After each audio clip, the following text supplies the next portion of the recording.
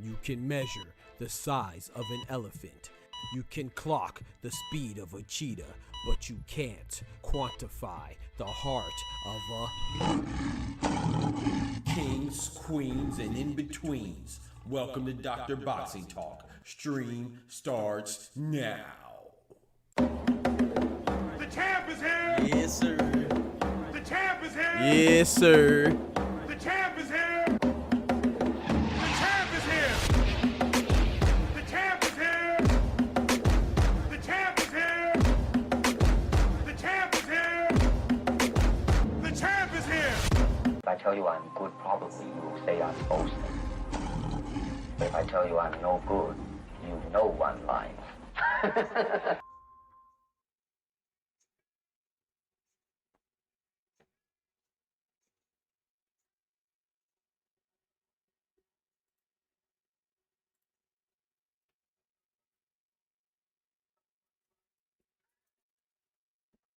Yep. We back, baby. We are back, man. You know what I'm saying? Like that good crack. You know what I'm talking about? Back like that good crack. You know what I'm talking about? You know what I'm talking about? Ladies and gentlemen, kings and queens, and everything in between. Y'all know what time it is. The doctor's in the house. Oh, man. It's good to be back on here, man. Rapping with y'all, man. Appreciate y'all pulling up, man. Let's hit this roll call like we always do. You know what I'm saying? Let's get it popping. We got my brother Ty Morissette in the building.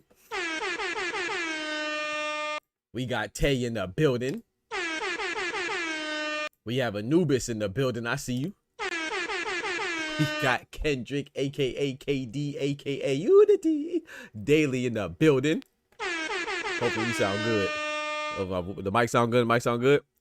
We got mi hermano Carnal, Oscar Perez in the building.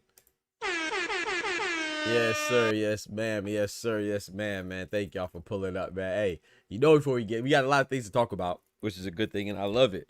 But before we get to it, you know, we always got to thank the Most High, so start off with our prayer. So, you know, to bless the foolishness that we about to get into, because you know we about to get into it. So, please join me. Hold on. Let me make sure my mic is good. Okay, we good. Yeah, so please. Yeah, piece of hair in my mouth. So please join me and bow your heads. Dear Heavenly Father, Lord, we thank you for your blessings. Thank you for leading us to this day, Lord. We thank you for letting us have a great weekend, Lord, and all the opportunities that you put in front of us and put on our plates, and the hardships, too, that we could grow from and progress from.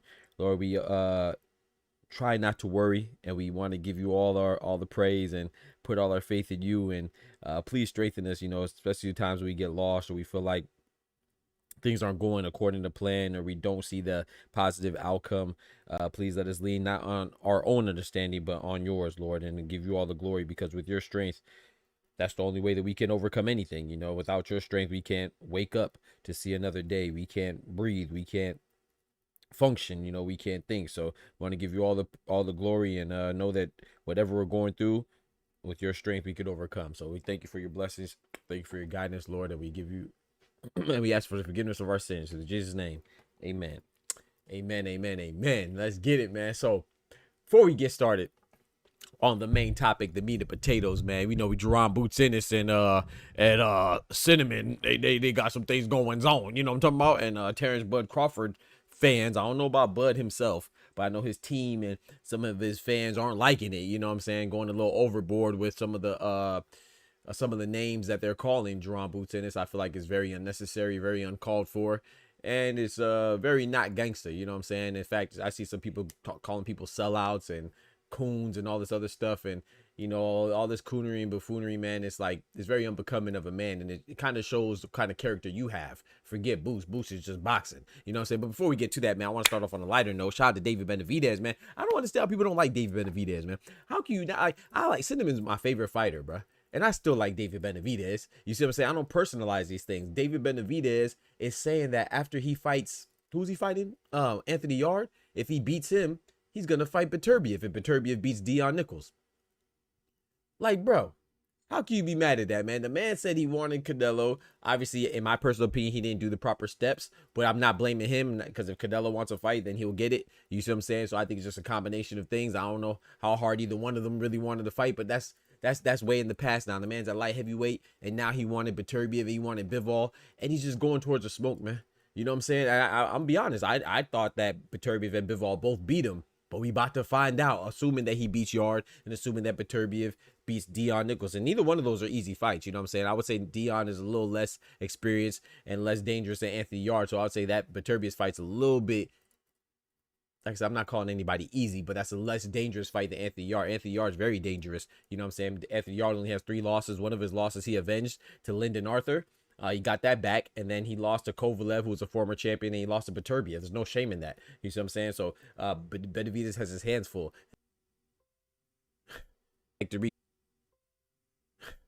Reconnected, disconnected. I don't even know if we're back, bro. It shows that we're back, but I don't even know, man. This Florida infrastructure, gosh dang trash, bro. It's the Florida, bro. I ain't gonna lie, but they trash, bro. Know your fucking place, trash. I don't get how you have an internet service provider and don't provide no service. It don't make no sense, bro.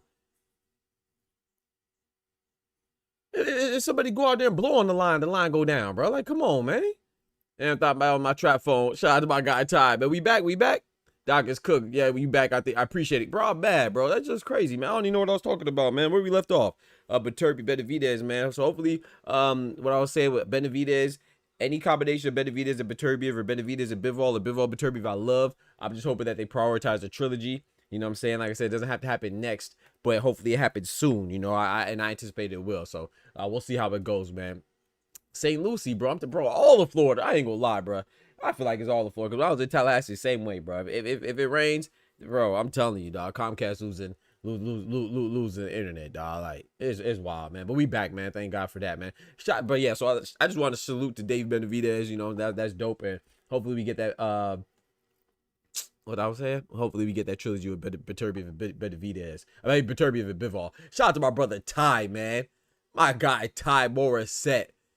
Dropping the big old dub on the channel with the graffiti on the chat walls, you know what I'm saying? Coming through like a boss.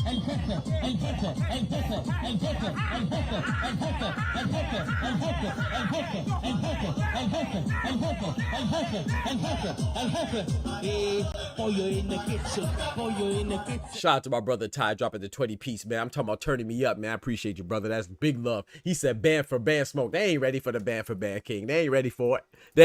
Kendrick said I'm broke. Hey, respectfully, he bowed out. I'm not mad at that. You know what I'm saying? Shout out to my brother Ty Morissette, man. Dropping a 20 piece on your boy. I really appreciate that. Helps us to keep going and growing. Every single thing that you do for the stream, it goes to improving the stream, you know, and making it better. So thank you, sir. I appreciate that. Big salute. But yeah, man, so bruh.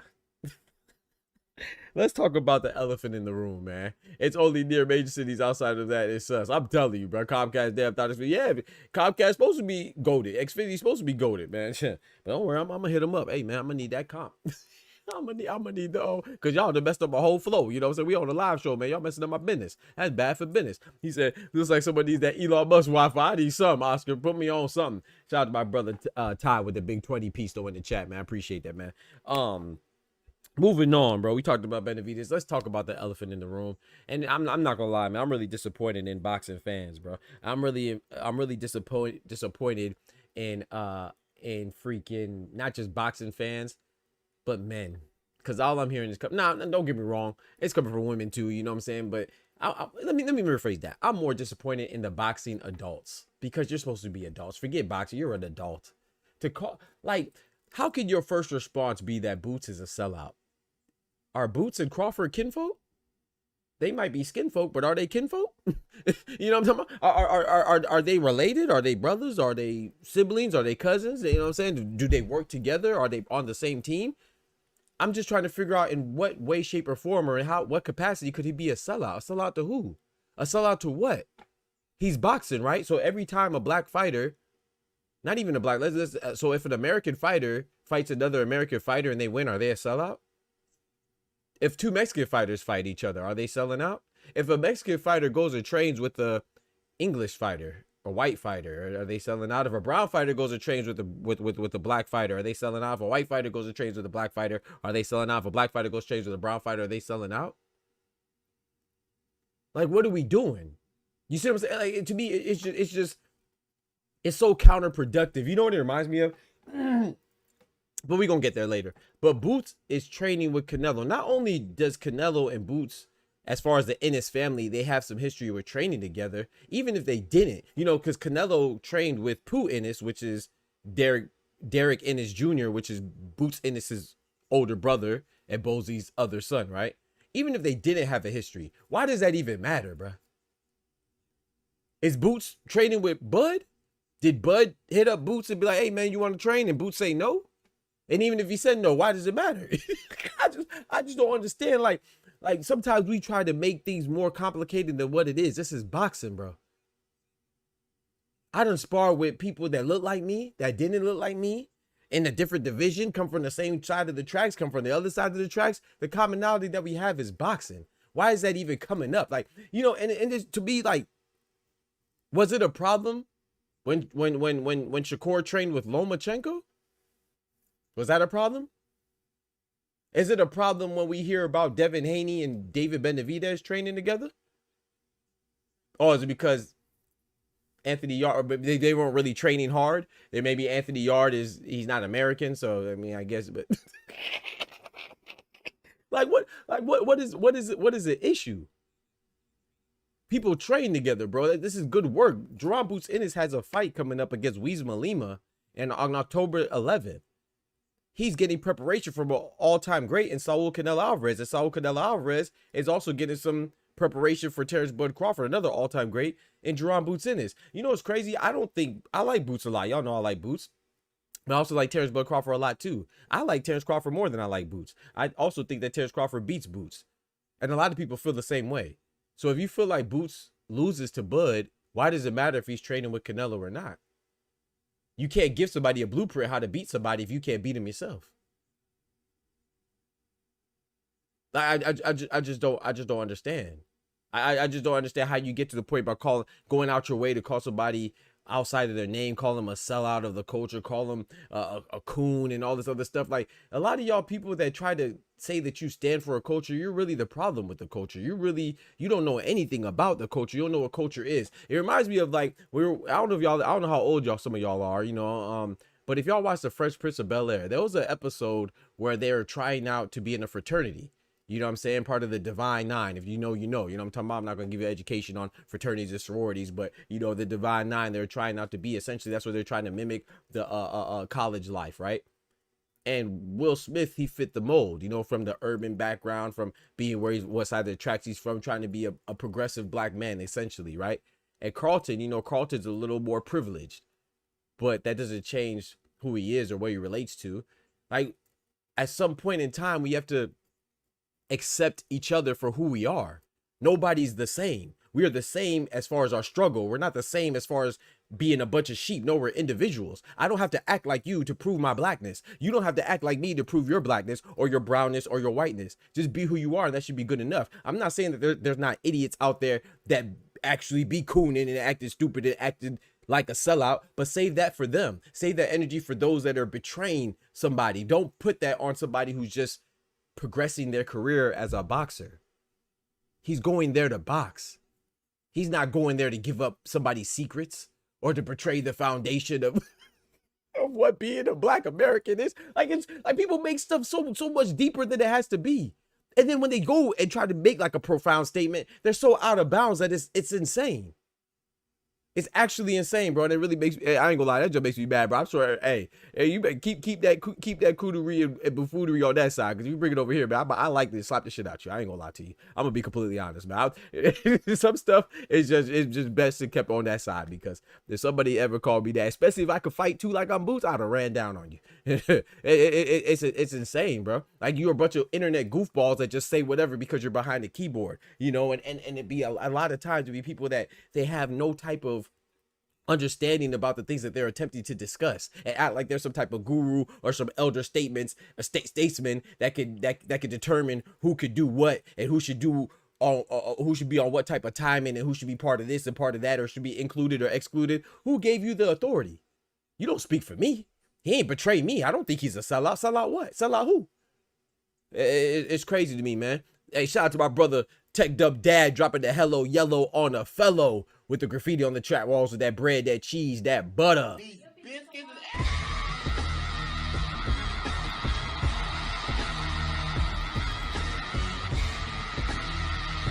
Tech Dub Dad says, salute, Doc and DPT family. God bless and congrats, man. Thank you so much. A well-deserved stepping stone. Thank you, my brother. I appreciate it, man. Onward and upward. Let's go, man. Shout out to you. Yes, sir. Onward and upward. Yes, sir. To infinity and beyond, like Buzz Lightyear, the OG. I appreciate that. From one OG to another OG. Shout out to Tech Dub Dad, man. Thank you. Thank you, Tech. You know what I'm saying? Buzz Lightyear. That's the OG right there, man. What y'all know about Toy Story? Coming from, hey, man, that's love. Every time y'all show me love, man. I know it comes from the heart, man. So shout out to Tech Dub Dad, man. OG Tech Dub Dad out there in the OKC. You know what I'm saying? The OG in OKC. I appreciate that, bro. He said, what else we got? Shout out to Tech Dub Dad. Renewing for 14 months, man. Dropping another 30 days on the channel with the membership, man. Keeps us going and growing strong. My brother said he's here for another 30 days. He's not going nowhere. I'm not leaving. I'm not fucking leaving.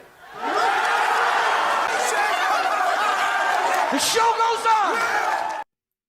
Boots ain't selling out. He's buying in, bro. And that's the thing, bro. Bud fans just mad. But that's the thing, Anubis, it's not even, I don't think it's just Bud's fans. I think it's just idiots. I don't want to even put, because see, when I say Bud fans, and I don't know about you, but when people say like Tank fans or Bud fans or Canelo fans, to me, it kind of puts like a bad shadow, casts a bad shadow over the fighter. I don't know if Bud is saying this himself, so I don't even want to associate him with that nonsense. Even if somebody is in his camp saying that, that's on them, you know, because I have some friends that do some things I can't be held accountable for what my friends do, good or bad, you know what I'm saying? So if I'm going to apply something bad to somebody, then I should also be just as willing to apply the good. So I'm gonna keep Bud out of it. But yes, you're right. A lot of fans are doing that, and it's just nonsense, bro. Like, can it just be a sport? When it's convenient, it's a sport. And like Tech Dub Dad said, Boots ain't selling out. He's buying in, right? Check this out. Y'all know I got Canelo beating Bud. Am I a sellout? Am I a sellout because every time a fighter that every type of fighter that doesn't look like me, I'm not rooting against them, and every time a fighter that looks like me, I'm not necessarily rooting for them, bro? It's just sports, bro. Like, I understand that type of energy if it was the Olympics. And I'm not here to tell people how to express their fandom or their love for the sport. Boxing is a very intimate sport. You know what I'm saying? I get it, you know. But at the same time, you got to draw the line, man. You can't be diminishing someone's character because you don't like them and making it more than what it is. Like, you're making it seem like he's really doing something to harm the foundation of something that has nothing to do with. There's two boxers that are fighting. I get one's brown and I get one's black. And I get one's Mexican. And I get one's American. But that is something for the fans to kind of build up the anticipation for the fight. It's not to tear down somebody's character because Boots is training with Canelo and Canelo's about to fight Bud. You understand what I'm saying? There's a Val Saint, the guy's from Florida. He's another black guy. Is he a sellout too? What about Yonli Hernandez? I don't know Yo-Yo Diablo like that personally, but and he is Hispanic. I believe he's Cuban to be exact. Don't quote me, but he's definitely of the African side, right? He's definitely what I would call a black Hispanic. You know, he definitely has an Afro Hispanic and an Afro Cuban, right? Is he also a sellout? So is Lester Martinez, who's from the country of Guatemala, and that country is a neighboring country to Mexico. He's in Bud's camp. He's actually a fighter under Bomac and in Bud's camp all the way in America, Omaha, Nebraska. Is Lester Martinez selling out Canelo because he's in Bud's camp and not Eddie Reynoso's camp? You see how stupid you sound? Like, I'm being so serious right now. Like, I know we can laugh and joke. I like to be funny and cynical and stuff like that and sarcastic. And I love satire. You know what I'm saying? Shout out to John Oliver. That's one of my favorite satirical newscasters. But I'm being serious at the same time, too. So how far are we going to go with it? So basically we're gonna segregate the boxing landscape. So if you're married, are we doing it by nation or are we doing it by complexion? What are we doing? So Caleb Plant can't train with Jamal Charlo, or are they okay because they're both American? Anthony Yard can't fight another Englishman. So Anthony Yard he's a sellout if he fights, I don't know, Callum Smith, or is that okay because one's black and one's white? Or should they not fight? Are they traitors because they're both English? So I'm really confused. So then, so if it's a nation thing, then we shouldn't want Terence. We shouldn't want Gervonta Tank Davis and Shakur Stevenson to fight because they're both American. So they're betraying the culture, right? So are we doing it by nation? Or are we doing it by complexion? Because if we're doing it by nation, then that means that Tyson Fury and Anthony Joshua, they're right to not fight each other because they're both English. Or are we doing it by complexion? So that means that Zab Judah and Floyd Mayweather, they're both sellouts because they fought each other. Like, how are we doing it? I really educate me, enlighten me, please. So I can know how to correctly apply these statements that people are making and these assessments that people are making. Let me know. So if two Filipino fighters fight each other, they're both selling out. So we don't want no more. I don't know. Like.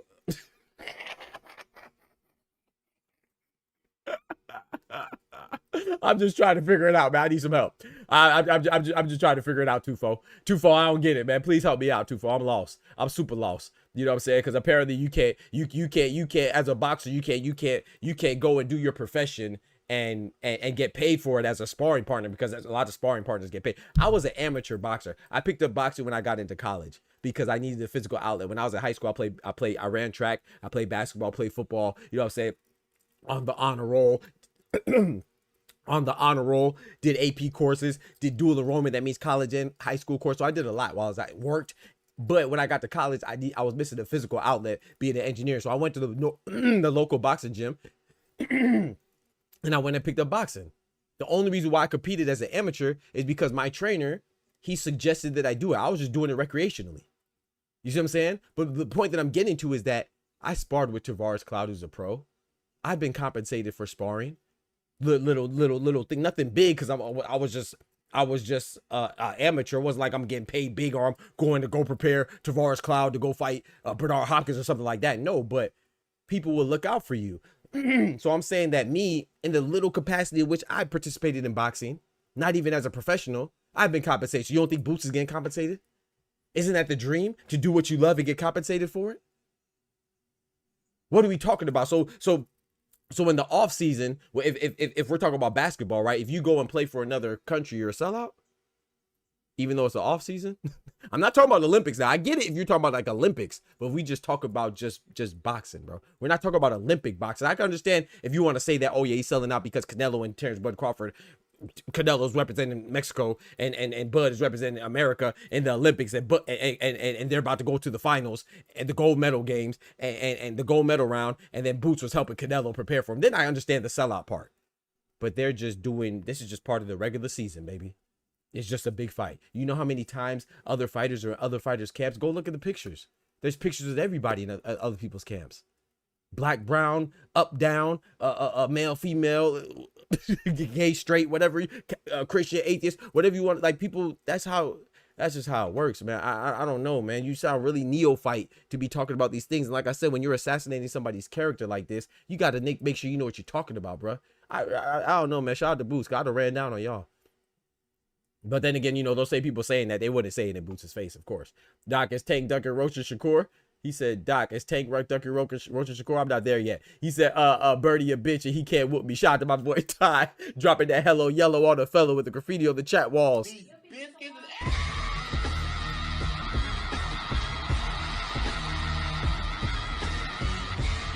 Shout out to my guy Ty, man. We're gonna cover that, Anubis. Remind me that after I get off this topic, because this is a hot topic right now. So remind me to talk about Tank after, you know. But Tank probably not ducking Roach or Shakur because he'll be a sellout if he fights them because they're all American and they're all black, right? That's I mean that's what we're doing, right? I don't really understand. Shout out to my guy Ty. He said Bernie is a business. He can't whoop me. Now, if that's the guy who's saying it, I'm not pointing out any individual. But if he's one of the individuals that's saying it, then yeah, I agree. This is for him. I agree. Nigga, you's a bitch. Like I said, if he's one of the ones that are saying or perpetuating this and pushing this, and yeah, because I get it, like if that's part of your team, but that's the thing about people, right? And like I said, I'm not talking about, I don't know that Bernie the, I mean, I'm familiar with him. I know he's part of Bud's team, but sometimes people talk hot, right? Because let's say Ty's my boy and Ty could fight. That don't mean I could fight. But see, sometimes you get so caught up in Ty's aura, which I'm talking about Bud's aura, keep up with me, that you think that you got skills. Like Ty just said, he can't whoop him. He probably can't whoop a lot of people, but he talking like he Bud. But Bud might be able to kick my behind, but you can't. Unless y'all Siamese twins or conjoined at the hip, then I think you got to be careful, little bro. You know what I'm saying? You can't be talking like that, man. You can't be calling people coons and questioning their character because they're doing their job. Like, you know what I'm saying? It'll be different if he was like giving out details to Canelo, like he been in Bud's camp and he's telling them, or him and Bud are friends and he didn't know that he was going over on this side and he was just doing it and then divulging information like a rat or something. That's different. But if we just talk about somebody getting some work in, bro, who would turn down getting work with Canelo, especially you're gonna get paid for it? Canelo's an all-time great, whether you like him or not. Just like Bud, who would turn down the opportunity to get work with Bud? He's an all-time great, whether you like him or not. That's your personal stuff, you know what I'm saying? So yeah, shout out to Boots, man. He said, bro, when you say it like that, that's racist to say that a black man can't trade with a white man. When you say it like that, that's then it's racist to say a black man can't trade with a white man. Yeah, shout out to Prince Christian. That's what they're saying. I mean, I don't know what you're saying. You kind of lost me. I think that the whole thing is it sounds like you're agreeing with me. I'm not sure, but I think the whole thing is not just racist. I do think it's discriminatory. I can't say it's racist because the majority of where it's coming from and what it is. But yeah, all that is race. Like that's what it is. It's like you trying to segregate stuff that doesn't need to be segregated. I thought we were working for unity. Shout out to Kendrick. You know what I'm talking about? He says, shout out to my brother Oscar dropping that bread, that cheese, that butter.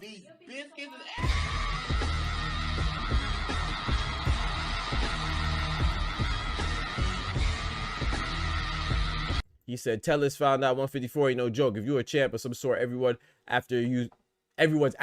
No easy fights at 154. Also, they know selling out. It's a business. Exactly. I can't wait we gonna talk about that too, Oscar. Yeah, man. Tellus found out the hard way.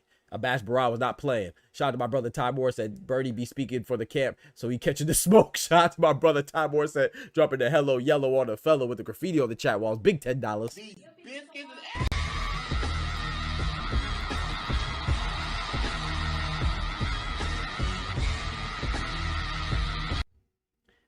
To find irony in the build, he said some people just like division, and I think that some people are, you know, it's crazy. I don't even know if it's division though. I just think it's just idiocy. You see what I'm saying? I think it's a lot of ignorant buffoons that don't know how to effectively express themselves. So when they do, being that they can't articulate their thoughts effectively, when they do, it comes out as the most ignorant stuff ever. Like, just say, this is so simple. Just say, hey man, I don't like how Boots is helping Boots is helping Canelo. I don't like that look. You know what I'm saying? I wouldn't expect that from Boots. But to go so far as to say the man is a traitor, betraying, or he's a coon, or he's doing, what are you talking about, bro? We're talking about boxing. How many times you don't think that people train with each other? that are from different countries or different complexions or different looks, everybody should be able to train with each other. Now, it's, like I said, once again, it'll be different if Keyshawn Davis, who's in the Bud camp, goes and trades with Canelo. Then that's a sellout. Because you know what he's selling out? He's not selling out from a complexion standpoint. He's selling out from a loyalty standpoint. That's what it's about. So when you say that someone's a sellout because they're doing so, what are they selling out? He should be loyal to Bud for what? That's why I asked before. I'm gonna go back to my original question. Should he be loyal to Bud from a complexion standpoint or from a nationality standpoint? And I could debunk both of those. Either way, do you want to cut it? I just want to know which route do you want to take with this foolishness and this nonsense? You see what I'm saying? It's disgusting, bro. It's disgusting behavior, and it's very unbecoming of men and women or of adults. Whoever's doing it, you should be ashamed of your gosh dang self. That just say that you don't like boots, and that's cool. But to question somebody's character or assassinate somebody's character because of some foolishness, like. So I want to ask, so if Caleb Plant, I want to know, Caleb Plant's American. So if Caleb Plant went and trained with Canelo, would he also be betraying the culture or being a sellout? I'm curious, he's American, or is it okay because he's white American? So only not black Americans can't go train with Canelo. I'm trying to figure it out. Or is it all Americans, period? Or is it just people with a black, darker complexion? Because Yo-Yo Diablo, Yonli Hernandez, he's just as dark as, he's the same complexion, if not probably darker than Boots. He's down there training with Canelo too. Where's that energy for him? Oh, but he's not American. He's Cuban, right? So it's okay. Or is it not okay? I'm trying to figure. I'm confused. I'm confused. Caleb's Olive. I'm just confused, bro. You got to let me know. That's like Plant picking Armando for a sparring partner for the Canelo fight. He said that's like Plant picking Armando. Exactly. And guess what? Armando Resendez, they were sparring partners. Is Resendez a sellout to Canelo? Because we all know the guy that just upset Caleb Plant, Armando Resendez, they were former sparring partners, right? He's brown and he's Mexican. So if he sparred with Caleb Plant before Canelo fought Caleb, is he a sellout? I mean, I don't know. I'm not Mexican, so I guess that's outside of my jurisdiction. I don't have the authority, but I would emphatically say no. Like, come on, bro. We got to stop it, bro. Like, y'all sound freaking ignorant as hell. So you shouldn't have interviewed Xander or Rolly. Yeah. I gotta take off my well maybe I don't know. Maybe Rolly. I'm lost. Irony. Maybe Rolly's okay because Rolly's American, but he's obviously. Is he black and brown? I'm not sure. But anyway, he's not black like me. So I guess I can't interview him. I can't talk to Xander because we're not the same complexion. Or I can't talk to Jorge Linares because what's Jorge Linares? Jorge Linares is Venezuelan. So I shouldn't interview him because we don't have a commonality in boxing. Like, how far are we going to take it? How far do you want to go with the ignorance? Don't just stop short. Keep it going. Don't just play with it. Keep it going. Go all the way. Don't pussyfoot around. Just go all the way. Yeah, it's crazy, bro. Shout out to William Old School in the building. What's good, brethren? Oster in the building. OGO in the building. Rolly is a dog. That's what he is. But yeah, man, anybody want to call in and tell me where I'm wrong? Tell me if I'm wrong. I love to hear other people's opinions. I just think that this, like, it's one thing to say that you don't like what Boots did, but to assassinate somebody's character, like I said, man, go watch that Fresh Prince episode. It's a perfect example of what's going on, bro. A lot of people, they try to act like they mean so well, but really, no, you're part of the problem because you're trying to be divisive. I think somebody said about division. I think it was irony. It's like you are the one that's trying to strip everybody of their identity. You're trying to make it seem like it's some type of proving ground, bro. I don't have to prove my culture to you. I don't have to prove my complexion to you. That's what I am. Like, God gave that to me. You see what I'm saying? God gave that to me just like he gave it to you. I don't have to act a certain way. I don't have to, I mean, I happen to wear chains and stuff like that, but I don't have to have a certain hairstyle to prove who I am. I don't have to have a certain, use a certain dialogue or have a certain accent or have a certain twang or walk a certain way or dress a certain way. No, bro, I'm me. And that's good enough. You see what I'm saying? Like I don't understand. Like, who are these people that feel like they have this jurisdiction to tell people what they can and can't do because they like him or dislike him? Like I said, if you don't like Boots, that's cool. If you don't like him working with Canelo, then say that. But to go so far deep down that rabbit, like, that's a rabbit hole. Now I don't even know what you could do. You know what I'm saying? So I guess we want to go back to where, I don't know. Like, I don't want to hear those people say that Tank should fight Shakur because they're both American, right? I mean, they're both black and they're both American. I guess Shakur is black and brown, but you know what I'm saying? They're both black and they're both American. So why do we want Tank and Shakur to fight? One of them would be a sellout. We don't want Devin Haney to fight Shakur or Tank either, right? That's what we're doing, right? I mean, can Ryan and Teofimo fight each other? I don't know. I know Ryan's American, and Teofimo's from Honduras. He's also American, but they're both brown. I don't know what. I'm lost. They both brown, but they different kinds of browns from different places. I don't know, you know, but they are both American. So I don't know. I needed to explain. I need the guidelines, you know, so I can make sure I follow the rules, so I can make sure I'm compliant. I just want to comply, you know, as a God-fearing, red-blooded, voting American. I just want to be compliant. You know, I'm a law-abiding citizen. I just want to be compliant. Patiently waited, but you can pull me up after your review. All right, bet. Appreciate it, Kendrick. Boo's not a sellout, but Canelo did rent. He said he rented him. It's crazy, bro. You made that sound so dirty. What you mean he rented him, bro? That's just boss. Look, I'm gonna tell you this, Tez, and that's funny as hell, right? I ain't gonna lie. You made that sound as filthy as possible. I ain't gonna lie. Rented him is crazy. He rented him. What? You made that man sound like a piece of meat. Canelo better stay away from that meat too. You know what I'm talking about? Don't get no Kalutero for this fight. But shout out to my brother, my brother Canelo. But yeah, but all jokes aside, that's what they do, bro. Like Keith Thurman, he gets sparring partners. Lomachenko gets sparring partners. Guys get sparring partners, bro.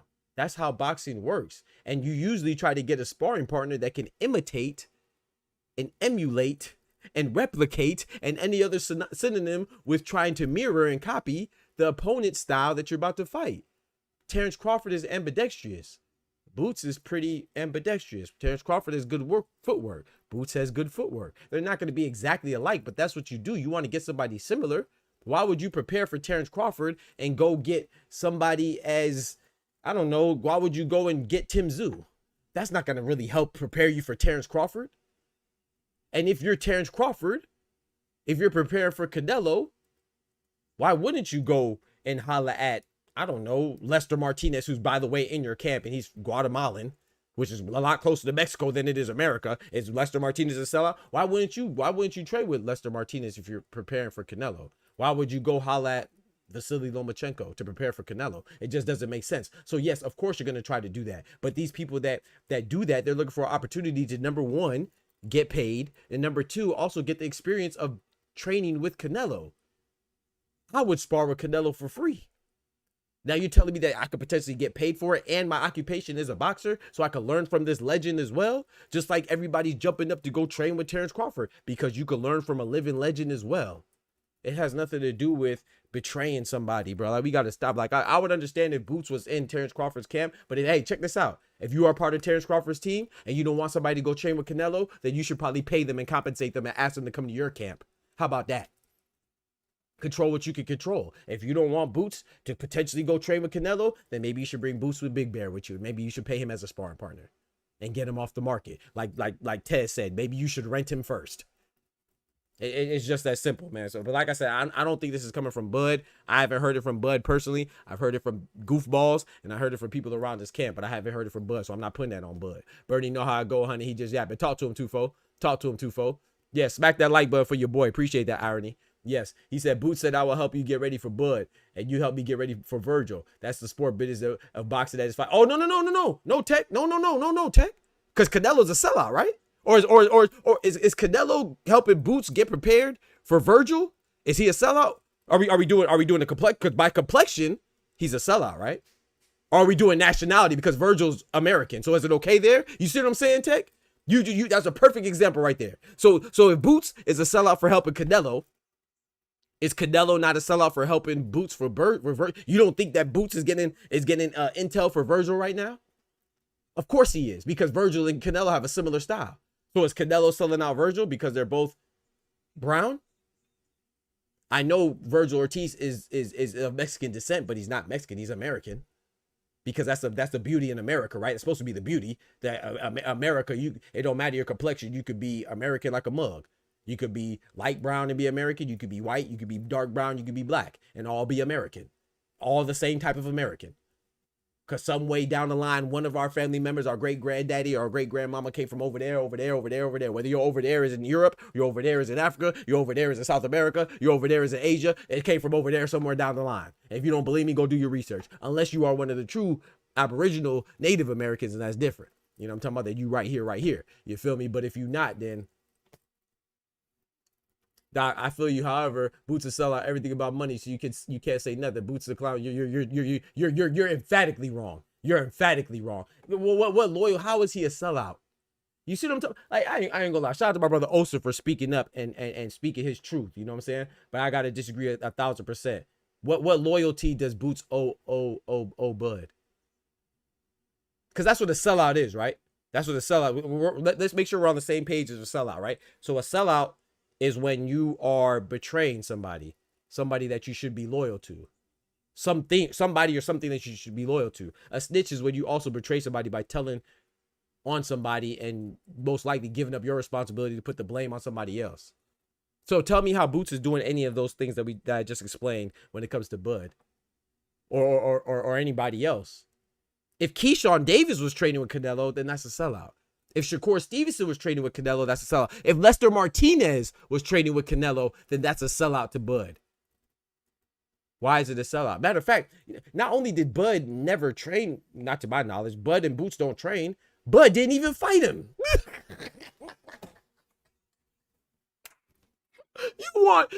Bud literally, and I'm not saying Bud ducked, because you know I don't think Bud ducked Boots at all, because I think Boots the reward didn't justify the risk with Boots. I think Bud is doing the right thing. I like Bud. Bud's one of my favorite fighters. In fact, I like Bud more than Boots, but I'm not dumb.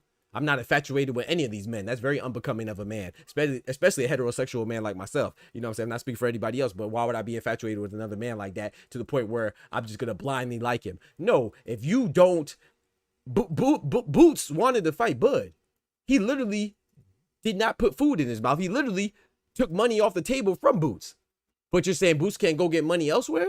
No, you sound like a hater, bro. That's what a hater is. That's what a gatekeeper is. You want to put somebody under you and keep them there. You don't want them to grow. So not only are you saying, okay, bet I'm not going to give you this opportunity, but I don't want you to go get opportunities elsewhere. You know what you sound like? Them things that we were talking about way back when they didn't let anybody else grow and they didn't let anybody else move and they kept everybody under their foot. You sound like one of them people that think that they're a massa. You know what I'm talking about? If you know, you know. You sound like you trying to be a massa over somebody. but we're the ones that call other people sellouts, and we're gatekeeping the culture. But you sound like you want to be somebody's massa. That's crazy. That's crazy, bro. That's crazy. So Boots can't get the fight with Bud, but he also shouldn't take all the opportunities to grow and excel in his career either. Come on, man. What are we talking about, man? What are we talking about, man? What are we doing, man? What do we do? What do we can't be serious, bro. We can't be serious, bro. Nah, it's not. No. That's your opinion. It's not because it's deeper. It's not. There's no depth to it. We try to, you know, and people will try to say that they try to hide behind things and be like, oh, well, it's deeper than it. No, it's not deeper. It's some things are very simple and easy and plain. Now, a lot of things are black and white. A lot of things are very simple that people try to overcomplicate things. There's nothing deeper than that. There's nothing deeper than that. If Boots was fighting Virgil Ortiz and Virgil Ortiz wanted to get some help from Terence Crawford, I'm not saying Bud would do it. I don't know what he would or wouldn't do, but I guarantee you, if he did do that, I wouldn't call him a sellout. I promise you that. I wouldn't call him a sellout. You do know that your other boy, right? You do know when who was, somebody help me out. I can't remember right now. Can somebody help me out? Ty or Kendrick. When Lomachenko was fighting somebody, you know Shakur went in his camp and helped him, right? That's your other boy, Oster. Is he a sellout? So Shakur's a sellout too. I can't remember who was Lomachenko preparing for. Was it Devin Haney? No, it wasn't. Was it Devin? It might have been Devin.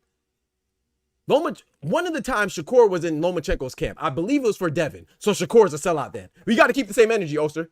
You just told me that Boots is a sellout. So you got to tell me that Shakur's a sellout. Somebody correct me if I'm wrong. I believe it was Gary Russell. Thank you. Gary Russell. So Shakur's a sellout then. You see what I'm talking about? You see the rabbit hole that you just opened up? You just went down? That's why you can't get lost in the sauce, man. You got to think for yourself, bro. If you're gonna say that Shakur, that Boots is a sellout for training with Canelo, your other boy Shakur, he's a sellout because he trained with Lomachenko for Gary Russell. These are facts. These are facts. But you're not gonna call Shakur a sellout though. But you're willing to call Boots a sellout though. Come on, bro. Stop it, bro. Now, if he did, yes, stop it, bro. You're not aware of that? Stop it, bro. Stop. There's a whole lot that you're not aware of. Stop it, bro. Stop it, bro. Stop it, man. We gonna stop that right now. Stop it, bro. Stop it, bro.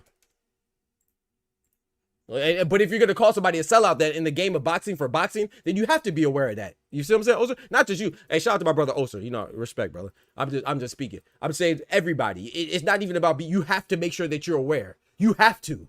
Because if you're going to bestow these titles, especially these titles that are very unbecoming and very judgmental on somebody's character, and you're going to assassinate and diminish somebody's character, you have to know what you're talking about. You have to know these things so you can make an accurate comparison and you can make an accurate assessment. You can't just throw out these things willy-nilly, bro.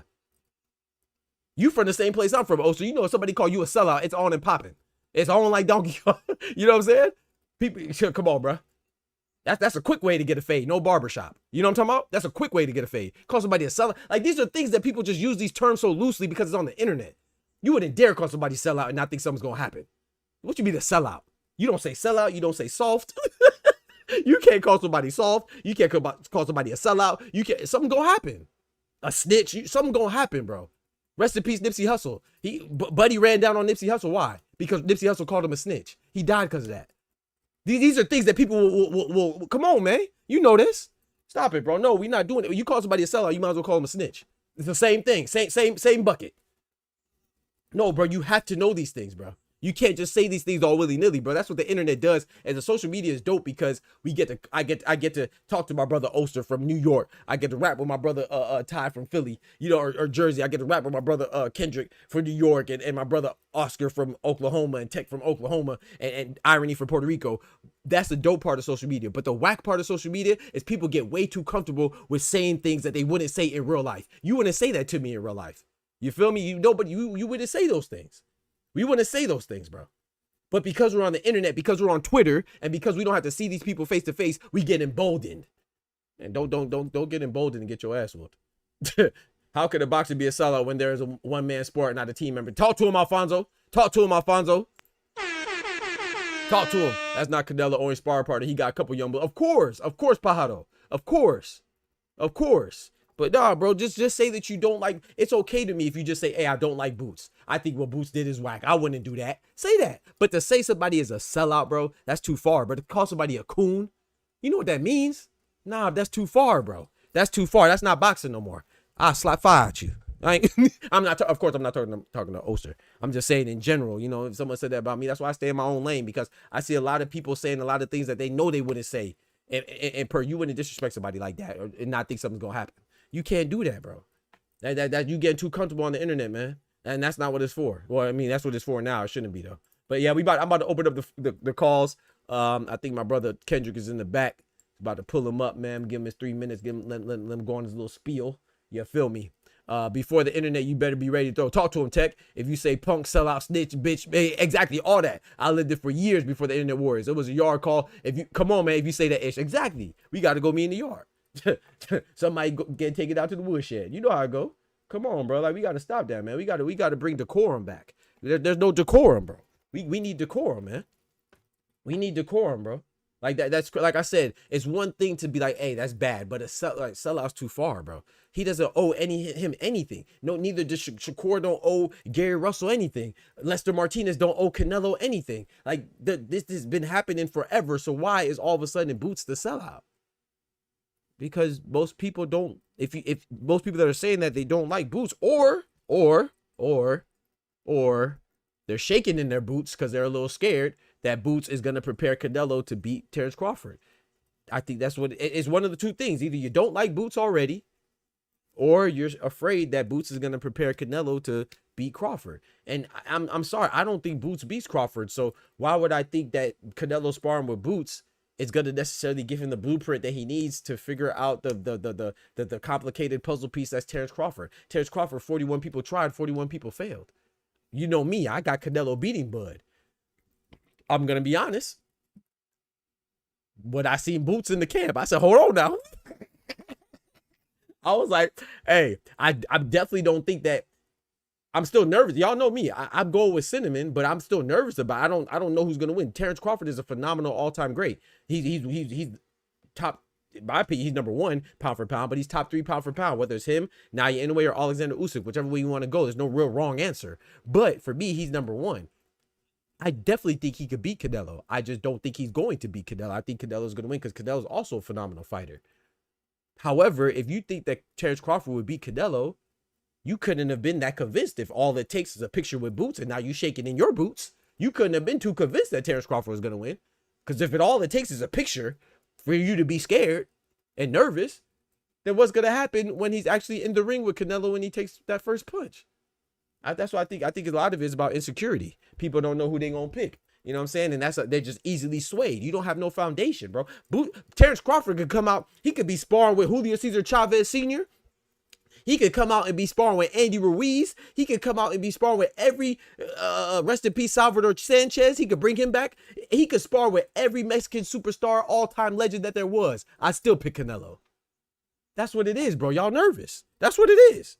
That's what it is. Either you're nervous or you're dumb. Huh? Like, I don't care who Canelo's prepared. I don't make my assessment off of who they're sparring. I make my assessment off of honest assessment. I look at the two fighters. I size them up, go off their styles, and I make a prediction. I could be wrong, but I'm right a lot more times than I'm wrong. I just happen to be going with Canelo. If Terence Crawford wins, hey, shout out to Terence Crawford because I was wrong when I picked Errol Spence. I've been wrong before. Terence Crawford obliterated Errol Spence. But I guess they're sellouts because they fought each other and they're both black and they're both American. So I guess Errol Spence and Terence Crawford are sellouts too. I don't know. Or when they had another, if he had somebody else in his camp that was black going against a black fighter, then he's a sellout. Yeah. I don't want to hear no more about Tank fighting Shakur because they're both be sellouts, right? I don't want to hear nothing about that no more. I don't want to hear about Fury and AJ fighting each other because they're both Englishmen. They're sellouts. I don't want to hear nothing about it, bro. It's crazy, bro. So we gonna be consistent or we not? We gonna go all the way or we not? I guess. I mean. Is it still okay for Puerto Ricans and Mexicans to fight each other? Was Edgar Berlanga and Canelo selling out, or if there was a Puerto Rican fighter in there that Canelo was sparring with, is he a sellout? I don't know. Yeah, Jorge Linares is Venezuelan. Angelina Cordova is Venezuelan. I talked to Jorge Linares. He thought Yankel Rivera, who's Puerto Rican, was going to win. Is he a sellout? Because we can't make boxing predictions and assessments anymore. We have to be loyal to the flag and loyal to the land, and you know what I'm saying, we can't be loyal to ourselves. We got to be loyal to everybody else but ourselves. Fuck out of here, man. Shit's crazy.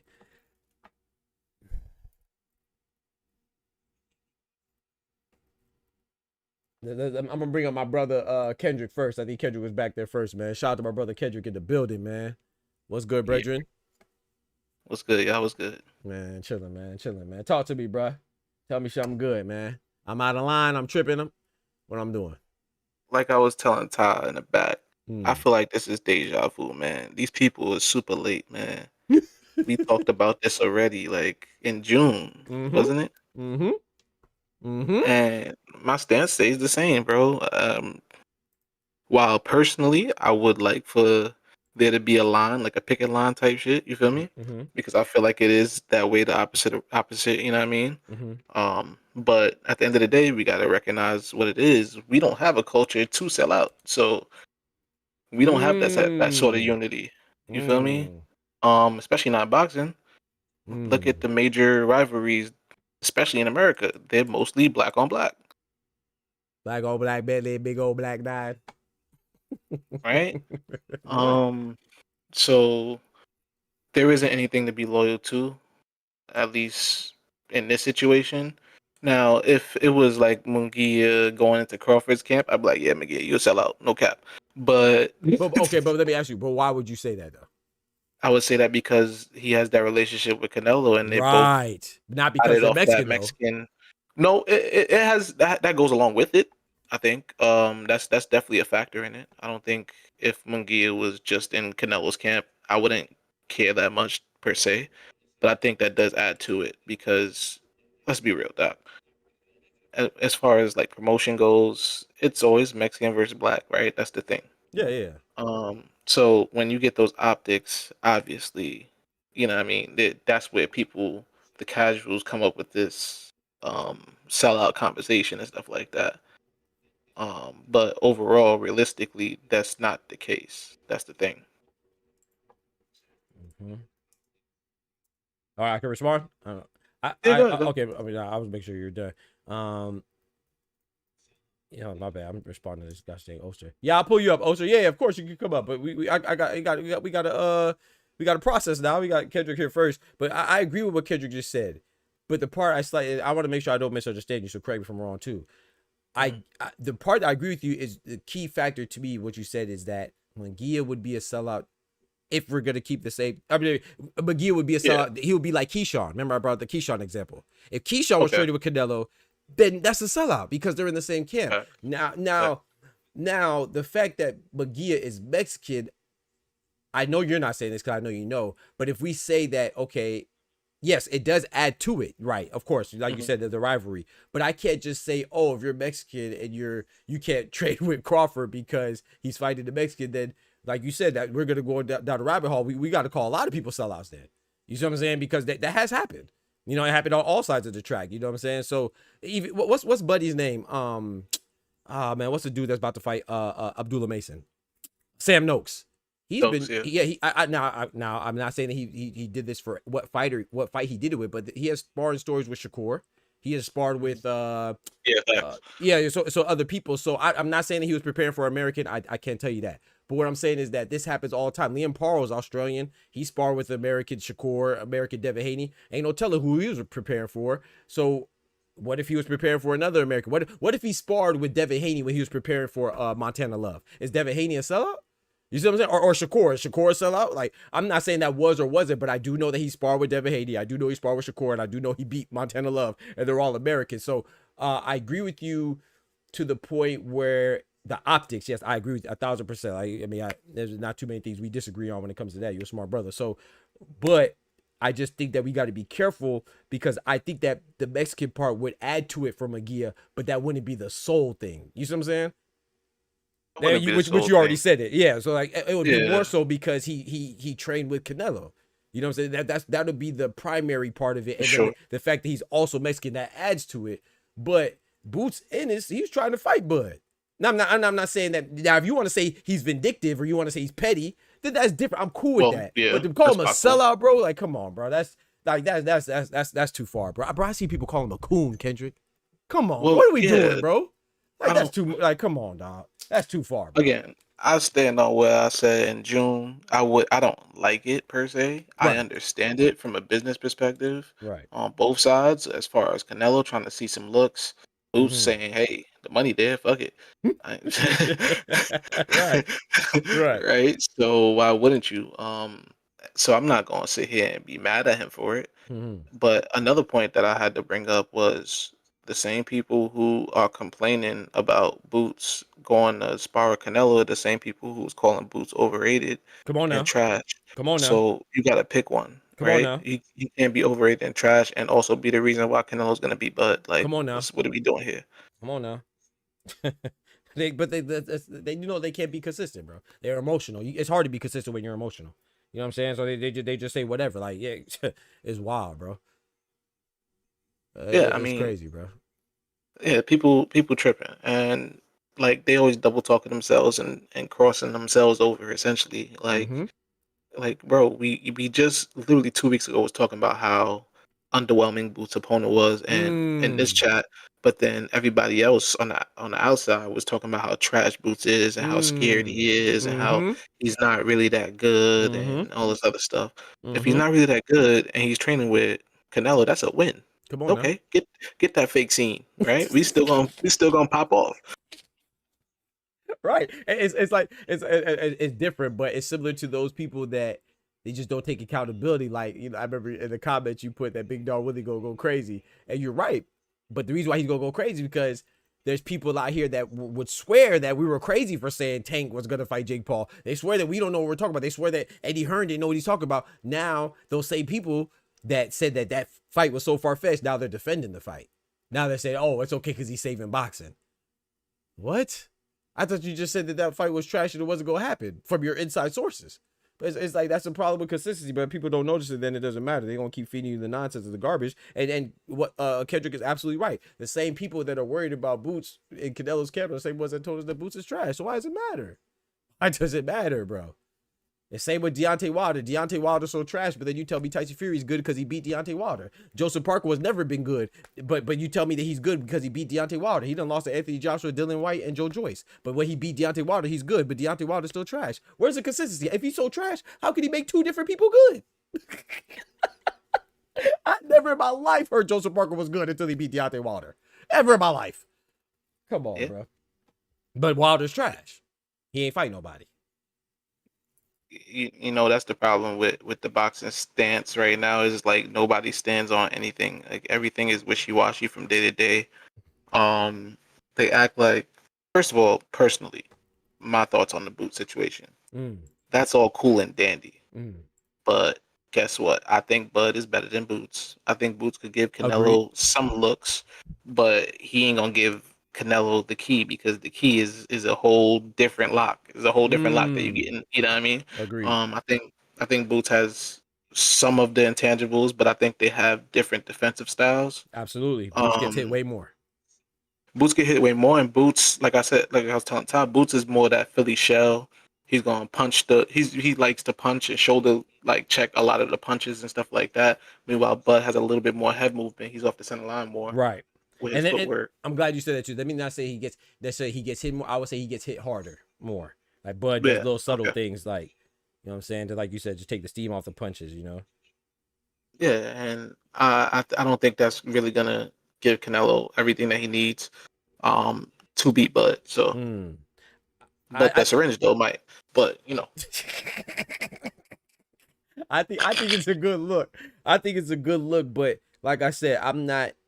Like I said, you know, I'm solid in picking Canelo, but if Bud was training with, like I said, a young Julio Cesar Chavez, that wouldn't change my mind. You could be trading with Juan Manuel Marquez, Julio Cesar Chavez, all of them young in their prime. I'm confident in my pick. I could be wrong. Like, I'm not saying I'm confident like, oh, it's 100%, but I'm saying that I'm solid in my pick because I thought about it. So if a picture is all it takes for you to make your confidence waver, then you're not really that confident in Bud anyway. Like I said, I know you got Bud, and that's all respect. You don't care who Canelo's sparring with. And that's what I'm saying. Like, if that's all it took was you to get nervous and call the man a sellout, and that's all it took for you to see a picture that Bud, that Canelo sparring with Boots, I don't think you was that confident that Bud was gonna beat him anyway. You can't be nervous from a picture.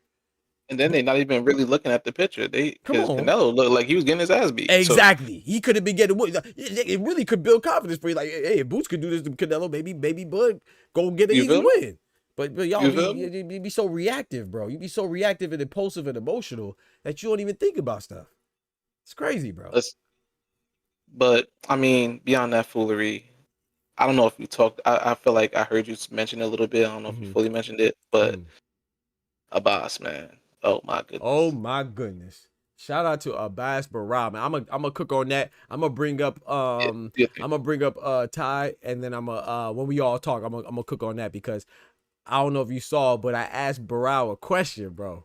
Yeah. Okay, yeah, I'm gonna play that too, because I thought that was so dope, man. And some people came up to me at the fight, was like, hey, you're the guy that asked Barab about this Tellus fight at the press conference. That was dope, bro. Because like, I'm not saying I called it, because like I said, I like Tellus. I just knew it was gonna be a great fight. And I said that I thought it was gonna be fight of the night. It definitely was, man. Yeah, Tellus, he wasn't ready. He wasn't ready, bro. He wasn't ready, man. And even like, I'm just thinking about, I'm gonna cook on it. We gonna cook on it, man. But yeah, I'm gonna bring up time, bro. I appreciate you, bro. Thanks for that. Your 2 cents, like 2 cents would say. Appreciate it, bro. Bring up my guy Ty. But yeah, I thought that was funny because I just feel like Tellus, he wasn't ready, man. Barao, and like I said, yeah, Barao was just it was cool. Shout out to my brother Ty in the building, man. Yo, my boy. What's good, brethren? Talk to me, man. What's up with these? What's up with this coonery and buffoonery, man? I had to have a little straightening with my guy, Oster. I feel like it might just be a misunderstanding with the terminology. Okay. But like I told that boy Bernie, Mr. I'm all of it, but 5'2". Mm. Who 5'2"? Hold on. I understand. Bernie? Bernie little as hell. You see what I'm talking about? You see? Them the ones that be talking, bro, because they be forgetting that it be real life sometimes. I'm not saying that I want anything to happen to anybody, but you say certain words and put you in certain situations. It's funny how folks be talking about how short my boy Greg Hackett is, but he really will rumble you. Mm-hmm. We can't say about Bernie. Calling people sellouts, but come on, man. Yeah, I could get you coming at him and saying, "Yo, you might be ignorant to the situation. This is bigger than just you. This is more of a cultural thing. You're not on code." But to sit there and start questioning him like he a Uncle Tom, calling him a sellout, he a You punk, see? he a pussy, all that extra shit, You see? bro, you doing too much. Talk to him, bro. And this day, I'm not saying this is Ty, bro. This is Ty speaking. That was Kendrick speaking before. I like to hear everybody's opinions and thoughts. I just give mine, and you know, that's crazy. You can't be saying stuff like that, bro. And Doc, it would be a different thing if it was consistent. Where was this energy with people from your own camp or people that's close to you? You ain't say that shit to Keyshawn. Okay. We knew who he worked with. You Okay. ain't say that shit to Core. He was over there with Loma. You ain't say that shit to Jamel. Talk to The him. same. My boy preacher right now. My boy preacher right Man, now. you What say did he say about you- Clarissa? You can remind the people? It's funny how he has this type of disdain for Boots. Somehow that was a good look. He decided the third, but you was the same one telling Clarissa she was wrong. It's a similar situation, but it's different context. Come on now. He said Clarissa was wrong to be mad at Shadeja Green for having a gripe with her going to work with Christina Hammer, her friend at the time. She ain't giving no call, nothing. That's different. Interesting. Boots there's no real connection between him and Bud. He don't owe him nothing. Besides that, we're talking about a cultural standpoint. Let me make sure I understand what you're saying. So you're telling me that Bernie told Clarissa Shields to get over it when her friend or somebody that she had some type of interaction with, relationship with, went over somewhere else to go help her opponent train. He told her to get over it, but somebody who has no connection with him, he's a sellout for doing the same thing that Clarissa Shields talking about with her friend, and they're not even friends. Okay. In his words, he said that Shadeja was getting the bag. She needed that. It was Paige part. Hypocrisy be showing his ugly face, don't it? Hypocrisy funny, ain't it? Yeah, it's funny, man. People they go overboard, man. They go overboard. Queen Shawala, y'all in the building. What's good, Queen? I want to hear your thoughts on this too. Let me read a comment. I'm gonna let you go back to cooking tech.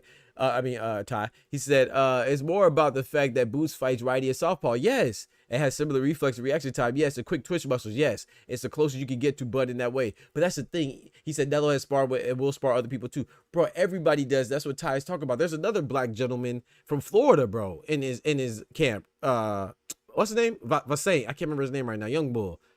Is he a sellout? I know you're talking about. Yeah, you know what I'm talking about. Is he a sellout too? Like, that's what I'm saying. No.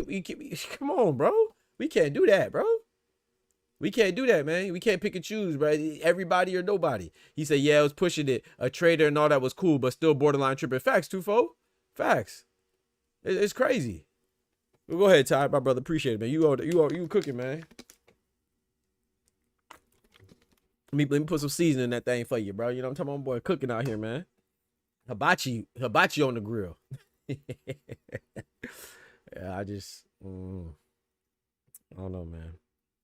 I just feel like there should be a line, and like I said, as men, bro, I'm not even excluding the women, as adults, let me say, because I'm not excluding women either. As people, especially adults, we should have some type of discretion when we use certain words, like especially if there's not really a legitimate. I'm not saying there's anything wrong with calling somebody a traitor or a sellout or a snitch or a coon or whatever you want to call them, but make sure it's legitimate. Don't just say it because you don't like somebody. You know what I'm saying? That's not good enough, bro. You assassinating somebody's character, bro.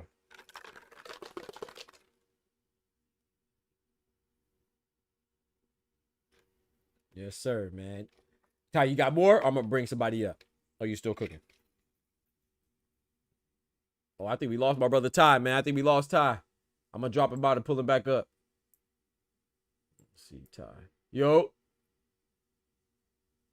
Oh, Ty, he might be gone right now. We gonna pull up. Who was next? Was it Irony? I had to take my earbud out. Oh, okay. You back. My fault, Irony. Hold on. Oh shit! I'm just in the middle of asking us something. Oh, my bad. Oh, I'm gonna pull you back. I'm gonna pull you back down. It's okay. It's okay. Okay. Okay, it's okay. I can come back. I can come back at time. How you doing, brother? God bless you. Doing good, Great man. job, God bless you as well. Hey, hold on. Let me check. Ty, were you done or you had more to add? I know you said you were changing. Oh nah. Hey, I got a little bit to say with Oster when he get up here after y'all chop it up. Okay. Me too. Bet. Go ahead, Irony. But, Talk to me, brother. How you doing, man? bro, I was so happy for Abbas Barao, bro. I didn't know anything about him. I saw him getting emotional after the fight and everything, bro. I was so happy for that man. I was with Kendrick, in the Discord and watching the fight and Oh, stuff. yeah, Kendrick told me. Yeah, that's dope, man. And I mean, listen, I don't need to get into the main event, Nah, you need to get into it, bro. Talk to me, man. What's up with Yankia Rivera, man? Angelino Cordova. That was a good fight, man. A little sloppy, but it was good though. A lot sloppy, but sure. The first of all, let me say, Jean-Paul Rivera is the truth, bro. Okay, 126 is a notice officially. You were there on Friday, right? Yes, sir. You were on Friday. You saw the main event. That dude is the truth, bro. Yanquiel Rivera, bro, he's a little bull, bro. I saw him KO a dude in 2 rounds here. I thought Cordova should have been disqualified in the first round, to be honest with you. Damn. That's just me. I know that he got a gift knockdown and a lot of shit happened. He got busted. Bro, he got caught in the worst spot in the world to be cut, bro. Right in the freaking eyelid, bro. Like there's no eyebrow to hold the blood off or whatever. So, I mean, Abbas Barao saved the day for me. I think people are saying Yanquiel got a gift decision. I don't think so, personally. I actually thought it was a good draw. I'm not gonna lie. I haven't rewatched it, but in the building, I thought it was a good draw. I don't mind the draw, but people were saying that that Cordova got robbed, and I was like, what? Yeah, I don't know, but I don't think there's a robbery there, but not at all, bro. I mean, if you wanna say that you had it for him by 1 point or whatever, I can see that, but to go all the way to a robbery, nah, bro. Yeah, I think he got dropped in like the 3rd or the 4th or something like that too. So yeah, he nearly KO'd him. It was the end of the round, but yeah, exactly. So, and then he got a point taken for rabbit punching or something. Yeah, on the back of the head and stuff. And I mean, what else? What else we got? I didn't see much of Lucas, but I did see Corey Marksman, bro. He beat the shit out of a Puerto Rican brother of mine.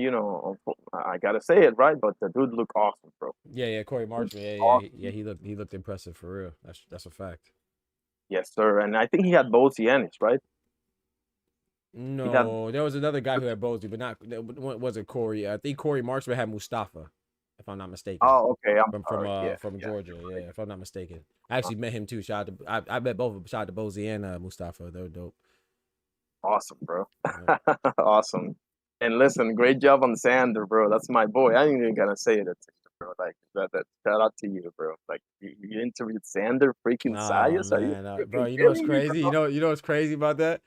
We actually stayed in the same tower. We're in the same because they separate the rooms by like towers and stuff like that. So yeah, we were in the same tower. That's actually I first met him in the elevator. And I saw he was with his family, and I was like, man, I just said what's up to him, and we're talking, and I was like, I know you're with your family. I don't want to hold you up too much. He's like, yeah, man, I'll get you with an interview later. And I said, all right, bet, but I was like, man, he ain't gonna remember, but he recognized me at the presser, and he definitely was a man of his word, so that was dope. And then he even gave me the little shout out for the intro. So he's always been a great kid, bro. I man, can tell you that for a fact. Yeah, he's dope. Yeah, like dope. And what else? I was gonna say something. Oh, I didn't see much of the Lucas Body fight. To be honest with you, I saw like maybe 4 rounds of it. I was just getting home from work and stuff. It was a good fight, but it didn't make me. Shout out to Lucas Body as well, man. Cool guy. But it didn't make me more confident in him. Roger Gutierrez did his thing too. He was a tough guy. Yes. It was funny. The crowds were going back and forth. All the because I was at the media section. The right side was going body, body. On the left side, they're going roll, yay, roll, yay.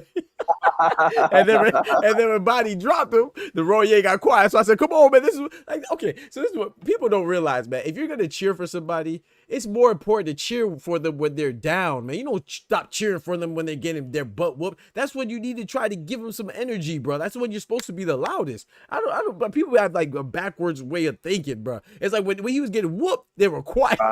It's like, bro, that's gonna make it more discouraging for him. I was like, now you need to be cheering for him, man. To, try to galvanize him, bro. It's crazy. You gotta be in. If you're in, you're in through. You're in, bro. You know, you can thin, bro. Like, what's the deal here, bro? Fair weather fans, man. Finicky, bro.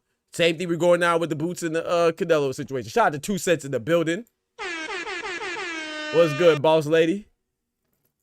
But yeah, man, it's crazy, bro. It's the fight. It was dope, man. Like I said, I got to meet Bob Santos. Donito. Oh yeah, I saw that Jorge too. Linares. Yeah, man. Lucas Body I got to talk to. I didn't get the chance to talk with Holly Holmes. She was carrying her bag. She was checking in, so I didn't want to bother her too much. She was by herself at her. I was gonna help her, but I was actually at the desk myself. So, but yeah, I saw Amanda Serrano.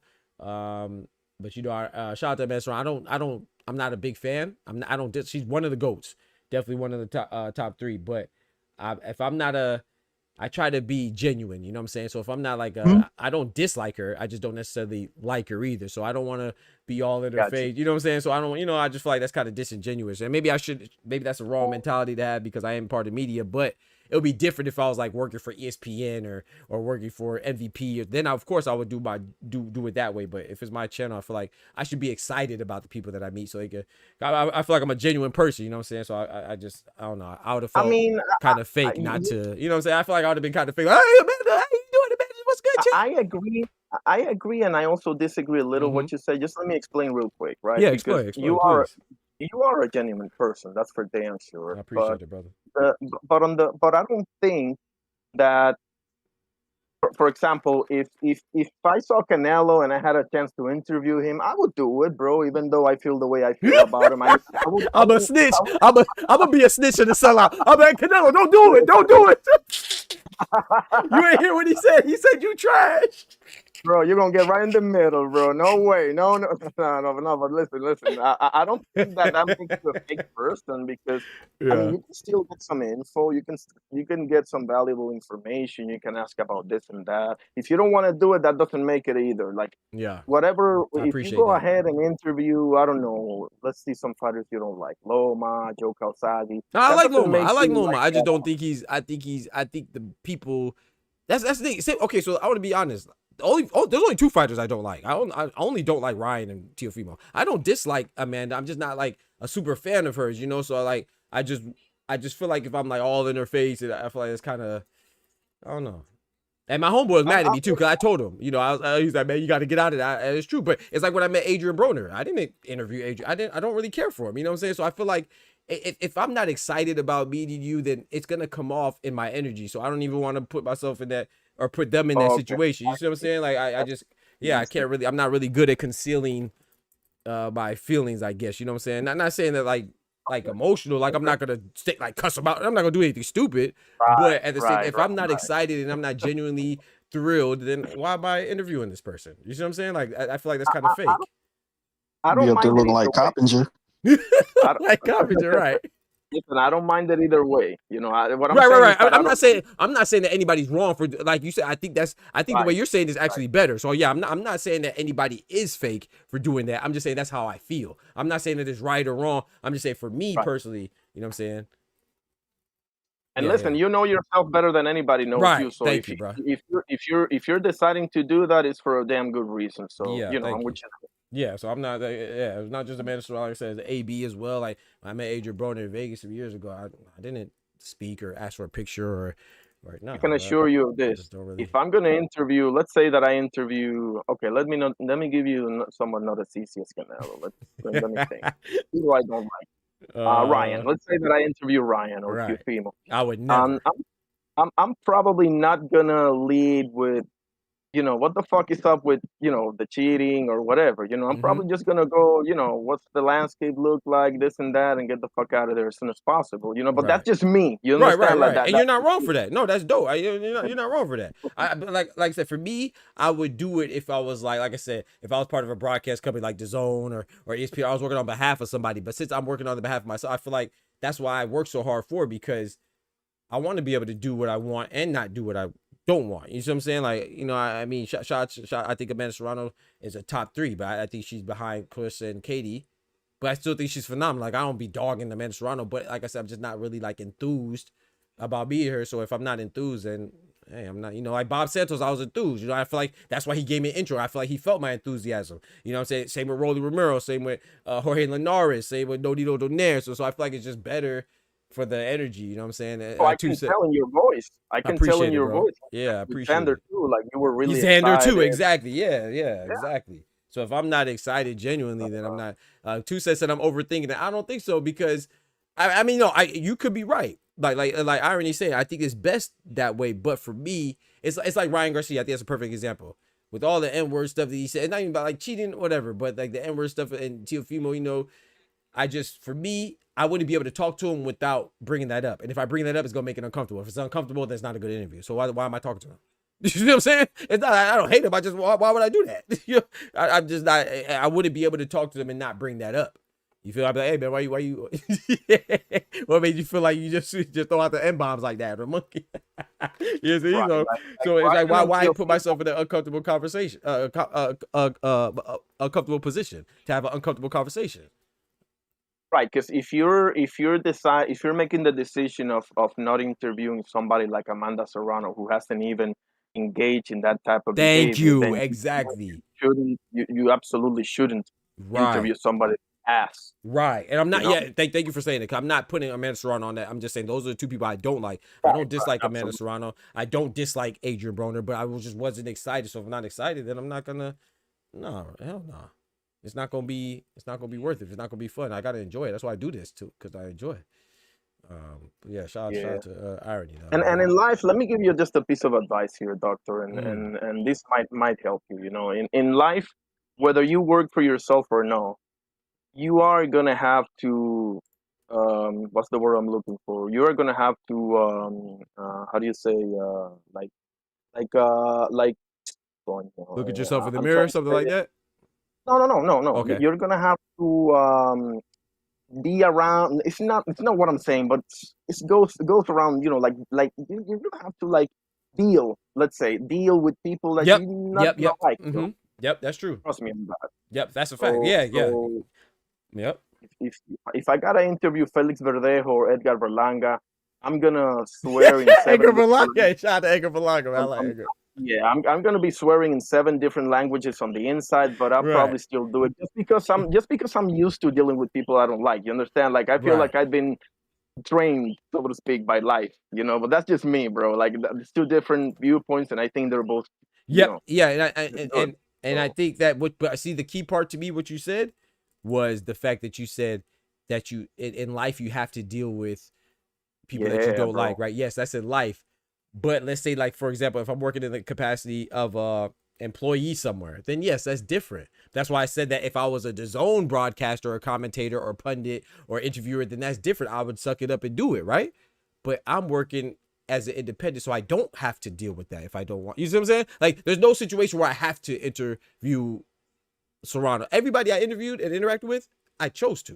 You see what I'm saying? So if I choose to do something, then I got to be excited. If I'm not excited about, why am I doing it? Why am I choosing to do something that, you see what I'm saying? So I feel like that's a disservice to not only myself, but also to Amanda Serrano. You know, she's taking the time out to interview with somebody, and she probably want to do with somebody that would enjoy, you know what I'm saying? I understand you completely, and I don't want you to think that I think that you're wrong. No. Yeah, I don't Let think me that. but let me just say this, okay? And this is with a pure heart, okay? I think you might, okay, because I could be dead wrong here, but I think you might be making a mistake, and here's why, bro. Just hear me out, please.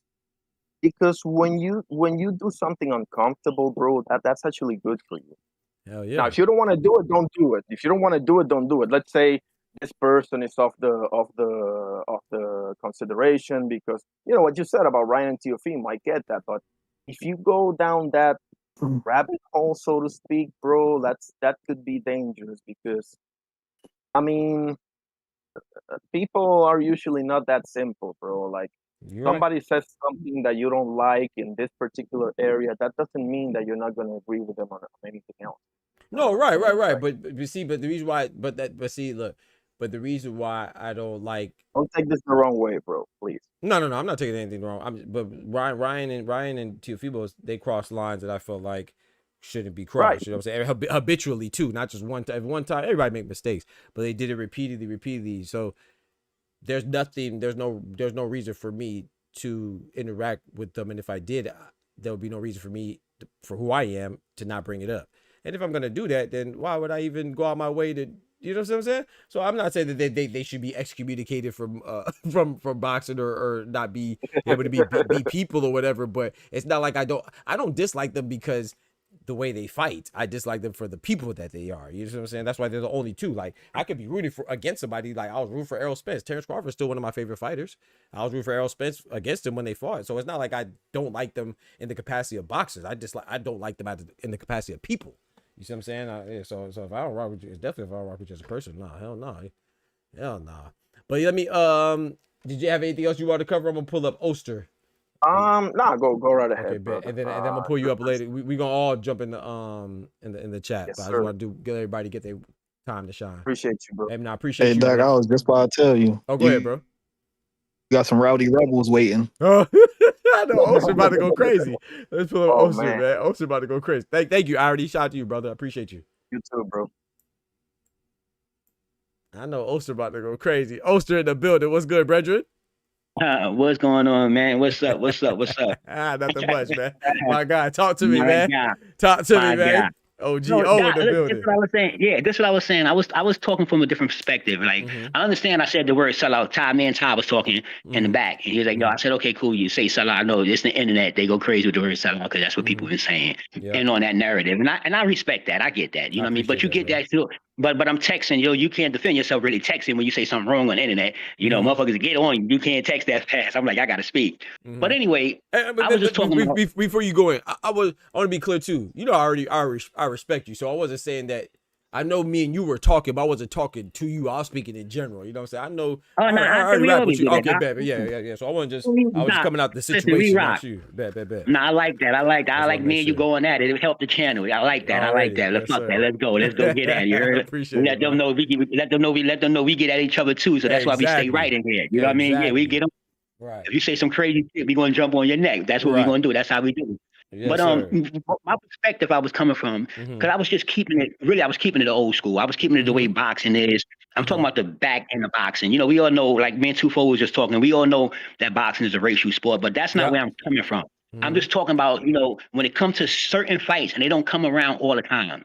They come around, and this is one that wasn't supposed to be. This snuck up. They normally come around, 10 years, 10 years, these big fights, the fight is real big.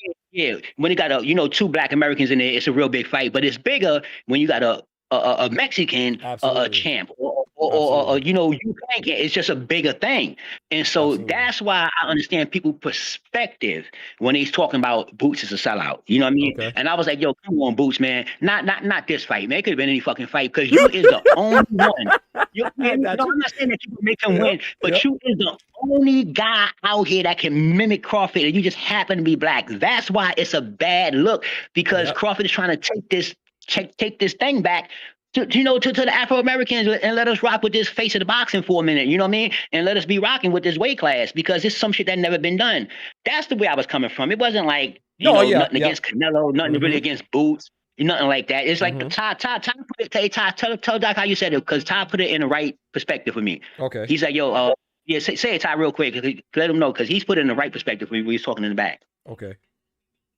But I know exactly what Oster meant as far as a cultural standpoint. Like, bro's not on code as far as, Black guys being on the same accord and whatever.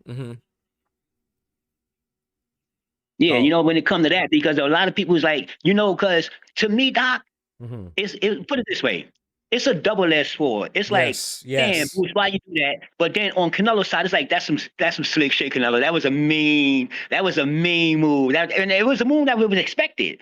It was Right. expected because it was the only one that you could possibly get to even mimic the style. But Right. I don't think no one thought that you would actually do it.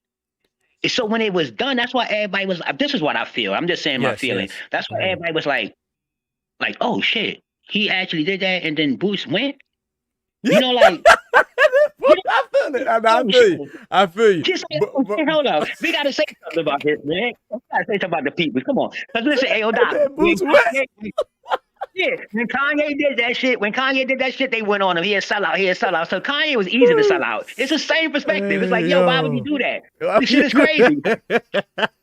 See, that's all why I'm saying, I rock Doc. with Bad Ocean. place. Yeah. Because Ocean always made me laugh with it, bro. And I agree with you. See, because but see, even the way you just kicked it right there, you even doing it in a more, how can I say, in a more, I don't know, just your whole delivery was more understandable. Like, you know what I'm saying? Like, I get what you're saying. Yeah. I'm not saying that is wrong to feel like that. But sometimes we could feel the way and still be wise enough and smart enough and intelligent enough and respectful enough to just word things a little differently. Like I said, to me, what you sound like, and I agree, I said this, you just don't like the move because it looks bad. And I agree. But when you're calling him a coon and you're calling him a sellout, not you, I'm speaking in general. That's assassinating somebody's character, and at the end of the day, you're doing it like this is something new. You see what I'm saying? Like, and Kendrick said this earlier. We discussed this before, that about the possibility of Canelo bringing in Boots to spar. We discussed this in preparation for Bud. So like, even the people that say, oh, they weren't expecting it, it's like, why? What did you expect? Like, these guys worked before. Canelo worked with Ennis, Boots' brother. You see what I'm saying? So like, there's nothing new about the situation, not even just from Boots' perspective, but his family perspective. So this is the source that's been tapped before, and not only has this source been tapped before, was specifically between Canelo and Ennis, we've seen Mexicans in English camps, we've seen Australians in American camps, Americans in Nigerian camps. We've seen this before, but why is it an issue when Boots does it?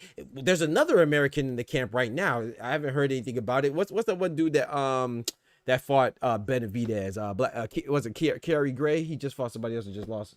He's been in some camps before. You know, we seen Benavidez in Triple G's camp. That's when he met him over there. I know he was young, but you know, we see this all the time. So I just think, like, if we're gonna go down this line, then there's a lot of sellouts in boxing. No. But what I'm saying is that see, the reason why I'm gonna change the word sellout. I'm gonna say what Ty said. I'm gonna change the word sellout because I want this to be an understanding and not like it's not like you know what I mean, we going at each other, because Boots is my guy. We just was up there talking about Boots. You know what I mean? So I know you rock with Boots. Yeah. That's why I'm like, yo, and so because, like I said, when you it's about the fights. It's literally about the fights. That's why we can name everybody that did that, and it ain't really mean nothing, because those fights ain't really, even with the Madrimore fight. Let's go back to Madrimore. The Madrimore fight. Remember, Madrimore was about to fight Crawford, and Bivol was in the camp. Remember Bivol, because they in the same camp. Maybe he's in there working with Madrimore. They got the same. I believe Kornilov is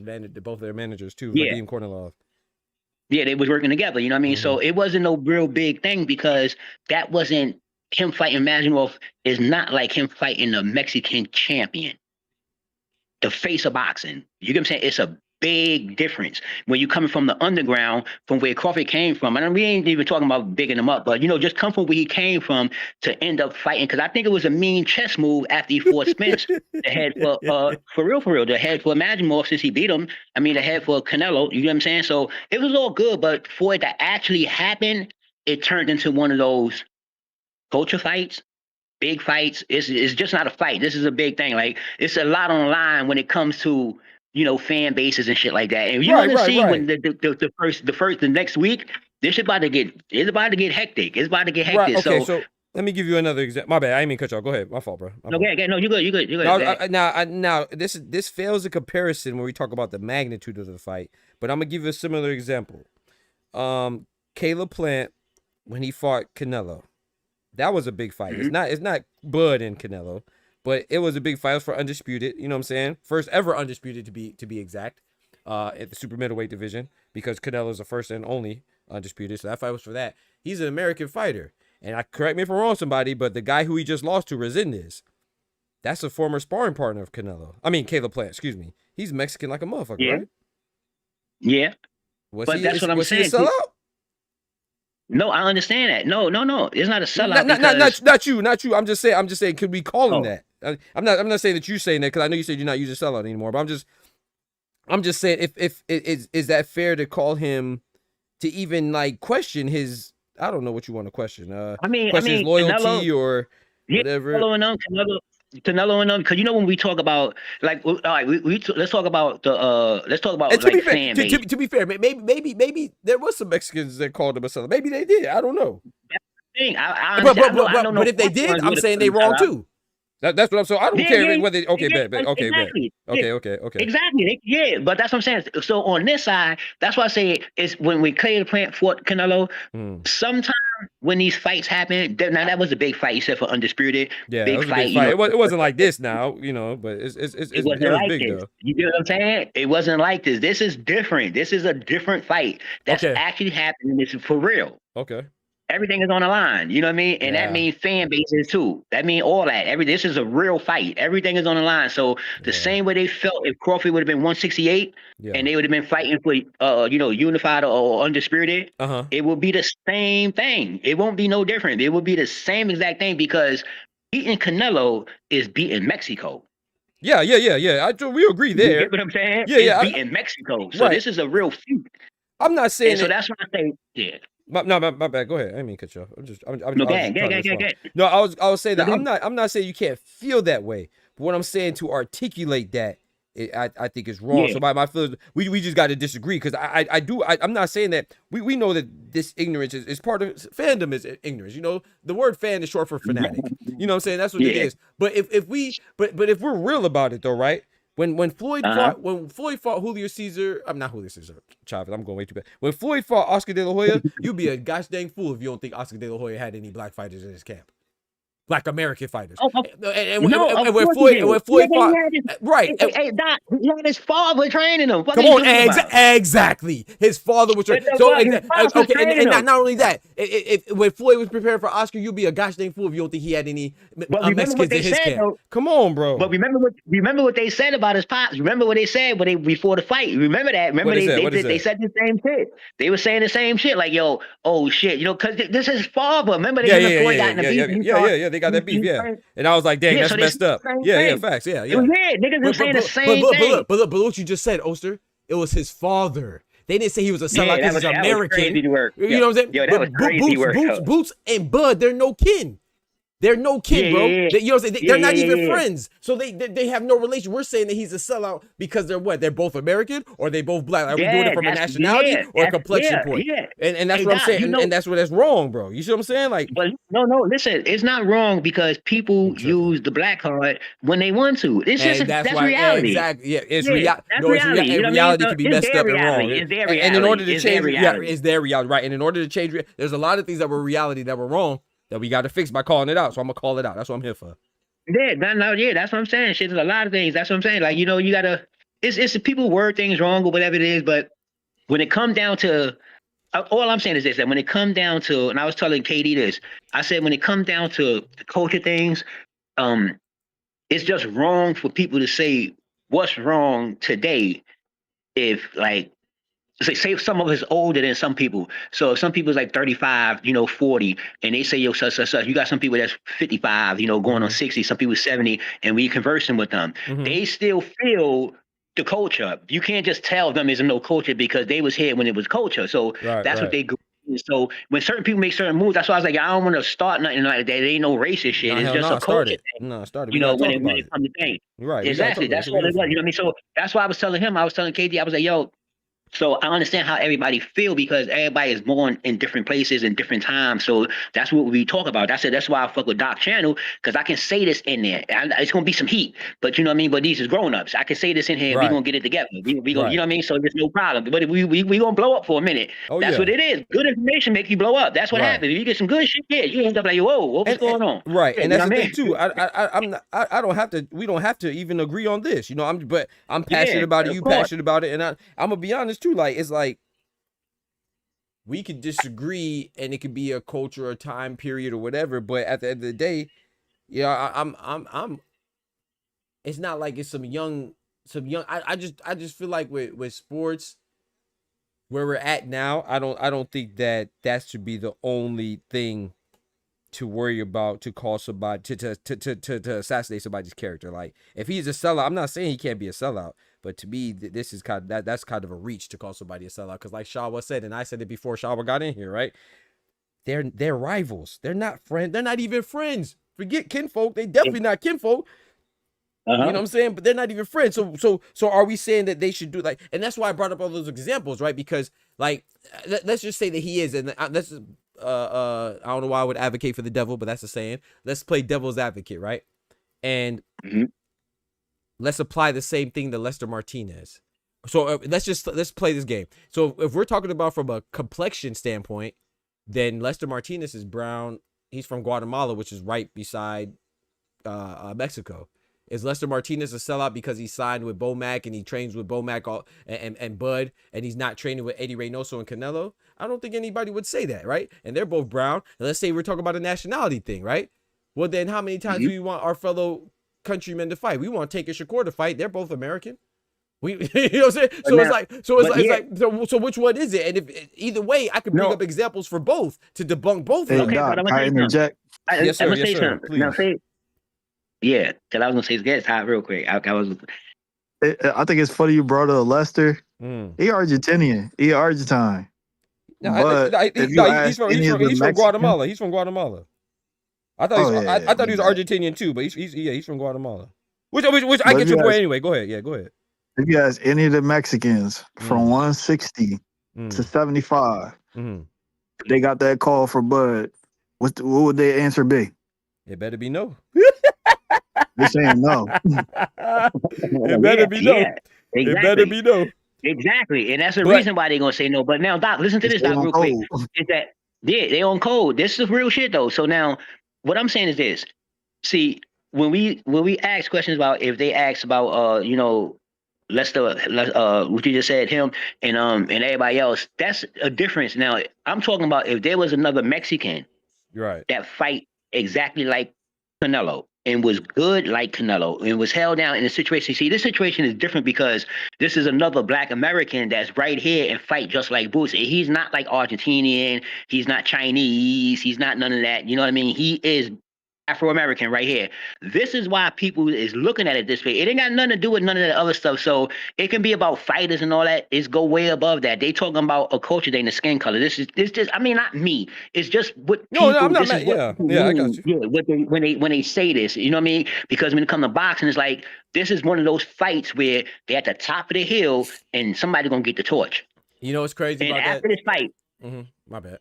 that No, go ahead. No, you go ahead.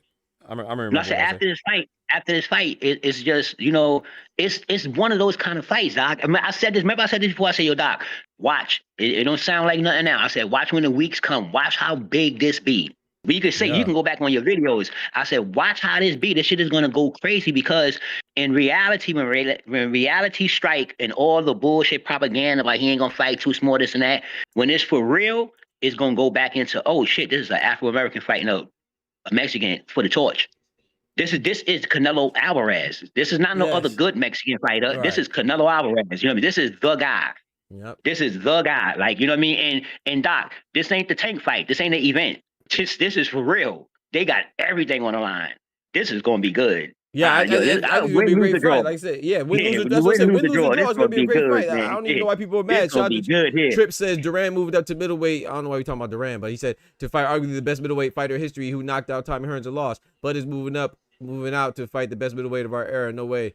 Yeah, I think Canelo's gonna win, but I don't know what that has to do. We're talking about I think it's gonna be a great fight. And, you know, Oster Yeah, this could has be Bud. good. I have Canelo, but I'm not diminishing Bud's chances. That's what I think it's gonna be a great fight because he's a phenomenal fighter, and I think that it takes a phenomenal fighter for me to think that he's gonna beat. But the only 2 times I picked against Bud was one time I was wrong with Errol Spence, who was a phenomenal fighter despite the result and the outcome. I was wrong then, and then it's yet to be seen right now against Canelo. Everybody else, I picked Bud against freaking Amir Khan. I picked Bud over Kell Brook. I picked Bud over Sean Porter. I picked Bud. You see what I'm saying? What's the Vasily Lomachenko, Bud and Gamboa. I might have leaned towards Gamboa. I don't quite remember, but I remember I was excited for that fight. So, but what I'm saying is that Terence Crawford's a phenomenal fighter. So to pick Terence Crawford over Canelo, there's nothing wrong there. But what I'm saying is the conversation today that we're talking about is like the fact that, you know, it's a big fight, yes, but I'm gonna be honest, Oster, to go back to what Ty said too, I think people are just using that as an excuse because I'm sorry. I think that if it wasn't Boots, I don't think anybody would say anything. I think it's because it's Boots, because he already has another Black American fighter in his camp. They didn't say anything. So I mean, either it's a popularity thing or maybe it's maybe because they just don't know. But even if you don't know, then I think that's all the more reason to be quiet, because it's like the snack thing, right? With Terence Crawford, you could say, oh, it's Terence Crawford, he's on snack, I'm worried about snack. No, you're not, because you weren't worried about snack when Mario Barrios just fought Manny Pacquiao. You ain't bring up snack then. You ain't bring up snack when Caleb Plant fought Resendez. You ain't bring up snack then when all these other snack fighters fight. Nobody cares about snack. But when Devin and Terence Crawford fight, all of a sudden it's about snack. So people are using these things as excuses. Yeah, all of a sudden it's about the snack pack. So I feel like there's a lot of, you feel me? So I think a lot of people are masquerading these feelings as, oh, it's because it's not on code or it's about snack. But no, what they really want to say is that I don't like this fighter, so I'm trying to use this reason to emphasize why I don't like this fighter and to justify my hatred towards this fighter and try to get people on the bandwagon to convince them that they're wrong too. I'm not saying that so I want to be clear too. I get what you're saying. The optics looks crazy. Like the optics look like, okay, bet it's always gonna look like you're kind of going to get your own. It's a combat sport. That's the nature of it. But I want to say this too. I'm not certain. Let's not act. Okay, Marquez is a Mexican fighter, right? Legend, all-time great in my personal opinion. Him and Canelo don't get along. Canelo don't even let Marquez in his press conferences. So he stay on code though. He might stay on code when it comes to this fight. No, he stay on code. Oh, no, I don't know, but no, hell, man, where's Oscar at? No, hell no, he don't stay on code. Hey, Doc, listen, Doc. This is one thing I can say. This is one thing for sure. On code. I don't know, Ty. I don't know about that, man. And put it this way, Doc. If they ain't on code, they ain't gonna be on video talking that shit. I guarantee you that. Bro, they gonna keep. They will never. Bro. Eric Morales and what's they be on this head? We talking about a Mexican, not they be talking crazy about Mexican. Thank you, Ty. No. They be talking crazy, bro. But when Canelo fight certain fighters, you know what I mean? I don't know, somebody put that phone call in. This fight here, let's not talk about no other fight. This fight here. This one here, not that Charlo shit. That was bullshit. Okay. This one here, that Charlo shit was bullshit. It wasn't about nothing. It was a fight. That shit might as well been an event. You know what I mean? This is different, man. This means something. I guarantee you, if we talking about this fight here, I want to hear what they talking about on this fight, because they know this one is for something, because this going to change the fate. This going to change it. You know what I mean? So you don't think that there's... Nah, I know Ty's not saying this. But are you saying this? Also, let me ask you. So you don't think that there's, well, maybe Ty say, I don't know. You don't think that there's a Mexican, and it doesn't matter anyway. It doesn't change anything. But just for the sake of this argument, you don't think that there's a Mexican fighter or a Mexican trainer that's going with Crawford? I know you're not. Oh, okay. I'll make sure. I know you're not saying that. I can pull it. Okay. Yeah. But what? Okay. Like JCC is. But he ain't gonna Come on say now. it publicly. No, I've seen some, and I don't know about JC. I have to go look. I don't know if I've seen him say it publicly, but I've seen. But you already know my theory, Ty. I said that I think Julio Cesar Chavez is going for Bud, and I think Floyd's going for Canelo. Because both of their legacies are in jeopardy. If Bud win, then Bud, you know, there's gonna be a lot of people saying that Bud better than Floyd, and if Canelo win, there's gonna be a lot more people saying that Canelo better than Julio Cesar Chavez. So I would be surprised if JCC going for Bud and gosh dang Floyd going for Canelo in the background. But I want to say this too. I like the point that Ty brought up when Ty said that that there won't be anybody around 168, 165 that's basically would go at Bud's camp. I don't know, man. The reason why I say no, I agree with you. I have to agree with you because because the person I think about is Munguia. But I don't know if Munguia wasn't in Canelo's camp, I'm not sure he wouldn't have.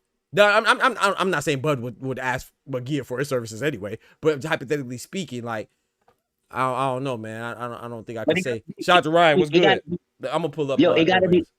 Go ahead. It gotta be somebody. It gotta be somebody that's good like Canelo. You get what I'm saying? It have to be that way. He got to be good like Canelo, and he have to have a name. You know what I mean? But that's what I'm saying. Okay, but you don't have to have a name though. Thank you. I see. That's what I'm saying. So that's where we're being very specific because we're saying that Boots has a name.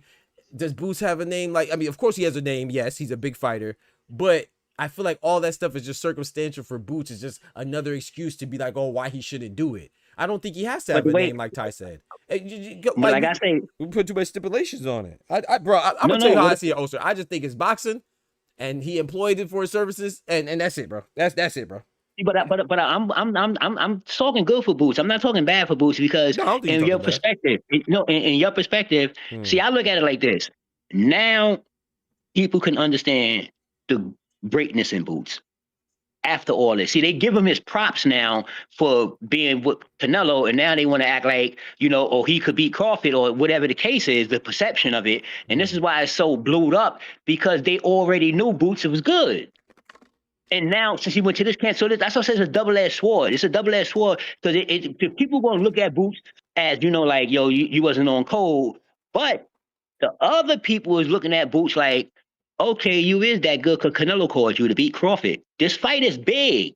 So whoever you call is really in perspective to beat this dude. You know what I mean? And whoever Crawford called is really in perspective to beat Canelo. And they definitely calling the best. All of them. They better be. If you ask me, they better be. So that's why I'm thinking Boots is there. But Boots is the best of all the people that they calling because that's the only one we talk about in sparring camp. You get what I'm saying? But so you just said though, is that why are we talking about him because he's the best, or are we talking about him because that's the one that people want to target and put? I think he's the best. Yes, I agree with you. I'm not saying he's not, but is he the most appropriate? Like, man, I don't know, man. I think people are just blowing this out of proportion, man. I ain't gonna lie. Nah, he know, Doc. He's literally. Put it this way, Doc. If you had a fighter, right, and you was fighting Crawford, and Boots was available, and everybody else was available to spar at that weight, who would you call? I would call Boots, of course. But who? How do we know who's all available though? Like people making it seem like Boots is just he's like the anti. he's like the cheat code for Crawford. Like Boots is. Yeah, Boots but is he also is though. How? And no, listen, and people, you be talking about the internet, Doc, and people perspective, just seeing Boots, just people perspective, because look, if you ask me, listen, and it's fine. If you ask me, he could have called Skull. Skull fight the same way. He switched hits, and his size. He could have called Skull. That's what I would have called. I would have called Skull. How you know he did? I mean, I don't think he did, but how you know he didn't? No, maybe he did. In perspective, maybe he did, but I'm just saying in perspective, like, it's just say for instance that everybody was available. You know what I mean? And you was able to call somebody. I would have called Skull, Boots. That's what I would have called. So but Boots is also fighting though. Like that's what I think people don't. Boots is fighting the month after that. You don't think he's doing it? It's a double-edged sword. Yeah, it's a double-edged sword. It works both ways. Of course it does. So let me ask you this. So when Canelo fought, now Ty's probably the best person to ask. When Canelo worked with Ennis, was he the best fighter to prepare him for his? Like, what are we doing, man? Come on, man. No, was he the best? Was he the best option that he could have? I mean, I don't know. And wasn't even the first Ennis. Thank you. So how much? Because he worked with Farrah first. Come on now. So how much is this? We just conjuring up something for the headlines and for clickbait, or is it? How much of it is really real? Like, no, don't get me wrong. Boots is the best. I think Boots is the best person he could call. Don't get me wrong. But what if you would have called Devin Haney? Is Devin Haney going against Code? Not saying he would, because Devin Haney's not big enough, but he's not big enough. But Devin Haney would have got Canelo knocked out. Nobody wouldn't have gave a fuck. That's crazy. That's crazy. You see what I'm saying? Come on, I'm calling Devin Haney for. Yeah. What are you calling Devin Haney for? I wouldn't say that. Devin can give him certain looks, but he wouldn't be the primary sparring partner. And thank you. And who's to tell you that Boots is the primary? No, but hold on. Who's to tell you that if Boots? Okay, let's just say hypothetically speaking, right? Let's say Boots got there when that picture came out, right?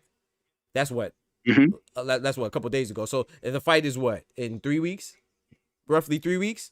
We know Boots is not, he's not. There's no way he's a primary sparring partner if he's only been training with him for 2 weeks, 3 weeks. So he's going for certain looks. Yeah, because Boots might kick his ass. He don't want to get his ass kicked. Bro, y'all be the same. I'm not saying that. I'm not saying Boots not. I'm not saying he's not. But what I'm saying, you see what we do. It's like, okay, it's like when Mikey Garcia. There was not rumors, but there's footage of Mikey Garcia dropping big heavyweights. That doesn't mean that he's training with that heavyweight because he's the best person to get him prepared for Errol Spence or whoever else he's fighting. Like this, it's sparring, bro. You get people for different looks. You get people for different times, different availabilities.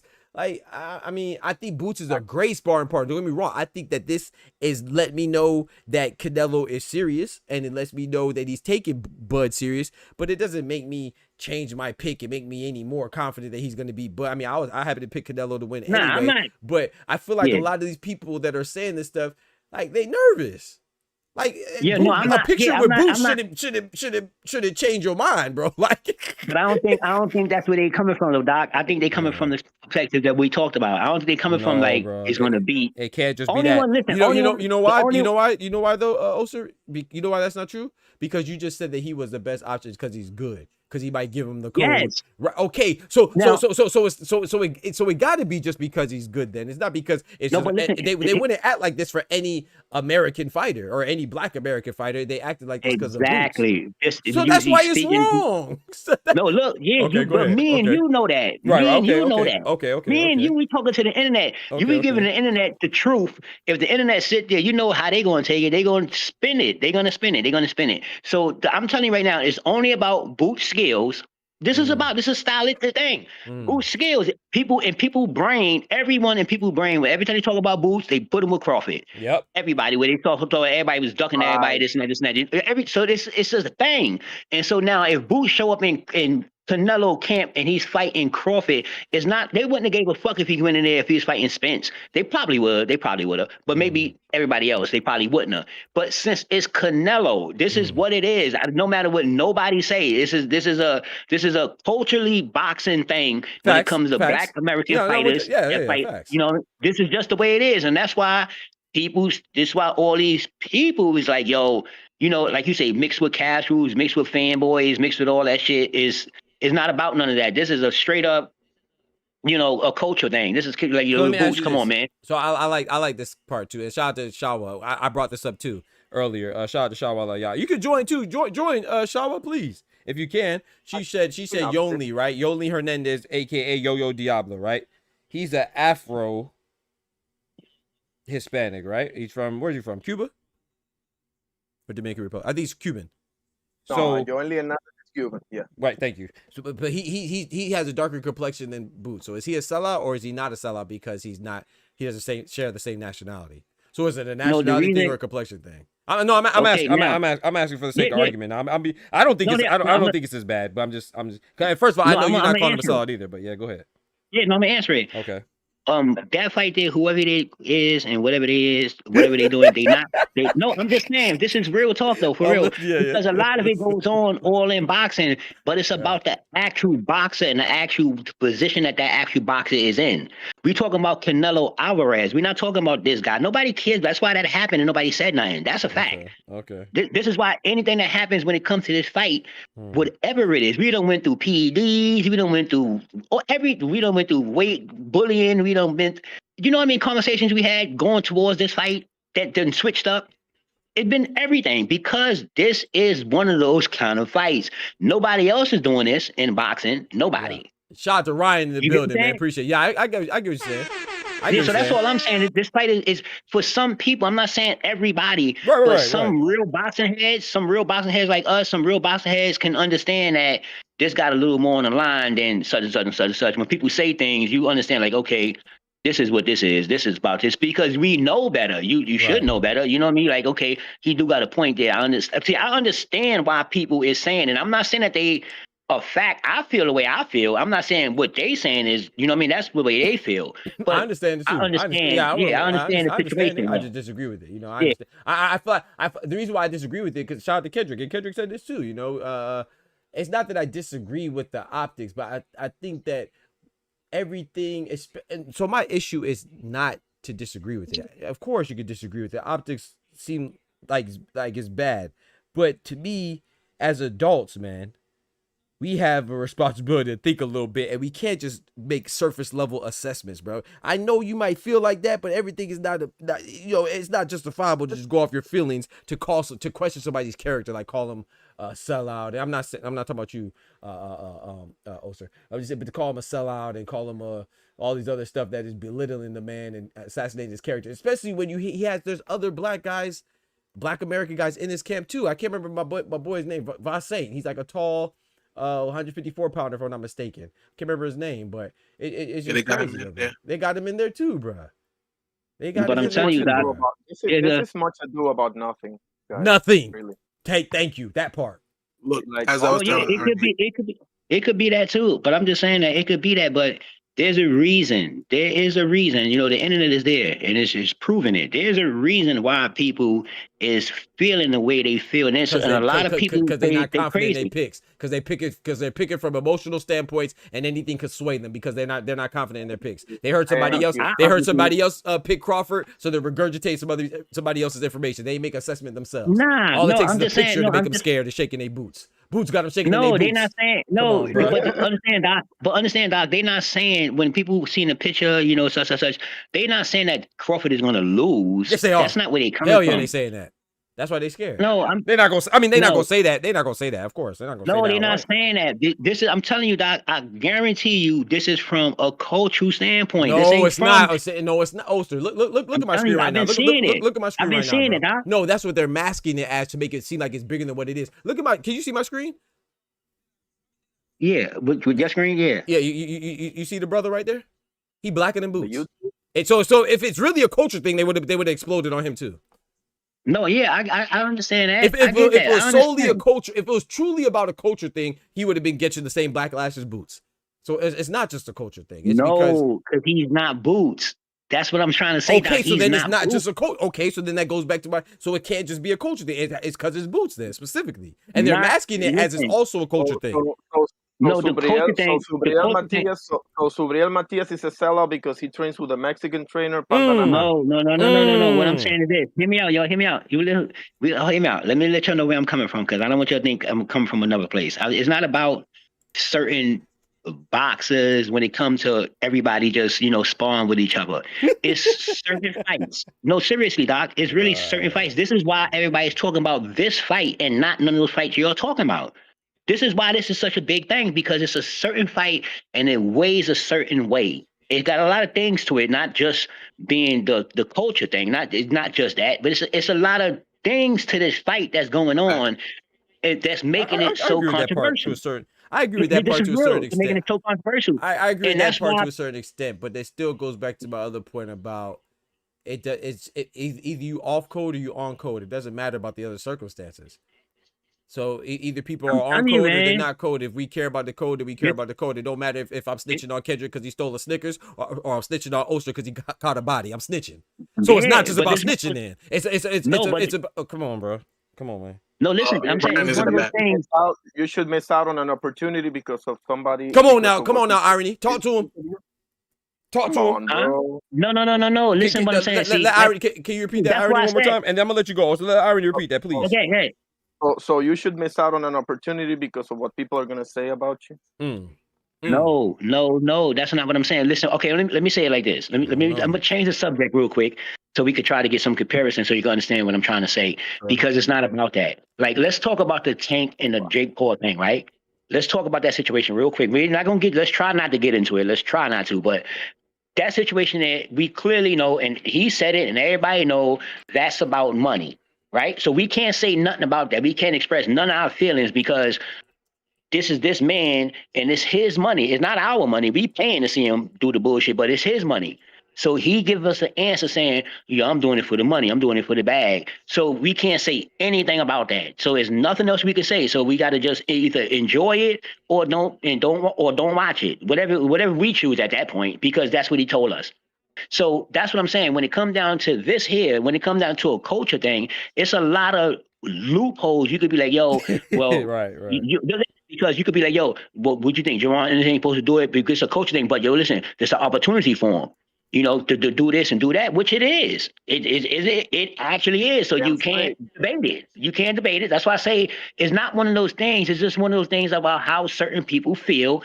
I would just let them say how they feel and let it go, because you can't win this argument because it's so many loopholes in it that you go back and forth. But you know why there's so many loopholes? Because that shit ain't solid. That's why there's so many loopholes. When shit holy, that means it ain't solid. That ain't no maybe. That's what it is. It ain't solid, bro. It's not solid at all, bro. I think Kendrick. I wish I remember exactly what you said, Kendrick. But I believe and change and correct me if I'm wrong. I believe you said something, or maybe I said something about Keyshawn. You brought up an example about somebody, doing the same thing. Munguia. That's perfect. But Rock is in the back, just you know. Oh, thank you. Hey, Ryan, I got you, bro. Thank you, Kendrick. Huh? They not the face of boxing. They not the face of boxing. So that's why that's my only defense in that is that they're not the face of boxing. But Kendrick said this though. If Munguia went to Bud, and that would be, I would agree that that's betrayal. Because not just because Munguia is Mexican, but more so because Munguia is on Reynoso's camp. So like I said, so if Keyshawn Davis was in Canelo's camp, boom, he's a sellout. I get it. If Shakur Stevenson went to Canelo's camp, boom, I get it. But we talk about Bud and Boots. Boots was trying to fight Bud, and Bud didn't give him the opportunity. Boots and Bud are not. They don't. Who's to say they even like each other? Come on, I agree with you 100%, Doc. 100%. I agree with you. This is the loophole that I'm telling you about, these loopholes, because I'm for real. Someone else, same way when you talk about something. Oh shit. Like, yo, yeah, I understand that, but man, not me, but someone else will be like, yo, still, man, no, man. For a second. You guys there? You know, he you hear us? Yeah. So, you can hear me, right? So yeah, I hear you. Someone will still be, because this is one of those loopholes when you block them in a hole. The same way we block these casuals, and they be like, "Yo, I don't care. It's still LeBron." Such. You know what I mean? So it's the same thing. It's no different. That's why I'm like, okay, cool, because you can say this, and I can be like, yeah, okay, well, then such, and I can just switch the goalpost and be like, yo, still. You see? I'm so glad you said that. I didn't mean to interrupt you. Go ahead. I'm so glad you said that. Yeah, but that's just facts. But it goes vice versa on both things, no matter what they talking about in today's time. No, but that's why it's not solid though. That's why it's not solid though. Also, because you just said you move the goal. I feel like that's what people are doing. That's exactly what they're moving the goalposts. Because if they weren't moving the goalposts, then the issue would also be with Val Saint. The issue would also be 100%. The issue would be with everybody. But they are moving the goalposts because it's not solid, bro. It's not people just make up rules. You know, the people ain't got no authority, ain't got no jurisdiction. They not real themselves, and they try to make these assessments about somebody being real or being fake or being on code or off code. They don't even know nothing about the code or the culture. A whole bunch of squares behind the computers just saying this and saying that, assassinate people's character for no reason, bro. They don't know nothing about no code. No, I agree with you 100%. No C code, no gosh dang C++ code, no HTML code. They don't know no type of no gangster code, no Python code. They don't know no code. They don't even know the code to get supersonic. They don't know no code. No code. Doctor, I'm learning some coding, so you're wrong for that one. Hey, yo, Doc, listen, you know what I'm gonna call them? VHDL, you know what I'm gonna call them? This is why we're gonna separate them. We're gonna call them callers in Texas. The Texas we can't get through. The ones that call in, and then we can straighten you out and we can get it right. But the Texas you can't do them. The Texas is the trolls. Those are the trollers. Yeah, those are trollers. The Texans. Let me let Ryan get in here, man. Hey Ryan, what's good, brother? I appreciate you pulling up, man. What's popping with you, man? Yo, what's going on, Ryan? Yo, what's going on, Ryan? Tank Davis? Oh Lord, here come Ryan with the nonsense. Oh, I deserve it. Am I mad at Tank? Yeah, I am mad at Tank. Honestly, I am. Are you mad at him for taking the money or what? No, I like my decision with Tank is like it always been. I've never liked Tank decisions. I always like his fights and the way he fight whoever it is, but his decisions I do not never agree with. You could have just stopped that. You don't like Tank. You ain't had to add decision. All right, man. I was just say that. I always say that, Doc. Here you go, Doc. He's not standing on code, bro. He taking money from the black man. No, I'm not. No, I'm not. Listen. Talk to him. I said, no, hear me out. I said I don't like his decisions. I'm not saying that because his decisions to me, you know, when it comes to boxing, when Tank making decisions for financial, that's between Tank. I got no whether to say whether yes or no about that. That's between Tank, whatever you do. But I'm talking about I know Tank from being a boxer. Can I don't know Jaron him make from the being. decision for his career to get better? No, this is Come what I'm on saying. now. No, I understand that. I understand that in his You don't say career. no to $100 million, buddy. But You hear don't me say out. no. And listen. I won't say no to that neither because that's I for know my 100. He career. ain't getting paid 100 mil. Y'all think y'all got it confused. Jake Paul, the A side. That's a Yeah, fact. Tank get like Yeah, That's a 35, fact. whatever That's a right? fact. it That's a is, fact. bro. yo, yeah, whatever it is that he getting money for, whatever it is when it's based on that. I'm just saying my relationship with Tank is a fictitious relationship based on boxing. Now, what you Sushi get is for the crazy fight, I supporter. don't. My bad. My No, bad. I'm just saying. No, what you- not you. yeah. I was talking support in the chat. You mean Oh, just what Sasaki? is He called him based on- sushi. That's crazy, bro. Don't do that. But it's based on boxing, Ryan. You feel what I'm saying? Like real talk. It's based on boxing. So I like to judge Tank in the ring. Same thing with Crawford. If Crawford take a fight, that's my favorite fighter. That's my favorite person right now in boxing because he the one that I feel is like a real old school boxer and going to do some things. And that's a great favorite fighter too. Shout out to Bud. But what he Yeah, that's do just for me, but- Ennis? Why Ennis gotta care about him? I can't hear you. He said, "What do he do for What you Ennis?" say? Go ahead, What he Ryan. do for Jaron? What Jaron got to care about Bud for? No. They don't speak nice I on wasn't. I Jaron. wasn't Bingo, Ryan. Bingo, Ryan. I respect Ennis for what he's doing. If he's doing it for whatever he's doing it for, but my opinion is just Doing it my for opinion. himself. No, I'm just saying. But my opinion talking about ain't Boots, got nothing to right? do with. Listen, but my opinion not gonna stop Jaron from doing whatever he's doing because I don't even know him. So it's just my opinion. But based on what I know, what my relationship with Jaron is the same thing. My relationship with Tank is based on boxing from what I see. You know what I mean? It's from what I see them on the screen and what we talk about and how we got to follow them. Some other people got real relationships with them and they closer, so they probably feel different, and I respect that. But that's not my relation. You know what I mean? My relation is based on. If I may, and I'm gonna let Ryan go because I want Ryan to cook, but I don't think that we have a. I don't think that anybody. I don't feel like I'm defending Boots.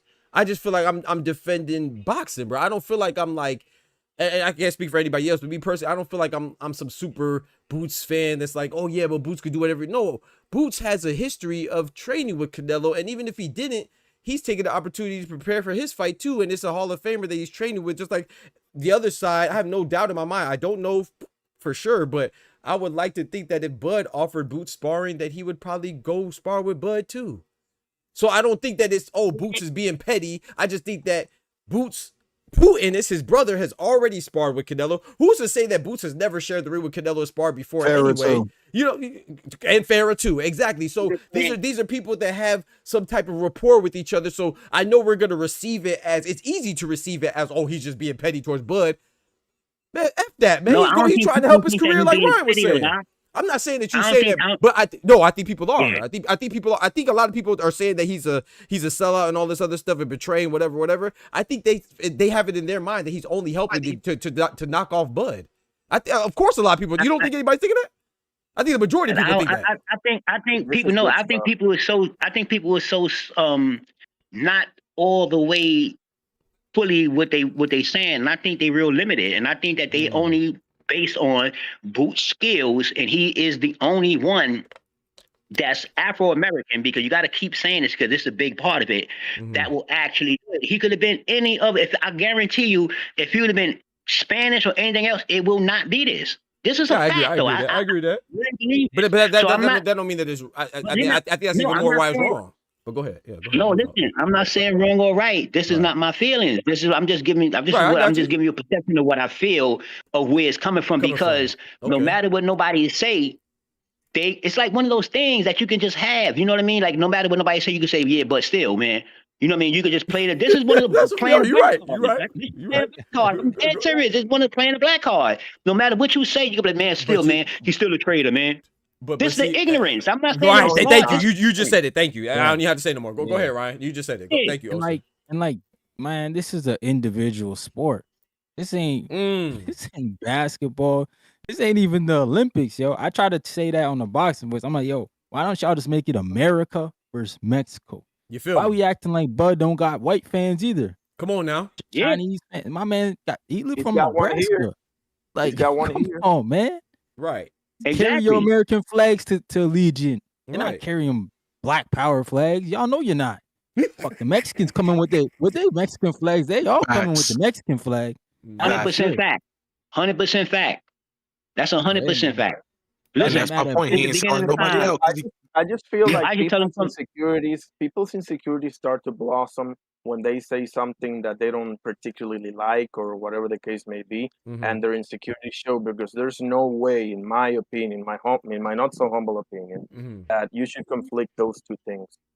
No, but what I'm saying is that that's 100% fact what Ryan said and what you said, Irony, because historically, anybody that came to America that migrated here came with their belief. They came with their crosses, their Bibles, and all that. Only ones didn't do that was blacks. So that on that aspect. So this is why I know what I'm saying today is 100% right. This is 100% right, and it's not nothing to do with racing. I got nothing to do with none of that. This is a culture thing, and people carry their torch, they carry their flag.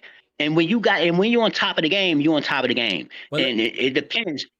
And this is why people define them as Mexican champions, UK champions, African Americans. It's a reason why they do that. They don't just make that up. But that's why I tried to stop saying. I stopped trying to describe the type of America. You're just American. In my, I try my best. I know it's hard, but I mean, unless it's purpose, unless it's meaningful. But I want Kendrick to get in here because I know Kendrick was trying to chime in. Go ahead, Kendrick. Go ahead, and then let Kendrick go. I feel like Kendrick was about to cook. Just real quick, let me just say for me, my logic is just because you look like me, just because you were born in Puerto Rico, doesn't mean that I'm automatically gonna rock with you, bro. There's a lot more to it for me. I'm not that easy. Yeah, you understand? I'm similar. De La Hoya, I gotta, my best fighter. Hang on a second. Let me.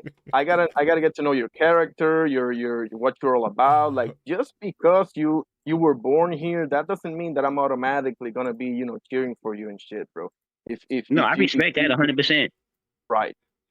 That's it. That's what I want to say this too. I'm with Irony. That's how I feel. But I don't think there's anything wrong with being pro whatever you can relate to. That's cool. But let's not make it seem like Terence Crawford doesn't have Hispanic fans, in particular Mexican fans too. I mean, remember those shirts that he had for him, and he had the I'm not saying obviously the majority of Americans are going to go for Bud. The majority of Mexicans are going to go for, of course. But what I'm saying is we can't act like there are some people. We might be the minority, but there are people that think like that too. Like you just have favorite fighters for whatever reason. But I want Kendrick to talk about the culture thing. And one more thing too. But if we don't have the culture, right? If we are lacking the culture or we're lacking a flag, right? Is this helping or hurting that? The fact that we're trying to if the issue is that, like you said about people coming to America, immigrating, and they have their flag that they stand behind, right? Which I don't think there's much to disagree with on that part. But if it is though, are we being are us isolated attacking Boots? Is that helping the situation or being more divisive? It's been more divisive. It's definitely been more divisive because that's just the way it is. But that's why, and I don't really want to get on that. But that's why when it comes to brothers or blacks, and we be at each other. But anyway, that's another conversation for another time because we just talking about some regular boxing, the culture of boxing, not the actual culture of us. We talking about the culture of boxing. I'm going to try to stick with that. You know what I mean? So we don't get into certain kind of things. You know what I mean? I think we should. Yeah. I mean, if it's applicable, but go ahead, Kendrick. First of all, I wholeheartedly disagree with Oster when we're talking about the culture of boxing. That's not what people talking about when they saying selling out. I agree. 1,000%.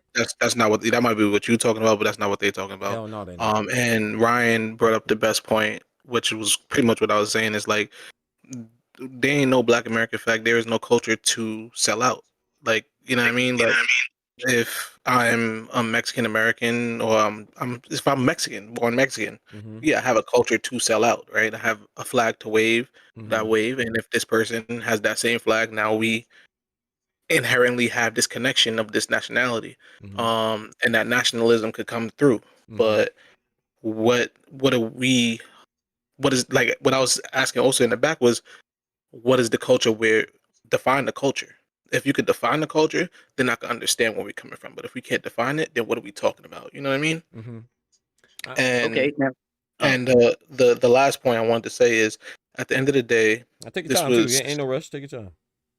Yeah, this was said by somebody out of the spokesperson or whatever the case is, whoever he is for Bud's camp, and I think it was really, like I told Irony, just to spark that conversation. There's been a lull in the conversation. The shit got dry, right?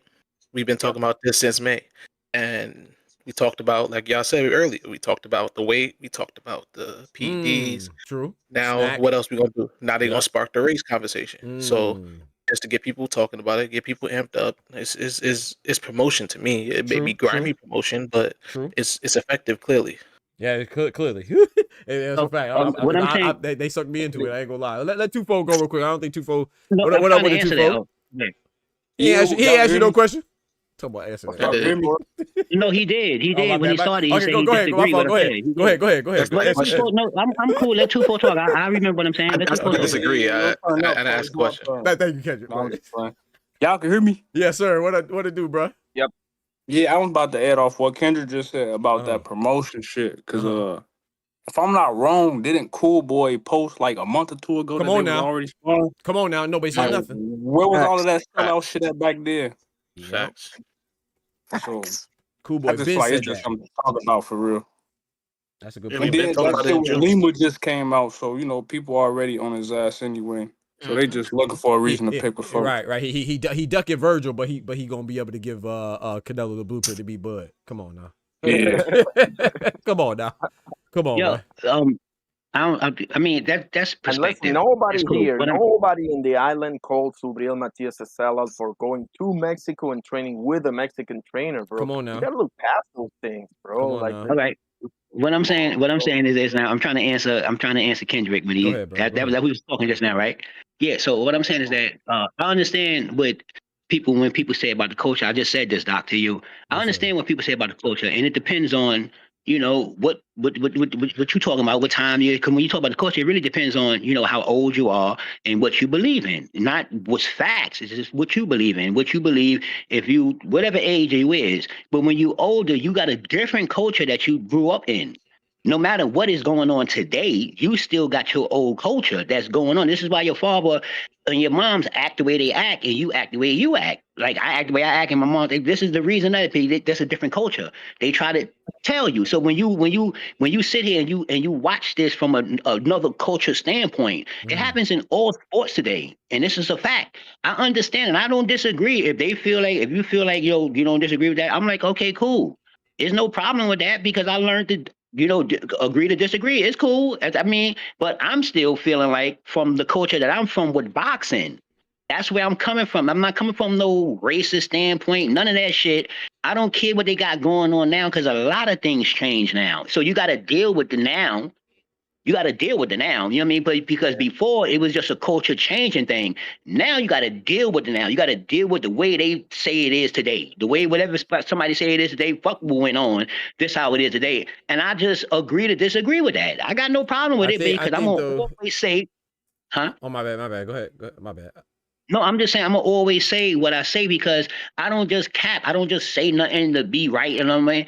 I thoroughly sit here and think because I'm coming from a different type of time, and I'm like, yo, damn, I remember this time, and I'm saying like this, like, yo, damn, man, like I don't think nobody else would have done that because people stay on code when it comes down to certain things, not everything, but so certain let me ask things. You something because it sounds like now. Correct me if I'm wrong. So are you saying that the people that are saying that Boots is violating are like an older generation? Are you saying like it's like I can't really say that until I see the analytics, but I can't go by the comments, you know what I mean? Because you got a lot of bots out there, you got a lot of that. So I'm just saying from when they said that, I'm just saying I relate that to where I'm coming from. So I'm assuming, which will make an ass out yourself, but I'm just hoping that if the people that's saying like this is thinking the way I'm thinking, they might not be, but I'm just hoping that they thinking the way I'm thinking. You know what I mean? Like it's coming from a good standpoint, not no trying to divide in no form of fashion because it's not about steroids. You can't bring a human being in there talking about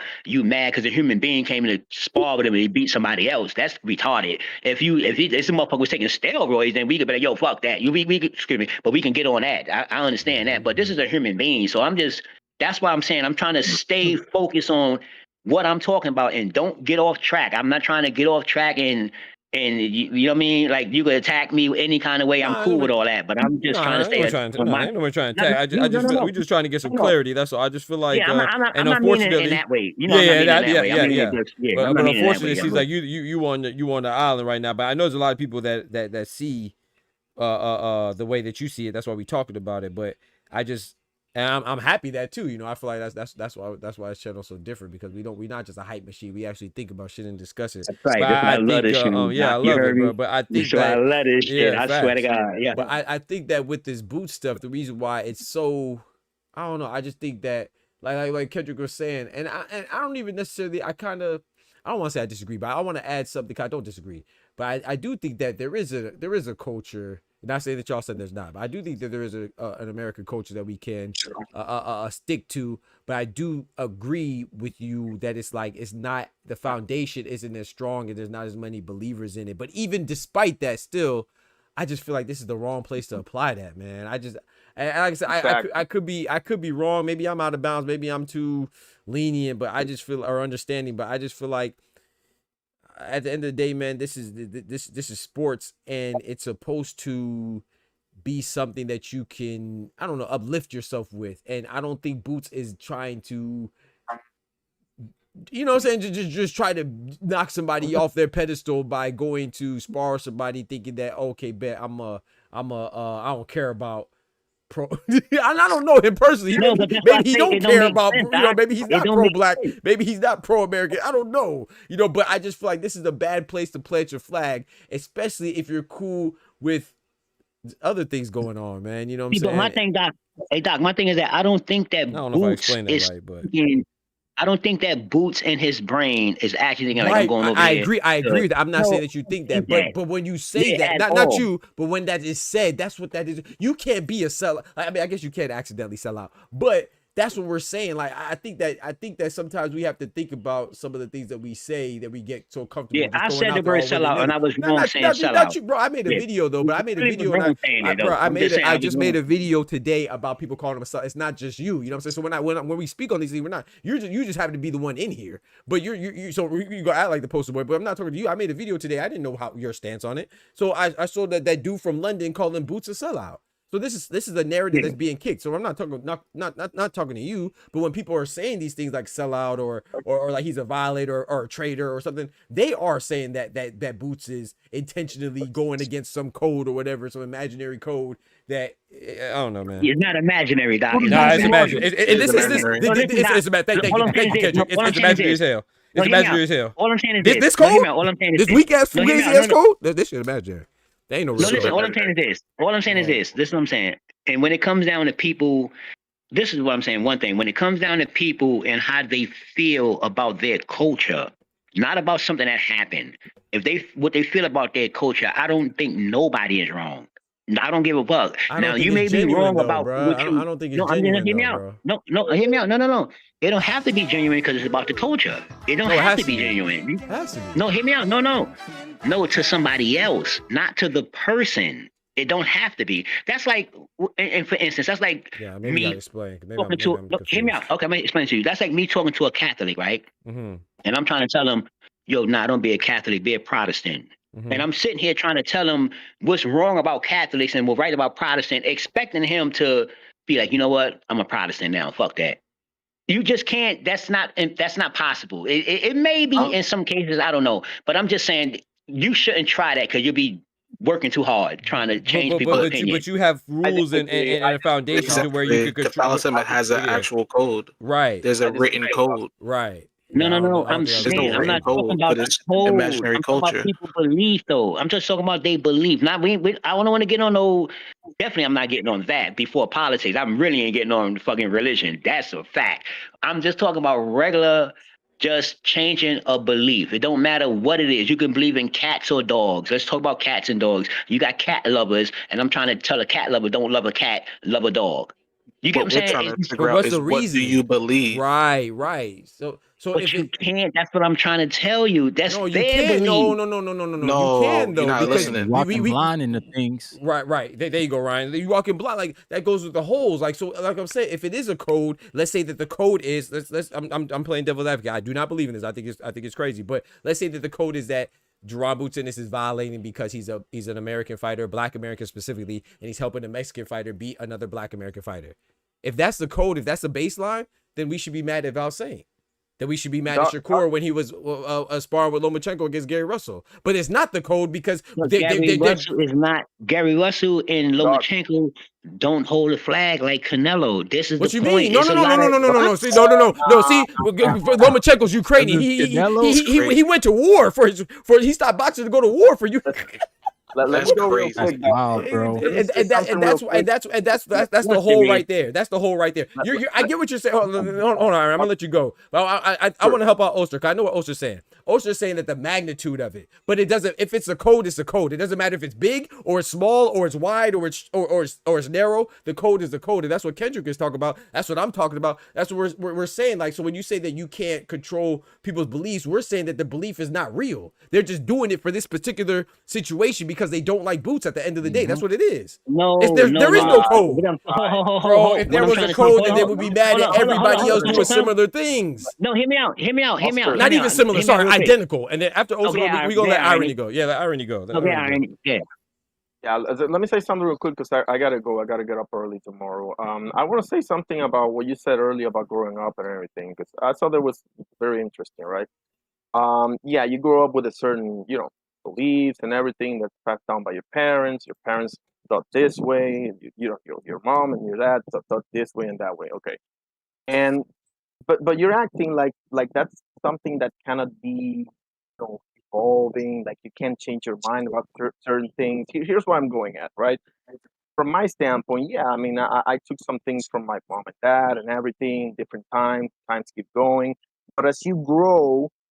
From my perspective, I came to the realization that mom and dad were wrong about certain things. I was wrong about certain things. I was able to change my mind about certain things. Like it's not something that you are that's like immovable. Like it's something that you can, change your mind, evolve, think differently, add some layers to your thinking, and you can take or leave whatever from the times, right? God knows I don't agree with everything this time, but with that being said, I have graciously changed my mind about several things, bro, that I used to believe, whether they were passed on to me by my pops or my moms, or it was just something that I believed myself. That like people are not so black and white. There's a lot of things. But it should be black and white. No, motherfucking code. A code. No, listen. A code should be black and white. Listen, hear me out. No, I can answer that. I can answer that. Yeah, I can answer that. I can answer that. What I'm telling you is this: is that I respect that, and that's 100%. What you said is 100%. So what I'm telling you is that this is genetically, every human, you learn and you grow. That's what growth and development is. That's why they put erasers on pencils. You know what I mean? This is the reason why. This is why you start out with erasing with pencils, so you can erase a lot of shit. But at a certain time, you get the pens because certain time you're supposed to know. So what I'm saying, even you can grow up with, your mother and your father, or your mother, or just a father, or just a brother, or whatever the case is. You learn things, but it's called growth and development. Everyone in the world learn what they learn from the house. That's why people say things like how you was raised, because that's important when you're 40. It's important how you was raised when you're 40. This is a fact. It is. And it's 100% fact. So yeah, you're going to go through trials and tribulations. That's what the curve is. You're going to learn some shit. It's not that your mother and your father didn't teach you the right things. You're going to go against certain things because it fit you right in your life now as an adult, because times change as people stay the same age and they go up in age, but times and geographical areas and things that doesn't mean you should let that save you either, bro. Right. No, listen to what I'm saying. Let me interrupt. Hey, I ain't gonna lie, you be finishing for a long time. I ain't gonna hold you. No, let me finish real quick. Let me finish because I'm making a point. I gotta hit this cash up. Go ahead, bro. Hey, yo. Now hit the cash up. Yeah, do your thing. Hey, shout out to Ty, man. Ty sent the $50. Yeah, that was crazy. I gotta pause that. My bad. That was wild. I'm sorry.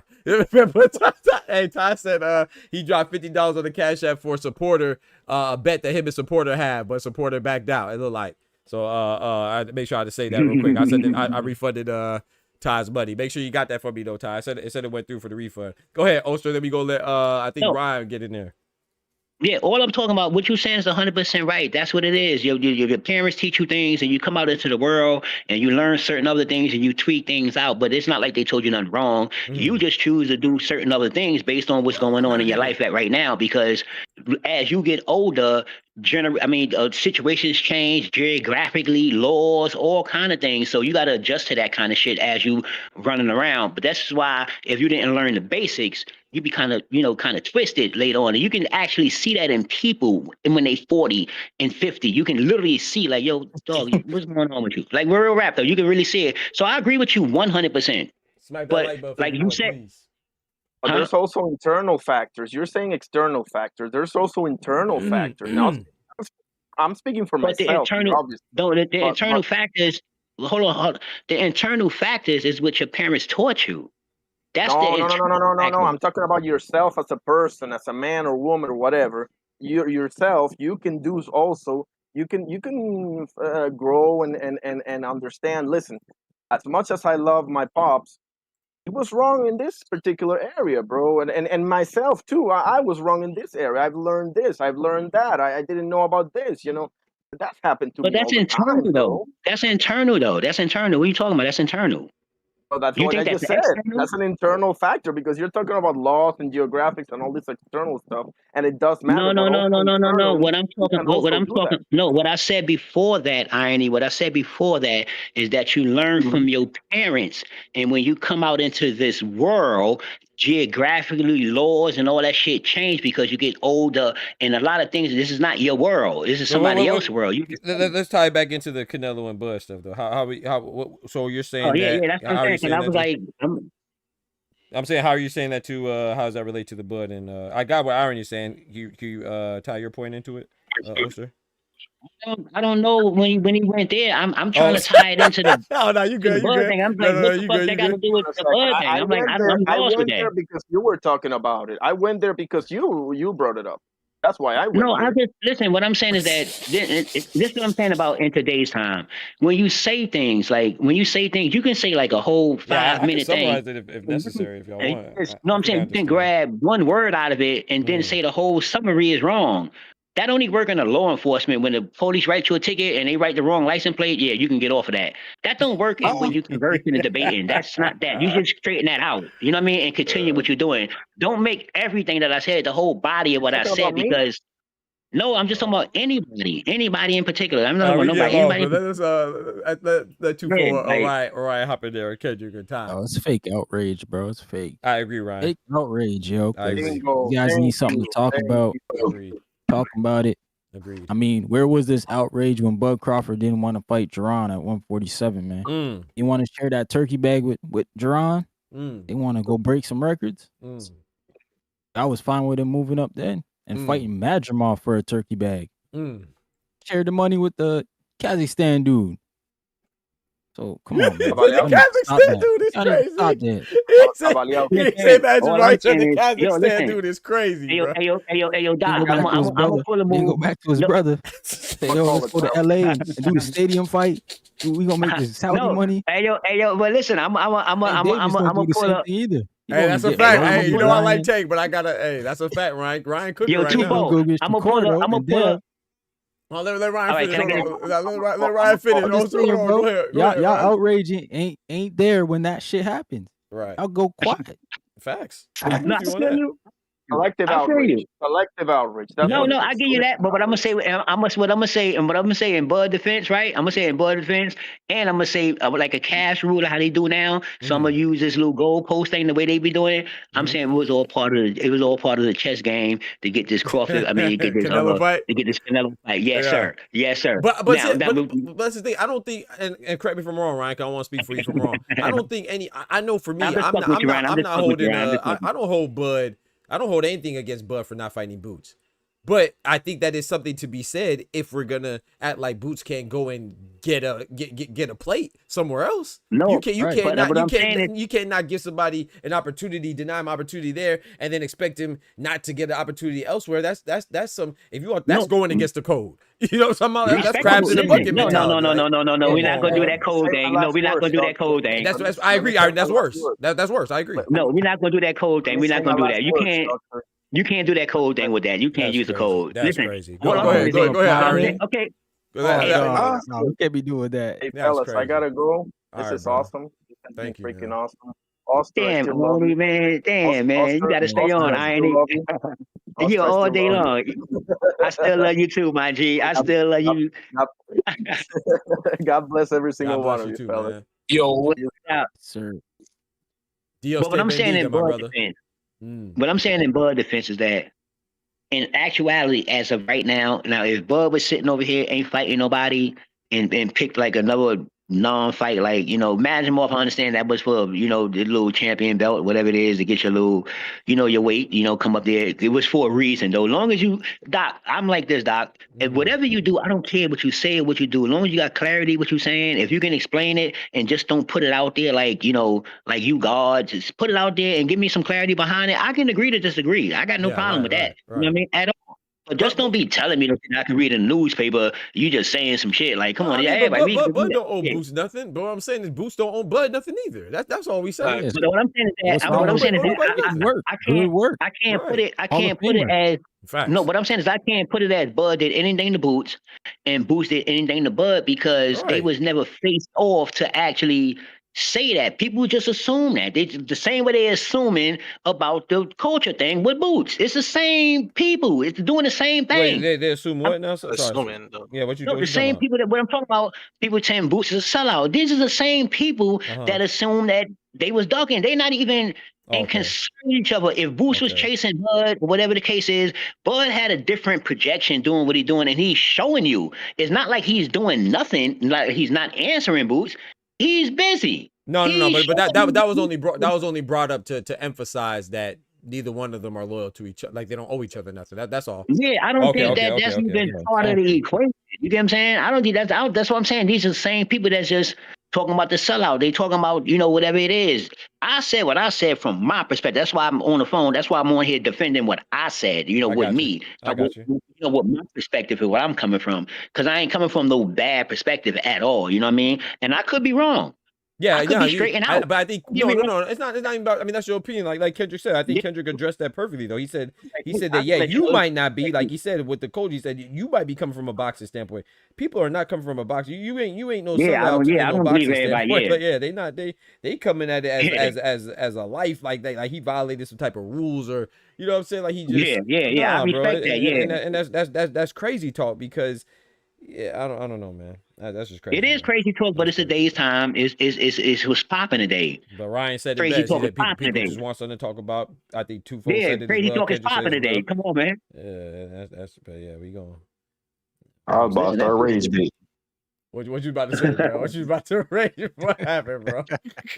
I like what my boy Ryan said about, you know what I mean, Bud ain't want to give my boy the opportunity at 47. Mm-hmm.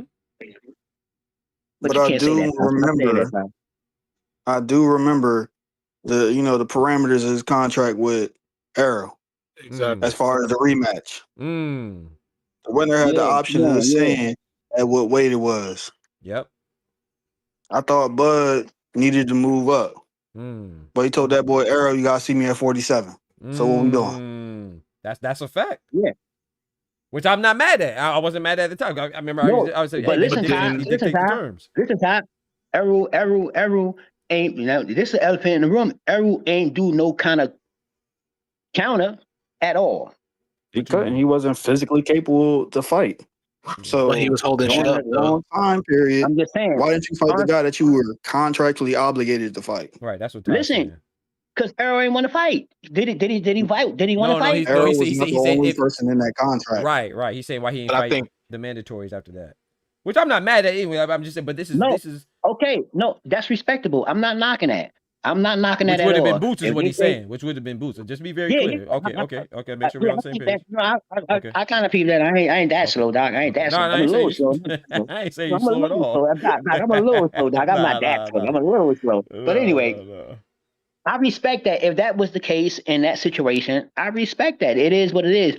However, what I'm saying is that when Bud went up, he didn't go up and fight Anybody, he went up and fought for a belt. Okay, cool. He fought Majimov, the lowest of the totem pole. What you supposed to at 54. I'm not knocking that.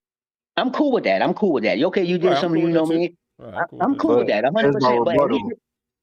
but it When was for a belt. Jaron made it clear he was moving up, what he do with them belts? Who? Bud? When Jaron said he was moving up and it was official, Yeah, what'd he do? what he do with them belts? He vacated them? Yep. On the spot. Okay. Yeah, that's why Now, what Bud do? Patty Donovan and What Louis they got to Crocker fighting for IBF and No, but I'm saying, what they But got to do with Bud though? Because yeah, that's what I'm trying to figure out. no, That's okay, the whole they got to point. do yeah, with but Bud. What did Bud do with his yeah, belts? right. What that got to do with it though? Whatever he did. What he's saying is that Bud ain't do right by Boots. So if you're trying to say that Boots owes him anything, he ain't do. How you say Bud didn't do right by Boots? You can't Yeah, say that though, yeah, you Doc. can't say that. No, he's saying Because he didn't give him the made it opportunity. What do you clear mean? He that said he he didn't give him the was opportunity. No, listen, Bud got a different trajectory with what he's doing. He's Okay, showing you. okay, cool. So then Boots ain't got no trajectory on his level either. Then so him No, fighting Canelo Boots should can be have a okay. trajectory, but Boots ain't Bud. He not the listen. Neither And one of that's them what A Ty side, is but saying. Boots Ty ain't is Bud. saying But if what I'm Bud don't saying owe also, Boots nothing, then Boots don't owe Ty. Facts. Bud Yeah, nothing. That's I all agree. he's saying. I'm not. No, I I'm agree. not. I I'm know not. Bud don't owe Boots nothing as far as I a agree with fight. that No, too. But yeah. that's what but that's what Ty is emphasizing. That's what he's saying. He's saying yeah, like it and it's don't not a matter of him right. owing Boots Boots don't owe him anything. nothing. He made it clear he was going to 54. Why are you holding on to the belts at 47? I But mean, you're saying listen, you're I not going don't. to fight this guy at 47. Hey, yo, You, Ty, I can't answer that. I mean, I don't know, but what I do know, I don't know why he's doing that. But what I do know about Bud is his task to get these belts. It was really hard, but he was trying to fight whoever he fought. And so I mean, I can say that. I can say that. We got to keep it I can 100. Yo, That hold man on. signed an Yo. exclusive deal with end of the ESPN. day, say, yo, Doc, that's all I can No, say. Bud's a Hey, man, beast. listen, I'm Hey, trying Bud's. to Hey, listen. I'm not knocking Bud, so I don't want to turn this into I'm not because I like Bud. Listen, So, no, I know, that's all I can say, yeah, Doc. I'm talking for my man. I don't give a fuck. That's nah, all I can Ty. say. No, but Yeah, I think yeah, Ty I'm is right gonna right keep now it a because bean. but Ty, Your boy Bud signed an ESPN exclusive deal. So all that across the street stuff, it's a reason why none of the dudes that was with PBC or Showtime could fight him because they would have to go over there, which wasn't happening. And by Okay, contract, Bud at that time could not go to Showtime to fight any of them. all right. So how you gonna blame Bud? but He the Ty, one that re-signed. forget all of that. When you said that, why didn't Bud? What did Bud do with the belts? He eventually vacated them, and Boots got his free belt. What are we talking about? The fuck? Yeah, like But he ain't want it. thank you, What you mean? Hey, yo, Come on, Kid, okay, you know they ain't thank trying you, to get their Kid. belts like Thank you, that. Kid. Thank you. Did Bud get it? Thank you, Kid. Yeah. Did he get his belt? All right then. That's crazy. All right, come on, That's yeah, crazy. you know. No, You but know okay, what? no, but what Ty is saying, and correct me if I'm wrong, Ty, but what I Ty know is what Ty's saying, saying. yeah, I know you don't too, but just I'm just fucking with you, Ty. just to add clarity though, just in case, Ty is saying, and correct me if I'm wrong, Ty, he's saying that was an opportunity that he didn't get. That Boots was denied, you know what I'm saying, and not just Boots. No. You could say same thing for Stanionis, Brian Norman, whoever. All of them. You know what I'm saying? Yep. All of yeah, right, That's all of because he everybody was at undefeated. 47. Right, exactly. If he would have So just vacated on the spot, it would have gave Right. a little bit of legitimacy to everybody there. right, so So, Motherfuckers all had to right. wait So what you're 18 months. saying? So what you're saying is right now. So what I'm getting out of all this is that Bud. Okay, so you're Bud telling me ain't that. care about Boots, so why should Boots care about Bud now? That's all the Ty All saying. right, so you're telling me that That's it. Bud held Boots' career by holding the belt. That's what you're telling me. That's Nah, what he you held at going 147 by doing that. But we keeping the G. Yo, Ty, Well, you for real, Ty? we could blame You for real, Ty? Spence more than that, right? More than Bud because Bud Yeah, was come waiting on on, yo, Spence for real. to get Is his yo shit for together, and then real? Spence started throwing, "Oh well, we still got our Yo, clause," and then he wanted to go get eye surgery 6 months later. and the When reason why I Earl was respect healthy and Spence, Was on available, he cold fought either. and defended Look at all these belts. on What we cold talking about? guys, man. Talk Everybody to off him, Ryan. cold. Ain't nobody on code. Talk to him, Ryan. Ain't nobody on hey code, yo, man. That's how weak this Fact. code is, man. That's a Fugazi, this fact. code is, That's a man. fact, What we right? talking about code? Nigga, but we yo, talking listen, about code. I know Exactly, Ty. But we Crawford talking on about cold. code. Come on, No, bro. That's a Crawford on fact. cold. That's crazy. Crawford on cold. What I Hold don't code on. he know. on? That's Ain't crazy. no code, bro. I Ain't don't no know what code, code. bro. If you ain't Bo Mac, All right, where Crawford went Bernie, out of cold at? Steven, Yeah, you ain't Lester on code, man. Martinez is his main sparring partner. Come on now. He ain't on Where cold. Come Crawford on went now. out of cold What at? he doing with the Guatemalan? And, Thank you, Ryan. I said that earlier before you got here. I said let's Nah, I'm start playing. this. Come on, He got bro. a Guatemalan in there. How's he out of cold? What you mean? Yeah, Guatemala not out of cold. He don't owe Mexico nothing. What you mean? Nah, they both brown. Yeah, and it's Latin. You know what I'm saying? Nah. They both brown, Because bro. we don't say that Latin shit when it's Puerto Rican versus Mexico, so I don't want to hear that. Hey, when I interview, when I interview Xander, what he say? What he said when I interview? What he say? He put on? He said I put on for Puerto Rico and all my Latinos. That's what he said. Until he fight a Mexican. Until he fight Victor Ortiz. Facts. You're gonna see a whole different tune. And then you're gonna see how he really feels. But it don't. But the point is, like, Oster, come on now, right? Talk to him, Ryan. Carrying. He's carrying his flag, bro. Talk to him, Ryan. It's just different when you carry your flag. Nah, I feel that. So that's what Crawford doing, though. It's different when you watch Crawford not America carrying in the nobody's Olympics. Why you think Crawford ain't carrying nobody's flag? Why you say that? What you mean? When you ever seen Crawford come out with a flag? That's not the point. Come out with a flag. He literally just said that. He's not carrying nobody's flag. No. That's not the point. That's not Every the point. Mexican comes out with a Mexican flag. Okay, that's a Mexican. Flags in Allegiant Stadium, bro. We the same people that say that we don't got no culture. So why are you talking about a flag?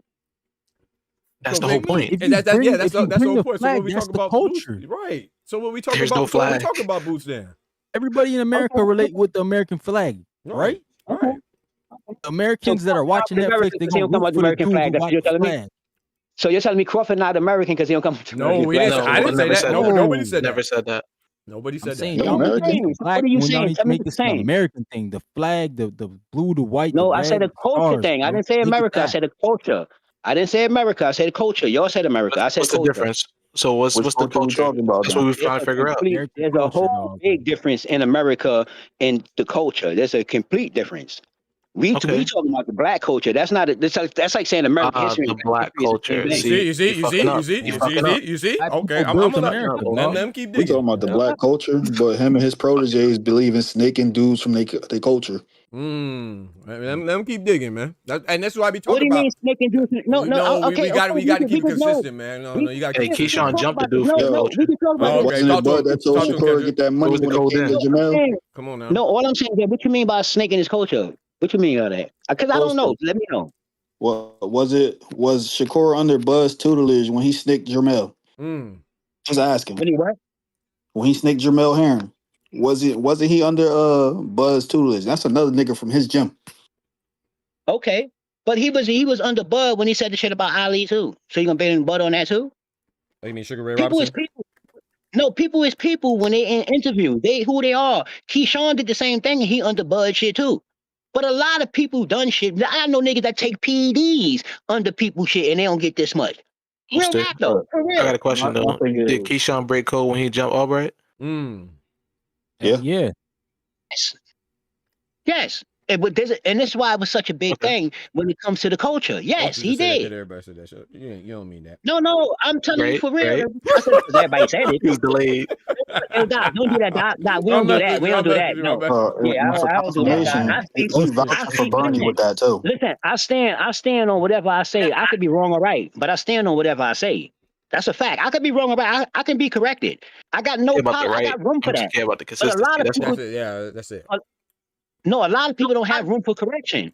But Doc, I gotta tell you, when I talk like I just said, yo, say what Ty said because he said it better than me. I got room for correction. I got no problem with that.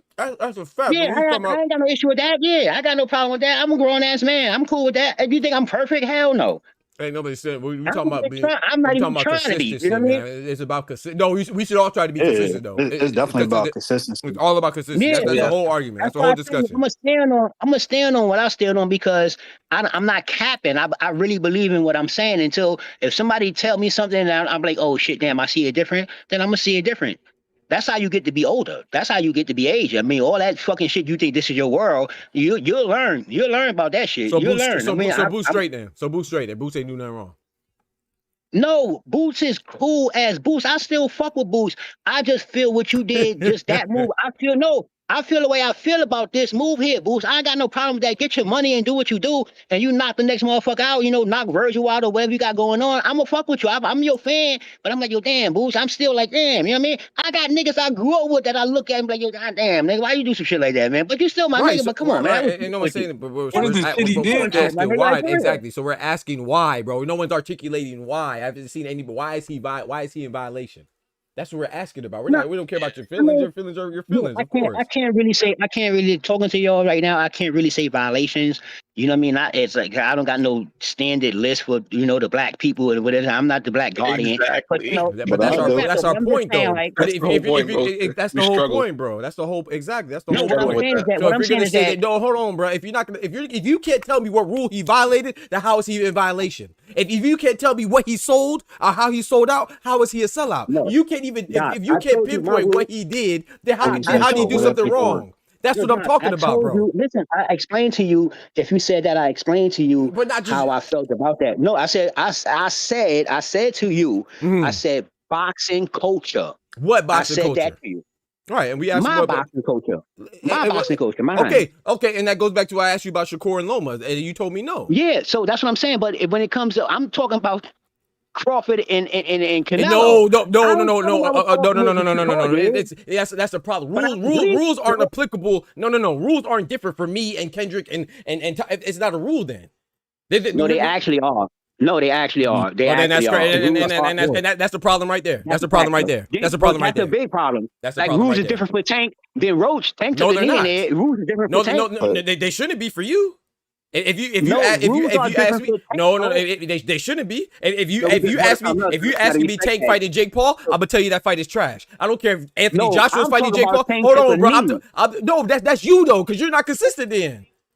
If No, Tank but fighting Jake Paul is trash, Shakur fighting Jake Paul no, is trash. If Anthony Joshua no, fighting Jake Paul is trash, then Deontay Wilder fighting Jake Paul is trash. But some of y'all So be you like, don't think- okay, so you don't Tank can think- fight you don't Jake think- Paul, so- but then Shakur can't fight Jake so- Paul. But then this So, person Doc, can fight Jake Paul, this person can't fight Jake Paul. You don't think that Tank and Jake Paul is a trash fight? You don't think Absolutely, it is. I just said that. Yes. that? Oh, okay, yeah. Anybody fighting Jake You Paul is don't. trash. You Anybody. don't. No. You don't because you just told me that Shakur and Loma was different. But You told me Loma's Shakur and not Loma is Jake different. Paul. No, I That's compared. not No, Jake I said, Paul. bro, because you're Shakur not listening. being I brought up Loma's Shakur. Gary Russell. You're not, hey, thank you, Ty. He tried to act like he can't. Bro, you know what I'm talking Fighters, about, bro. though. They real fighters though. But they real fighters though. They real fighters though, at the end of the Are we day. comparing it Oster, we're to? talking about Shakur and Loma when it comes to Bud and Boots, bro. What are you talking about? You already told me that was different, and that's the same exact situation. Yeah. No, I thought you were talking about something else just now. My bad. Come My on, bad, bro. Doc. Hey, my bad. I thought you were talking about, I'm like, yo, those is real fighters though. Because you said Jake Paul. I'm like, yo, okay, my bad. I got my bad. You got me. My bad. Okay, cool. And I'm Yeah. lost. I'm sitting here like, yo, what the fuck? No, bro. It should be the same. It don't matter if it's Bud, Canelo, and Boots, or it's Loma, Gary Russell, and Shakur. It should be the same. It's the same thing. If one person violated, the other person violated. If one person didn't, the other person did. It should not be circumstantial because you like somebody or dislike somebody. I agree to that. I agreed to that earlier, but I thought you were talking about something different just now. My bad. I thought we was in something else. Yeah. And that's why I say active squad be on bullshit.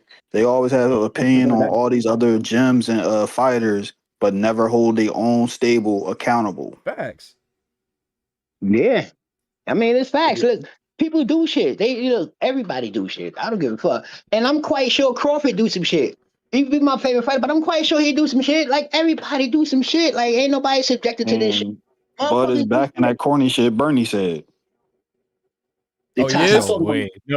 No. I ain't gonna lie. He sent some. There was some cryptic. I was gonna mention it while y'all was talking, but there was some When it comes to cryptic his posts. guys, right or wrong, he rocking with his guys. No. I'm gonna read the cryptic post for y'all. Hold on, let me find it real quick. Shout out to Bud because I like Bud. I ain't been. I can't hold him accountable for what his people people around him or his fans, but. Now I have to caveat this by saying this was a post by Everlast technically. Okay. But they tagged him in it, so he probably signed off on it. I'm gonna just put that out there. But it says iron sharpens iron, a team, a rhythm, a code. Crawford's corner moves as one. Stations in sync, trust unspoken. So I don't know if we digging too much into it, but it's unique timing because that was 8 hours ago. Yeah, the timing is the cold part of the timing. Yeah. I think it's a little. Yeah, I think it's. He said, I'm about to head on out though, fellas. Hey man, appreciate you Have a pulling good up, night, Ryan. bro. Man, thank you for the conversation, man. Shout out to y'all, man. Hey, yo, Ryan, be safe, homie, man. All right, Ryan, folks. Sure, It's man. always a pleasure talking to Yeah, you, Ryan, man. don't let top 5 catch you outside, man. Man, top 5 ain't doing shit. Oh, you right, Ty? Bring that little nigga up. Man, in America, Yo, UK, Ramon, what's you good? know he told, yo. He told. Peace out, Hey, yo. God Hey, bless, bro. bro. I appreciate you, man. Check, man. Yeah, shout out to Jeff. Nah. Also, that's my guy, man. But I just think sometimes all of us, we just, we all have our ways and stuff. But I don't know. I like I said, and Yeah, I'm that not talking whole about Oster. I just think that with the boost thing, I think people go too far, man. Yeah. I don't yeah, know if you he's a mean solid dude. I don't know if he's everybody good or going bad, but I can't call him. Those some words you just shouldn't use. I feel like unless you're standing on it. People Ooh, don't, and I found it. people don't got Bush Brothers sparked it for your facts. We talked about that, yeah. And I don't, I don't know. And even if they didn't, it don't matter. Like I said, if we're gonna just keep it with everybody, bro. Like just keep this. No, Just but I'm because, telling you, like Doc, Kendrick it's said, it because don't of matter about right or wrong. Just be consistent. That's it. That's all I but what ask. I'm saying is that, hey, yo, Doc, it's because of the fight. I swear to God, man, I'm telling you, man. But that makes it worse to me though. That doesn't make it better. No, it makes the fight good because Oh look, it's yeah. like this. It's one of these fights where, first of all, you got to remember how it started. People are like, yo, he too big for him, such.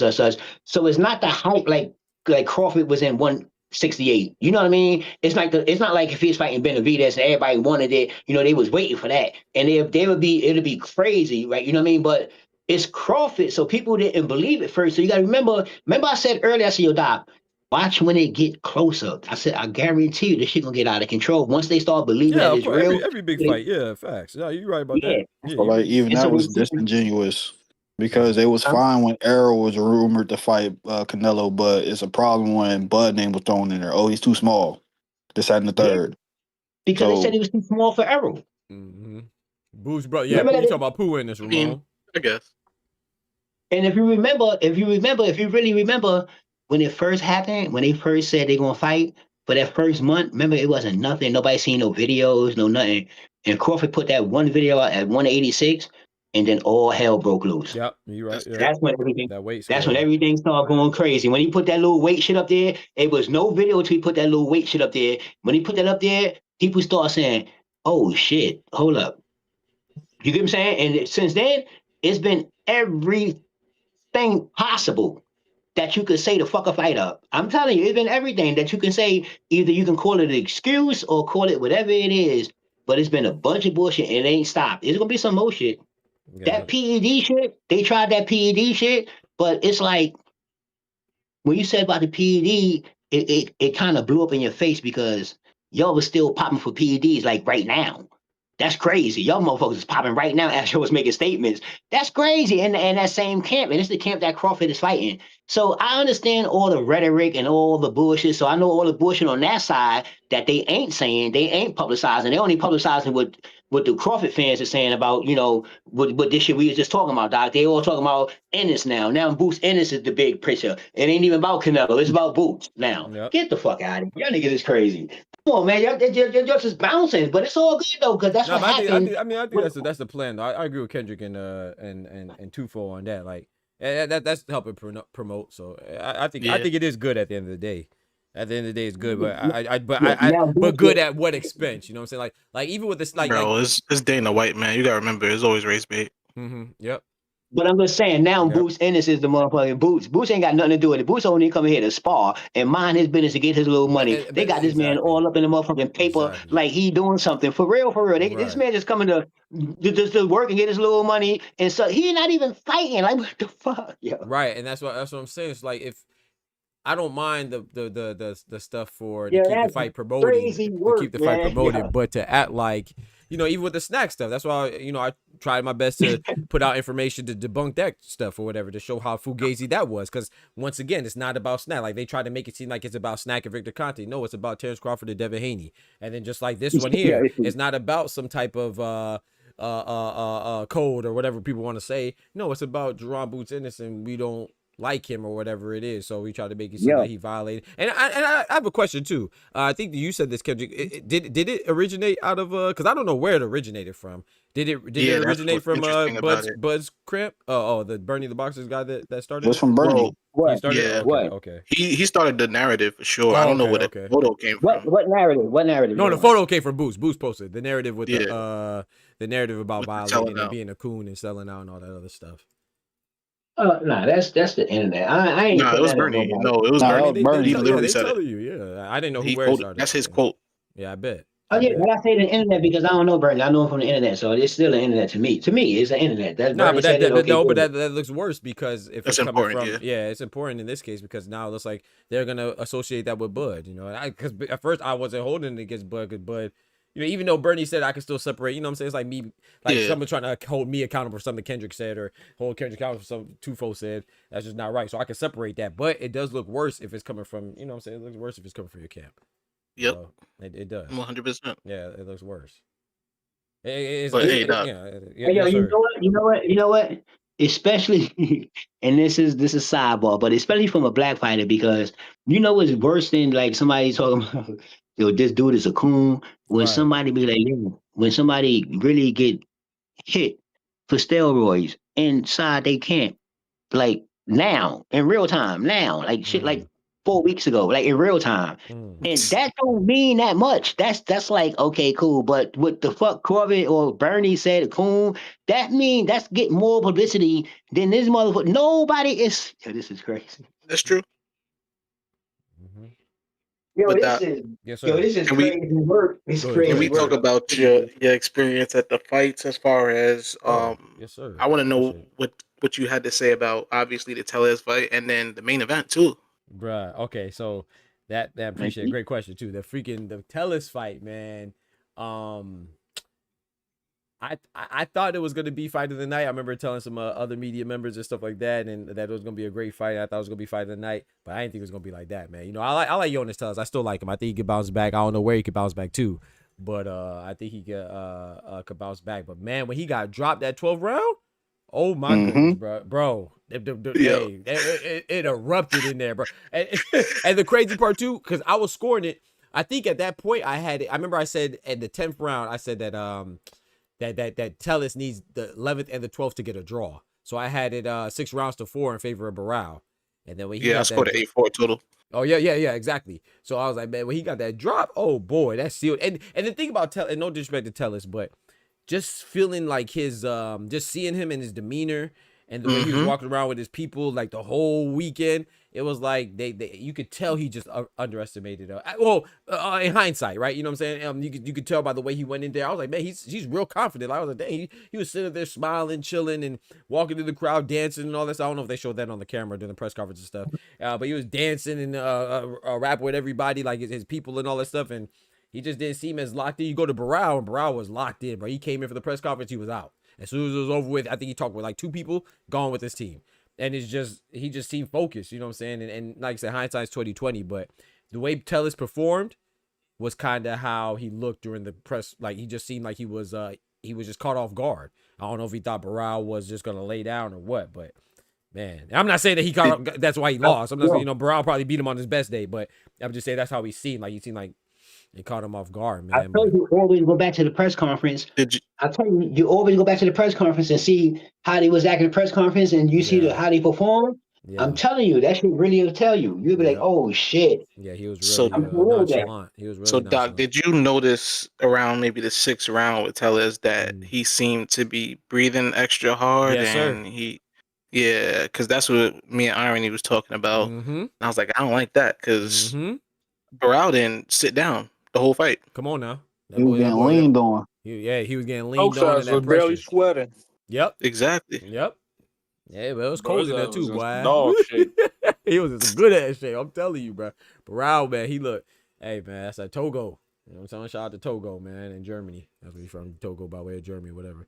But yeah, he definitely did his statement. Now I'll tell you this though, I was disappointed. Shout out to MVP. I don't want to be complaining. Beggars can't be choosers, but shout out to them for getting my first media credentials off of merit. But man, they had us behind the freaking turnbuckle, man. Our angle was terrible, bro. Oh my goodness, bro. Everybody was complaining, bro. Where you was at, Doc? Yes, dog. I was okay. Yeah, so they had us. I'm trying to tell you which one. Okay, so you saw? Did you? I'm sure they saw where Jake Paul and them were saying that, right? So I was on the other side, to the left, that corner. Oh, the other neutral corner, you saying? Or the other blue neutral corner. Yeah, that was good. Oh, Thank the you. other neutral I corner. don't know why I didn't think about that. You interviewed Jake Paul? Hmm? Did you interview Jake Paul? No, I didn't get to rap with him at all because they and they canceled the media scrum, man. You know, like He they should have do brought that. the He should have brought that. y'all know what a media scrum is? The scrum? Yeah. No, Oh, that's because I didn't know what it was. I just found out. I mean, I knew I what don't it know. was they explained it to me, but I didn't know the term. So the scrum is like what they do after the fights. You know, when like Eddie Hearn and go back with Boots and they'll go and sit at the table and they have media ask them Oh, questions. okay, yeah. Yes, that's called a scrum. I didn't know what that was called, but I was looking forward to that. I just called it the post fight pressure or whatever. But what they do, they usually have like just give every media chance to kind of go around the room and like so you go to Eddie Hearn's section with Boots and you go to the other team section and stuff like that. But they canceled it, I guess, because it lasted Oh, so that makes long. sense. Yeah, Okay. man. Because I was looking for it on YouTube. Yeah, But, bro. They canceled it, man. I guess because the event went too long, or maybe because Yankio Rivera and Angelina Cordova was maybe underwhelming. I don't know what it was, but they I should have said canceled it. They didn't have one, but I could have sworn they said they were going to. So I think it was canceled because I could have sworn they said they were going to before. But I will say this: they were good at emailing us everything. Like all the events and stuff, as far as the media, they didn't email me about that. But they also didn't email me about the meet and greet at the Stadium Club. They announced it, so I think they did cancel. I'm not sure, but yeah, I was disappointed with that, man. I was looking forward to that. And then the main event, Yeah. that was a sloppy fight, bro. I ain't gonna lie. Oh, my. Yeah. That John look Mick. I'm telling you, bro. What do y'all think about the draw? I thought the draw was pretty fair. I'm not gonna lie. I think it was fair. What I was laughing with irony about was I told no. we was watching the fight, right, and we watching them come out, and I said, "Yo, irony. Imagine you just got into the ring, and then you waiting for the A side to come out, and A side come out with the promoter of the fucking of the event. Like you know you got to do something. I'm telling you, You got to do something." So when we was watching the fight, we were just saying, Young Kel is just not. He wasn't throwing his jab. He wasn't doing a lot. Like, he had some of the cleaner punches, I think. Yeah, And he hurt him once, I think in like the third round or something like that. Yep. But he dropped him, or it might have been the fourth. No, well, first of all, the drop was fake. That was not the drop. I He agree. fucking hit tossed him. Yeah, I thought it was kind of bad, but I will say this though: the reason why I wasn't mad at it, and this is me being a little petty, because I was I was yelling. I was like, bro, Cordova, you got to stop going on the ground. He's eventually going to call that a knockdown. He dropped he let him toss it like 3 times, and I was like, but I agree with you. Yeah, it did seem legit, but my angle was messed up too. Yeah, my angle was messed up. So let me ask you, the Cordova knockdown that he ruled a slip. You think that was a knockdown? I thought that was a knockdown to me. Okay, I thought it was too, but I was like, once again, my angle was angle was terrible. So I was like, I remember I asked the dude beside me, I was like, bro, I thought that was a knockdown. All 3 of us. Yeah, that was a actually. knockdown, bro. Yeah, bro. That was a knockdown. Man, So, but that's that A side, you know what I mean? When you see Jake Paul walk out with him, you already know what time it is. Right. You got Serrano right there too. You know, they did have they were deep. They were deep. There was a large Puerto Rican crowd there, obviously. You know, especially being in Orlando. So, but you know, shout outs to the ref though. He did as good as a job as he could. I think. He was, boy. You see the sweat on his back, boy. I never seen no ref sweat like that in my life. He was fighting more than them, man. That's what I'm saying. Like I told Irony, this is a triple threat. This ain't facts. But the ref, I thought that taking the point was okay, but I thought that he also let Young Kel get away with a lot of shit. I think so too. Yeah, he was like little Nick Ball in there, man. Little, you know. Yo, he was throwing. I know you saw this. I know you saw because you had the right angle the way you tell it when the ref was breaking him. What's the name had him in like the headlock? He was holding his head down, and Young Kel was just punching his thighs. He hit him like 3 times in the thigh. And then he took away points from Cordova for the rapid punch. Yes, I'm not mad at, but crazy. Yeah, that was kind of crazy. I ain't gonna lie, that was kind of crazy. Like to not take points of that and then take points, I thought that was kind of crazy. But like I was actually kind of happy for the draw. I thought it could have went either way. What's the name too though? My bad. You still want to talk about this fight? I was gonna switch to another fight. I got one question for you though. Go ahead, bro. I know it's a little bit off topic. We already talked about this fight, but when Tellus got dropped, I'm not sure what y'all saw in the arena, but on TV, they panned over to I think it's either the second or third row behind the blue corner. This is mom. Who mom or baby mom was out there twerking?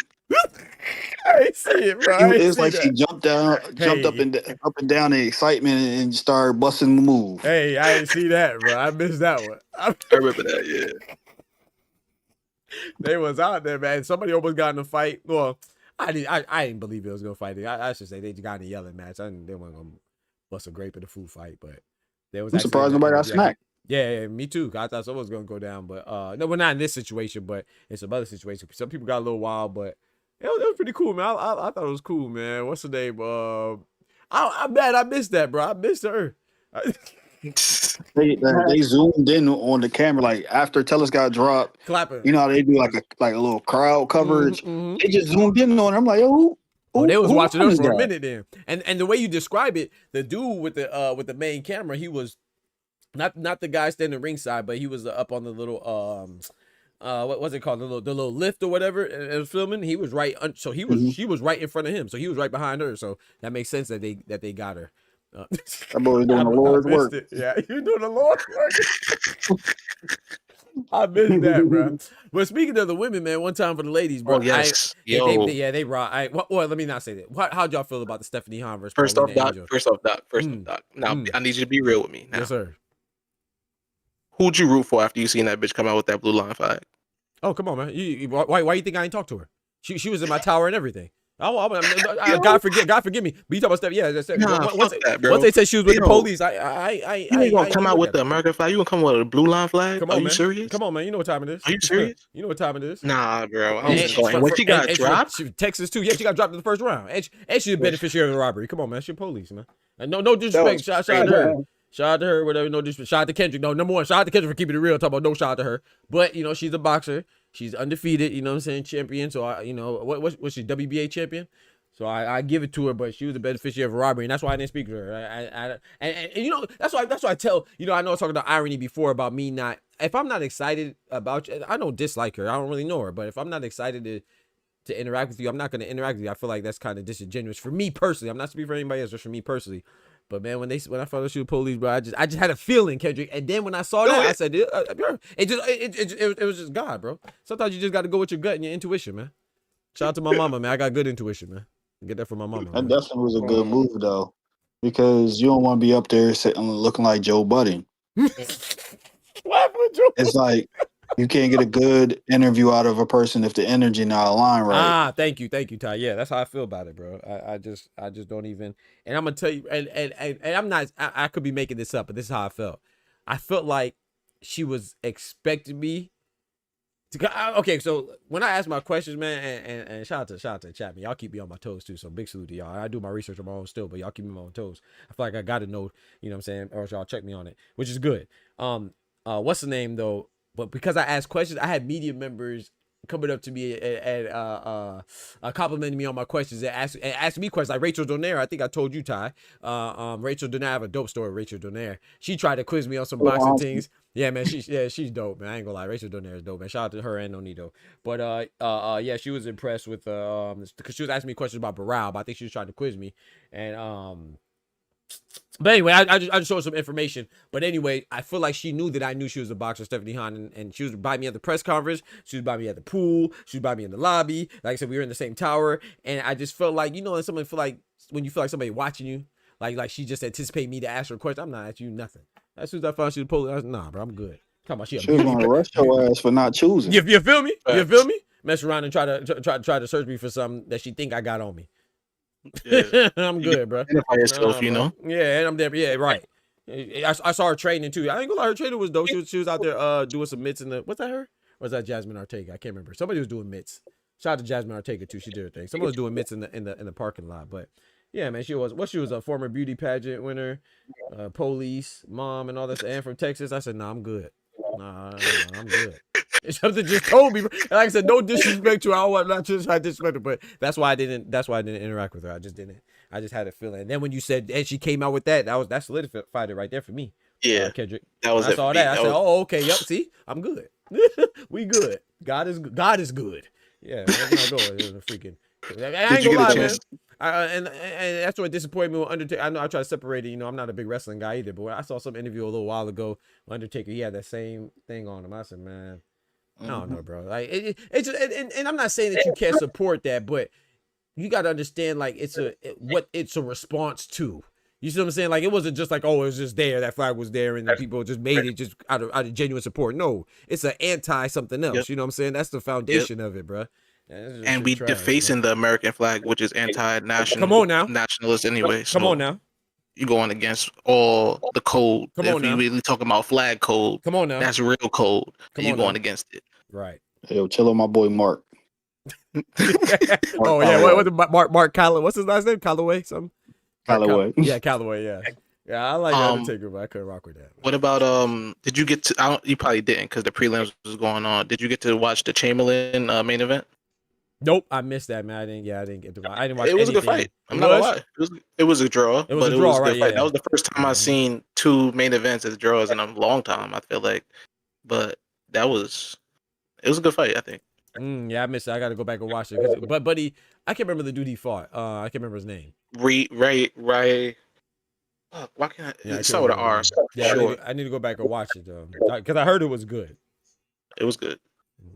Shaw, I could never at you. That's why I know you probably thinking like why I always type your name funny. I could at everybody, but I can't at you. But thank you. I appreciate that, Shaw. Thank you. Yeah, I thought it was dope because like a media member came up to me and asked me for a picture based off the questions I asked and stuff like that. I thought it was dope. It was a great experience. I ain't gonna lie.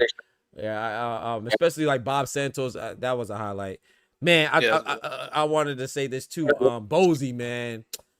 No disrespect to everybody I met. Everybody I met was dope. You know what I'm saying? Jorge Linares was dope. But Bozy, man, our conversation was dope. And he was going to give me an interview. And then what's it called? The organizers messed up. They mistimed something.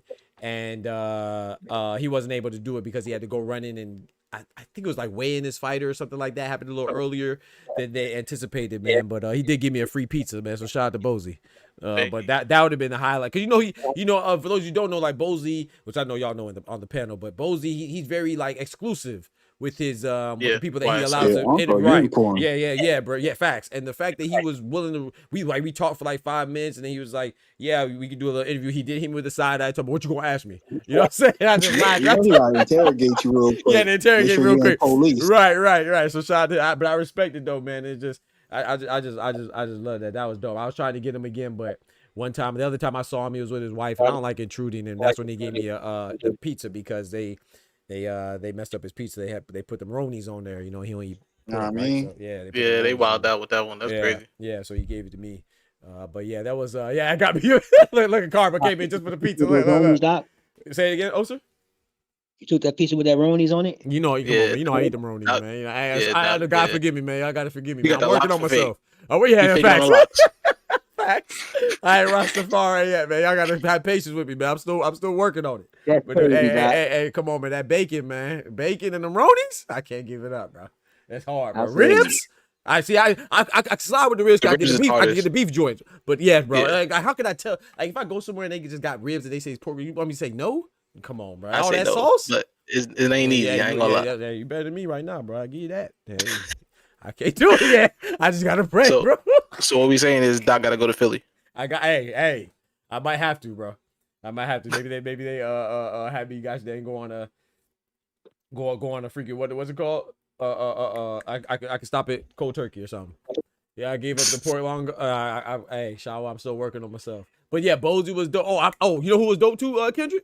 Gosh dang, Sugar Hill Stewart, man. He had me. Hey, okay. He had me rolling. Freaky, bro. I ain't gonna lie, bro. He's as freaky as he look on the gosh. I mean this with the utmost respect, bro. He funny, bro. He just come off like he about to say something inappropriate, bro. I ain't gonna lie. He just the whole time talk to him, it's fun. It's fun though, you know, like in a good way. You're about to pop up on you, like we got to the strip club. Bro, this is what he told me. So I'm talking with him and shot him. We talked for like 10 minutes because we was actually talking at the fight. And he was in the drink line, of course. I caught him in the drink line. I saw him going. I was like, oh. Yeah, but he was in there to get the drinks. And then, I don't drink. So I just went in the line and we just started talking. And I was like, man, I can get an interview with you. He's like, man, he said, hold on, man. I ain't lit enough for no interview yet. He's just, so I was like, I respect it. So we just talked for a little bit. And he's cracking some jokes and stuff like that. But nah, he was dope too. I'm trying to think who else that was dope that I got to rap with. I did not get an interview with. I didn't ask for one. I'm trying to think. And that's what everybody I asked was willing to give it to me. You know what I'm saying? Besides we gonna pause that. Yeah, we gonna pause that. Hey, yo, yeah, we gonna pause that. We gonna pause that. That came out crazy. Hold on. No, did it? I meant like everybody that I asked was down for an interview. You know what I'm saying?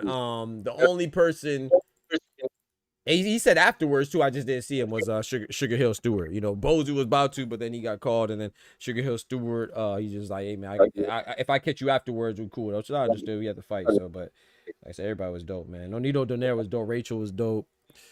Rollies, man. I gotta give Rollies Rollies was his credit, dope. man. Rolly a rogue scholar, man. Hey, bro, he was calling. Hey, you know, I read the Bible from front to back, and I read it every day, bro. I can say I read the scripture, but man, I'm not. I got to step my game up when it comes to, because he was reciting the, you know, some of the particular verses. And shout out to him. I could do a couple Told you verses. about that boy. Hey, Rolly a rogue that scholar, really impressed me. Facts. That really impressed me, man. He was still in the short bus, but he a rogue scholar. I ain't gonna lie. I think Shawa said it the best. She said he's aloof. That's the perfect word for him. But he is aloof. Like he was just, but he's just chilling. But he's also there too. You know what I'm saying? Like I thought that the interview actually went better than what I thought, because I'm gonna be honest, man. I almost didn't ask him for one, because he was just, like you said, he was just looking a little aloof. Like you say, he didn't look like he was all there. Like he was chilling, but he wasn't chilling. Like he was there and he wasn't there. But then it was actually dope. You know, so shout out to Rolly, man. That's because he always losing something. True. He looked like he was looking for something for sure. He one of those people who too smart and they just be thinking about all type of shit, probably. You asked him about cereal, I guarantee you he'd have lit up. Nah, see, that's the autistic right there. That's what I'm talking about. His ass about the cereal was crazy, bro.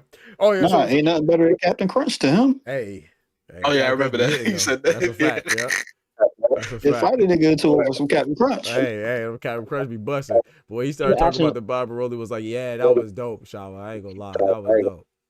So somebody mic echo. Is that you, Oster? Yeah, I think it's Oster. Yeah, it's echoing. You know what's funny about that, Doc? You know what's funny about that? God don't play with his. So Ryan talking all that shit about the Bible, right? See what happened. That's a good point. That boy got smited. Come on now. Got smited. See what happened. He said he got smited. That's crazy, bruh. I think I told you I saw Amanda Serrano in the lobby. I saw Holly Holmes. Holly Holmes I wanted to talk to, but she just came in. She had her luggage. I was actually going to help her with her luggage, but I was actually talking to the front desk people as well. So, but Holly Holmes was there. I'm trying to think who else I ran into. This man said I was gonna help her with her luggage. Boy, she probably bench more than you. Stop playing. Facts. She probably can't pick me. She probably lift me at her luggage. That's a fact. But she had a lot though. She handled it. She went down the stairs and everything. She had about. Holly ain't no joke, man. Yeah, she ain't no joke, boy. You ain't lying. I'm trying to think who else I just talked to casually. Like I said, a lot of the off the camera stuff was dope too. I met a lot of dope people too, media members as well. They were cool. What's the dude named Puerto Rican Kid KG? He was cool. The guy, hey, it's Puerto Rican Kid KG, whatever. Yeah, he was cool. I know what you talking about. Yeah, you know what I'm talking about. Fight hype dude, right? Or he's Mr. Mr. Bitches. Oh yeah, that's what they call him. If you know, you know. Hey, so I ain't catching next time they come out. I'm telling you. Next time, probably Top Rank will have a fight down here, right? At this what's the name of that? The James Knight one. And you know what I'm talking about? In Miami? Yeah. Yeah. Okay. Yeah. Yep. Next time they have a fight down there, man, I need you to get them credentials. I'm gonna be there regardless. Hey, bro. And you know what's crazy? Facts. And you know, and I'm so glad you said that, Kendrick, because I ain't no problem. I know I could get you back where I'm at too if I do get credentials, because I can always just say you're my videographer. I mean, I'll be there regardless. So right. But I'm saying I could try to let you know ahead of time. If I don't have nobody with me, then you get comp tickets. Unless you probably I'm bringing wifey or something like that. Then nah, she don't like boxing. Yeah, so shit. Well, she don't like the blood and stuff. She ain't with that. I feel that. You back up, Oster. But I was gonna say too, it came full circle because I think I told y'all the story. Okay, bet. I think I told y'all the story that time back. I think it was Tim Bradley and Pacquiao fight in Vegas when I caught that ESPN guy leaving early and he gave me his credentials. And I was able to get me and like 6 of my other homies in everywhere. That's how I got into Floyd's little after party stuff like that. But it came full circle because there was this guy. He was I don't know why he didn't have credentials, but he couldn't get his camera in. Like he had tickets, but I don't know, some complicated stuff. You know, sometimes folks just can't get right. But I was able to get him in with my credentials, so that was dope. Oh, that's dope. Yeah, it actually came like full circle. Like I was actually able to pay it forward. Well, yeah, he ain't up to the channel. What the hell going on here? You feel me? Well, I was like, man, it's all good. I ain't doing for that. But yeah, I was like, yeah, dang, bro, you ain't sub. What's up, bro? At least sub. And look, Kendrick, when we got in, he had better seats than me. I said, dang, bro, you ain't gonna. He sat next to Jake Paul. You feel no, for real. He was up there by Jake Paul. He was in the media because I had media. Let me show you my thing. I had media section B. I had media B cards. He was in the media A section. Yeah. Now I don't know if he was.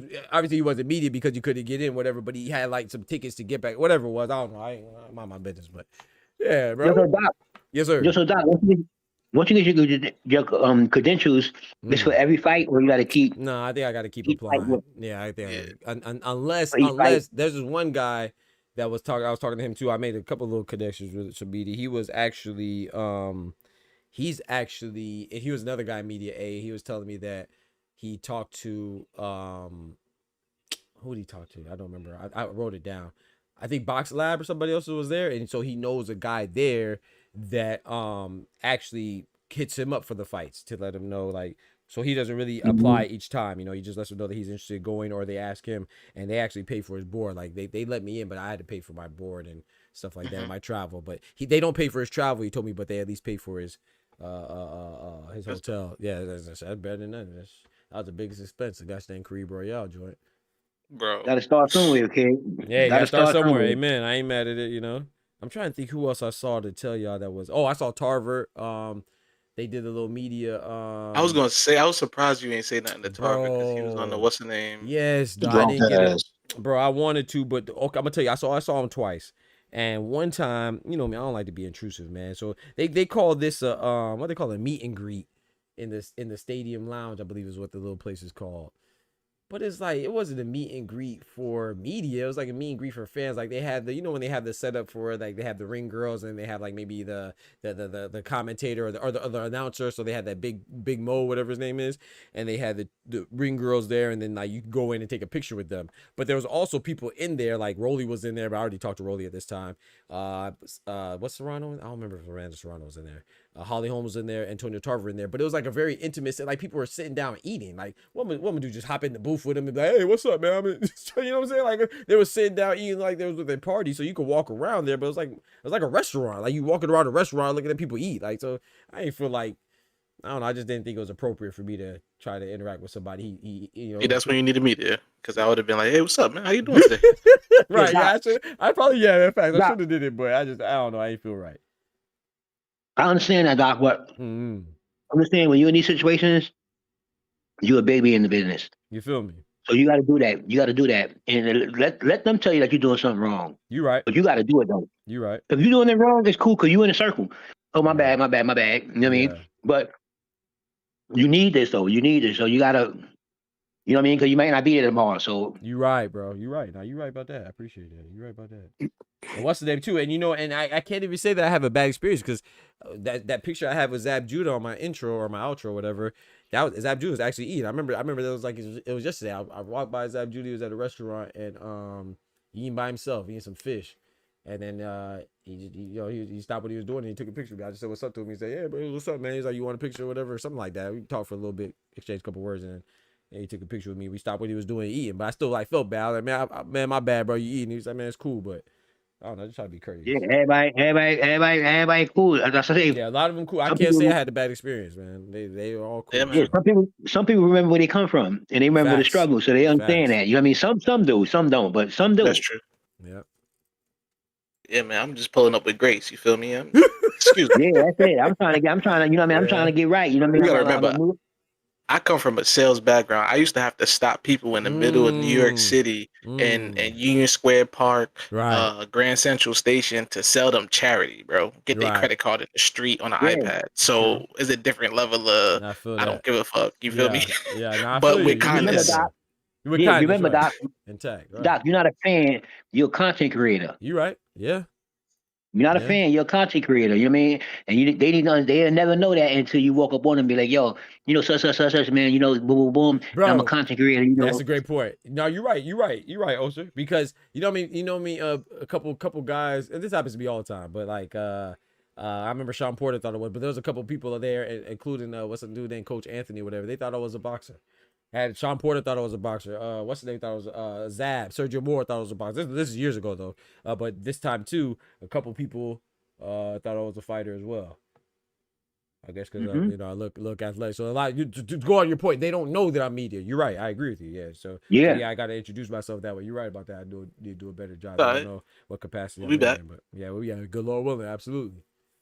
But yeah, I just try to be courteous, and it works out for me too. I can't lie because like for example, Xander. I actually met Xander in the elevator, and I was just like, I said, "What's up, Xander?" Whatever. He shook my hand and all that stuff, and then I was like, I see you with your family, bro. I don't want to interrupt. He's like, yeah, I'm with my family. But he said, I could talk with you on the interview if you like later. I said, yeah, man, that's a bet. And then in my back of my mind, I'm like, damn, man, I probably never gonna catch it again. But it actually worked out because at the press conference that he attended, he actually remembered me. He's like, hey, man, I remember you from the elevator, whatever. That's why. And then that's when I got the interview and he gave me the intro. So sometimes being courteous does work out. But you're right that you don't like. Sometimes you gotta be aggressive because you never know. You know what I'm saying? Like with Charles, they get another chance. Not aggressive, assertive. You know what I mean? Assertive, right. Yeah. Assertive. Because remember, Doc, as a content creator, when you step to them as a content creator, this level the ball field because we work for each other now. Yeah, we work together. Yeah, that's a good point. Yeah, we work for each other. So you know what I mean? Because I'm stepping to you, I'm gonna get an interview with you. You know, I got boom. They look at you, look at your credentials. You got to be somebody because you in here. So we gonna work on that. That's what we're working on. That's the whole thing. I'm inside the park. I'm inside. You tripping? B, C, D, whatever it is. I'm inside the door. You tripping? Yep. It's about 500,000 motherfuckers out there that ain't in here. I'm inside the door. So we gonna do every day we need to do inside this motherfucker while we in here for real. You're right about that. Oh, I saw what's the name too. I got a picture with I got a picture too. I didn't post it. Coach Mustafa. He was out there. He had a fighter out there. Nah, you're right though, bro. What's the, and this for Oster, I'm gonna let you answer this. King Graces says, "What up, bro?" He said, "To be honest, the only thing that excused Boot sparring Canelo, prepare him for." I'm gonna let Oster answer this one.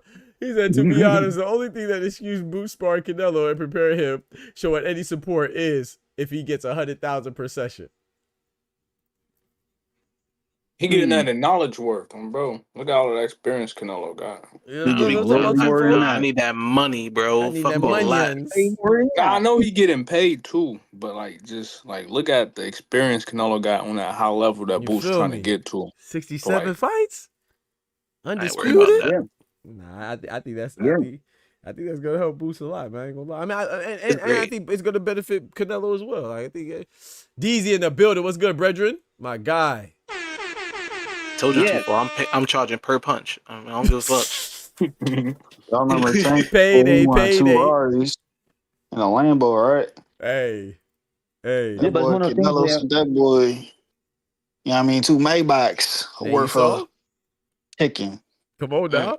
Did he he gifted he got Magia payday and hit him with a G-Wagon. A G-Wagon. Yeah, G-Wagon, right? Okay, yeah. Payday. Bruce probably got close to an M with that. I'm trying to tell you, man, because the magnitude of this, Canelo is trying to really win. So he don't want Booster coming in and just show me how to body punch and all that. Fuck all that. Canelo really trying to win this fight. If he got Boots, he's trying to win. Like, this ain't no fucking game. That motherfucker over there trying to really win. You know what I mean? But if he wasn't trying to win, he'd have some other kind of cats in there talking about, yo, they can replica Canelo and this. I mean, they can replica Crawford. That's what I believe. Yeah. But when you got Boots, you trying to win. And so Boots sitting there saying, okay, you called my phone? That's how I be though, dog. I ain't gonna hold you. I be sitting here minding my business because I would be expecting a call, motherfucker. You know who to call. And when that phone ring, as soon as it ring, every time it ring, that straight ring one time, that's 200,000. I let it ring 2 times, that's 400,000. I let that shit ring 3 times, that's 600,000. I'm gonna pick up. Yeah, what's up, man? What's good? What's up? I know it's you. What's up? Yeah. Hey, shout out to excuse me real quick, fellas. Shout out to my brother DZ, man, dropping the 5 gifted memberships, man. Oh, everybody, bro. Say everybody get a car, dropping biscuits for the hood. Hold on, where's that? Gifted memberships. Thank you so much, DZ. 1, 2, 3.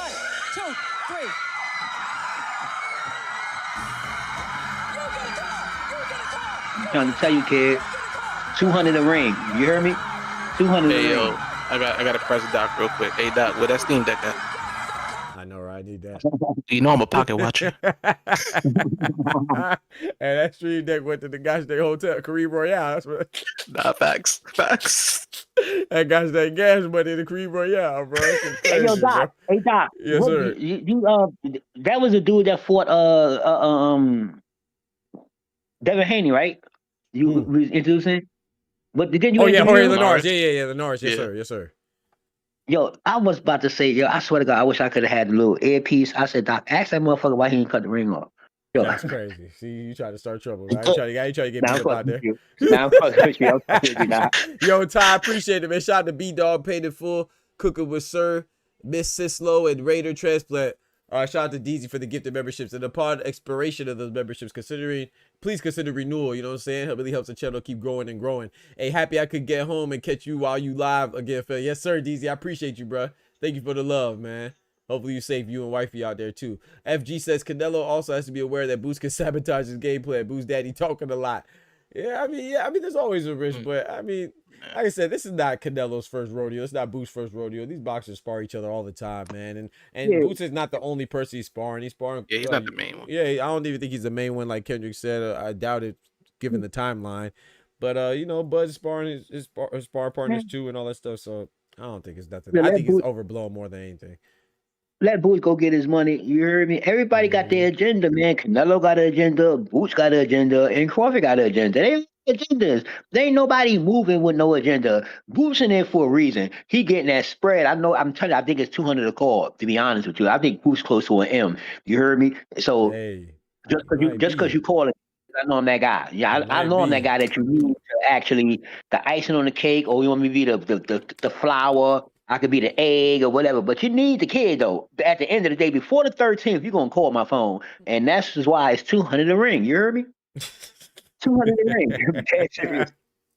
Yo, Doc, you know you call somebody, and somebody know that if you really want to see that, they let that shit ring 4-5 times. Remember trying to get that little pussy? They let that shit ring 4-5 times. Yeah. Facts. Okay.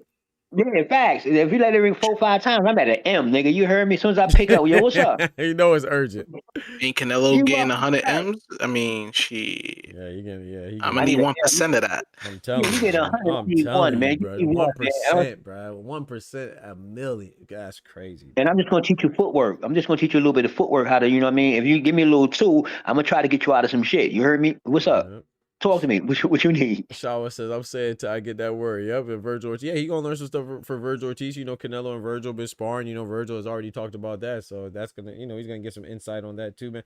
As I say, man, boxing, I understand that us as fans, we want to see extreme loyalties. I mean, we see it in all sports too, right? It's a little different because, you know, this is an individual sport and it's more wild west. But like even in basketball, if someone switches teams, they act like the person is so disloyal. But if a team trades a guy in the middle of a layup line, nobody has no problem. You know what I'm saying? So like your man LeBron.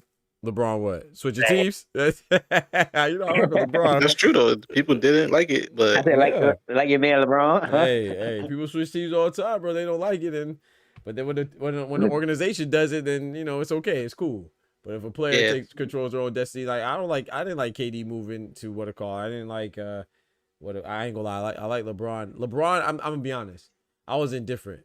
I like Miami. I was cool because he's going to Miami. You can't be. Yeah, right. I can't be too mad, but I didn't really like it though. I'm not gonna lie. Like I liked because I didn't like the fact that people thought that it wasn't gonna be Wade's team still. You know, I'm always been a Wade guy at that time. You know, while he was playing. After he's been playing, he owns something else. Hey, yo. But, he owns something else. But that's here we go.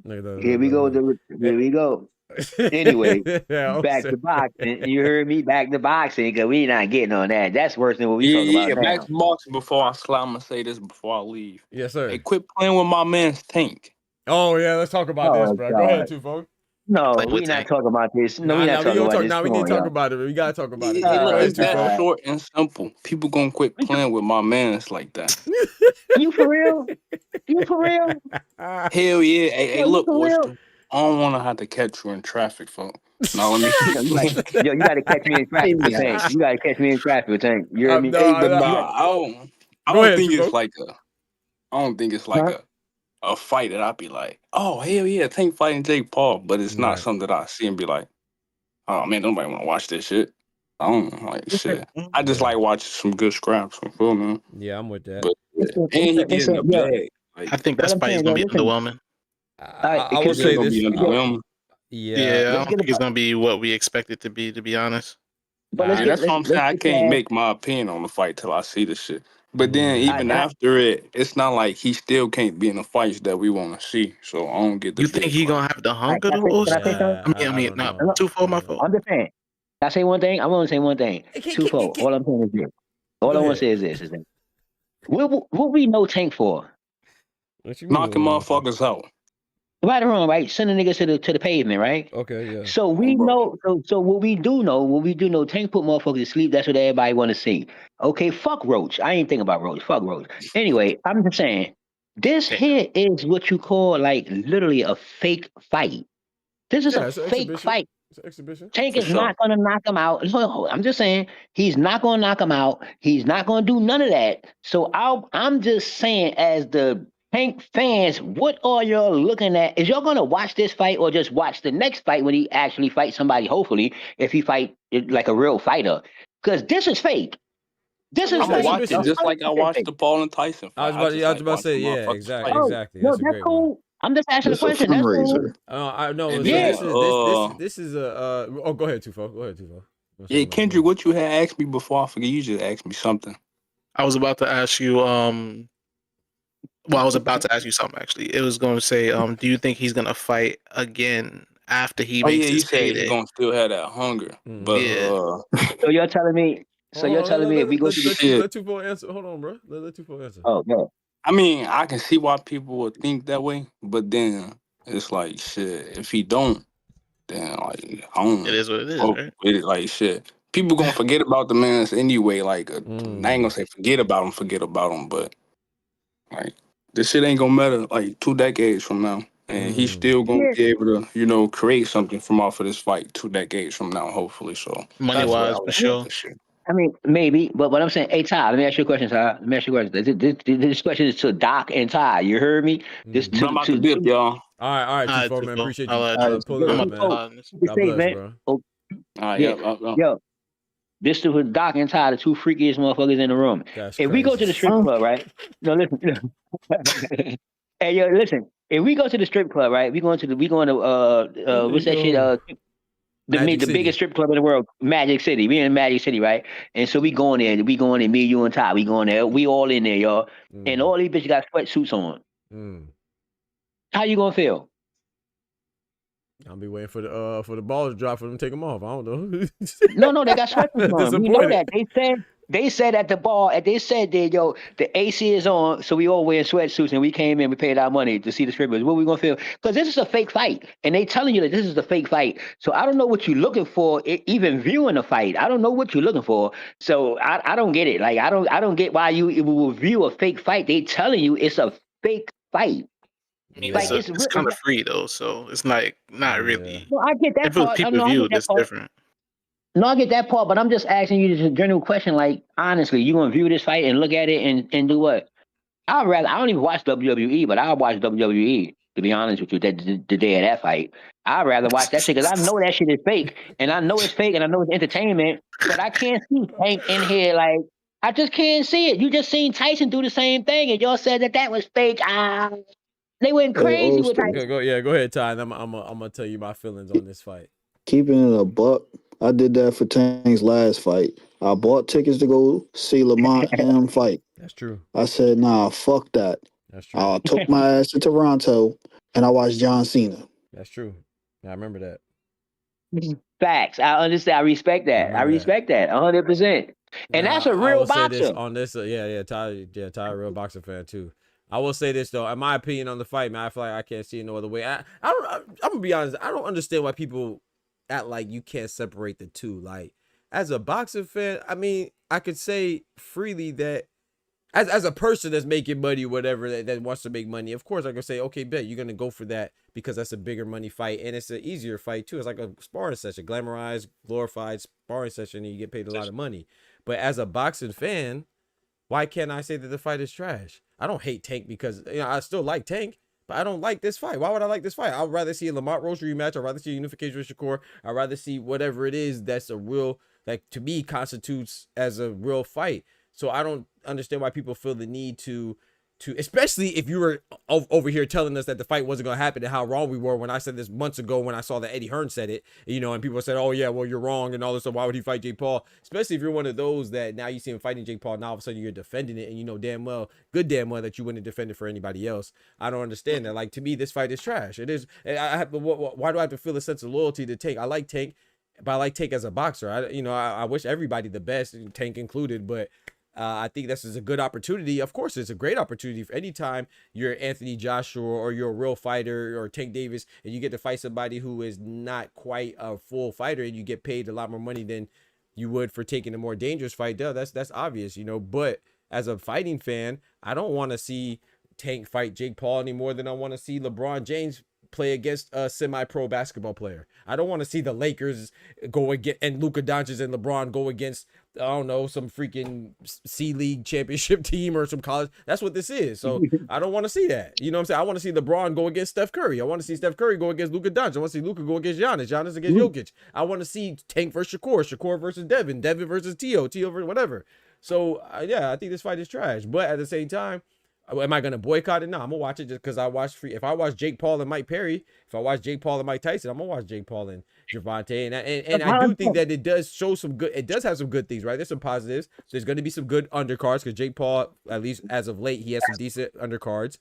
And yeah, so it's not all bad. And I will say this too. Me, Kendrick, Oster, and Ty, we're all part of a minority that like we're boxing purists. And I'm not saying that to be an elitist or anything like that, but like shout out to Shawa. Anybody in this chat right now talking boxing at 1 o'clock in the morning, you're a purist. You know what I'm saying? That doesn't mean that everybody knows the same amount, but you're a purist. You're really into it.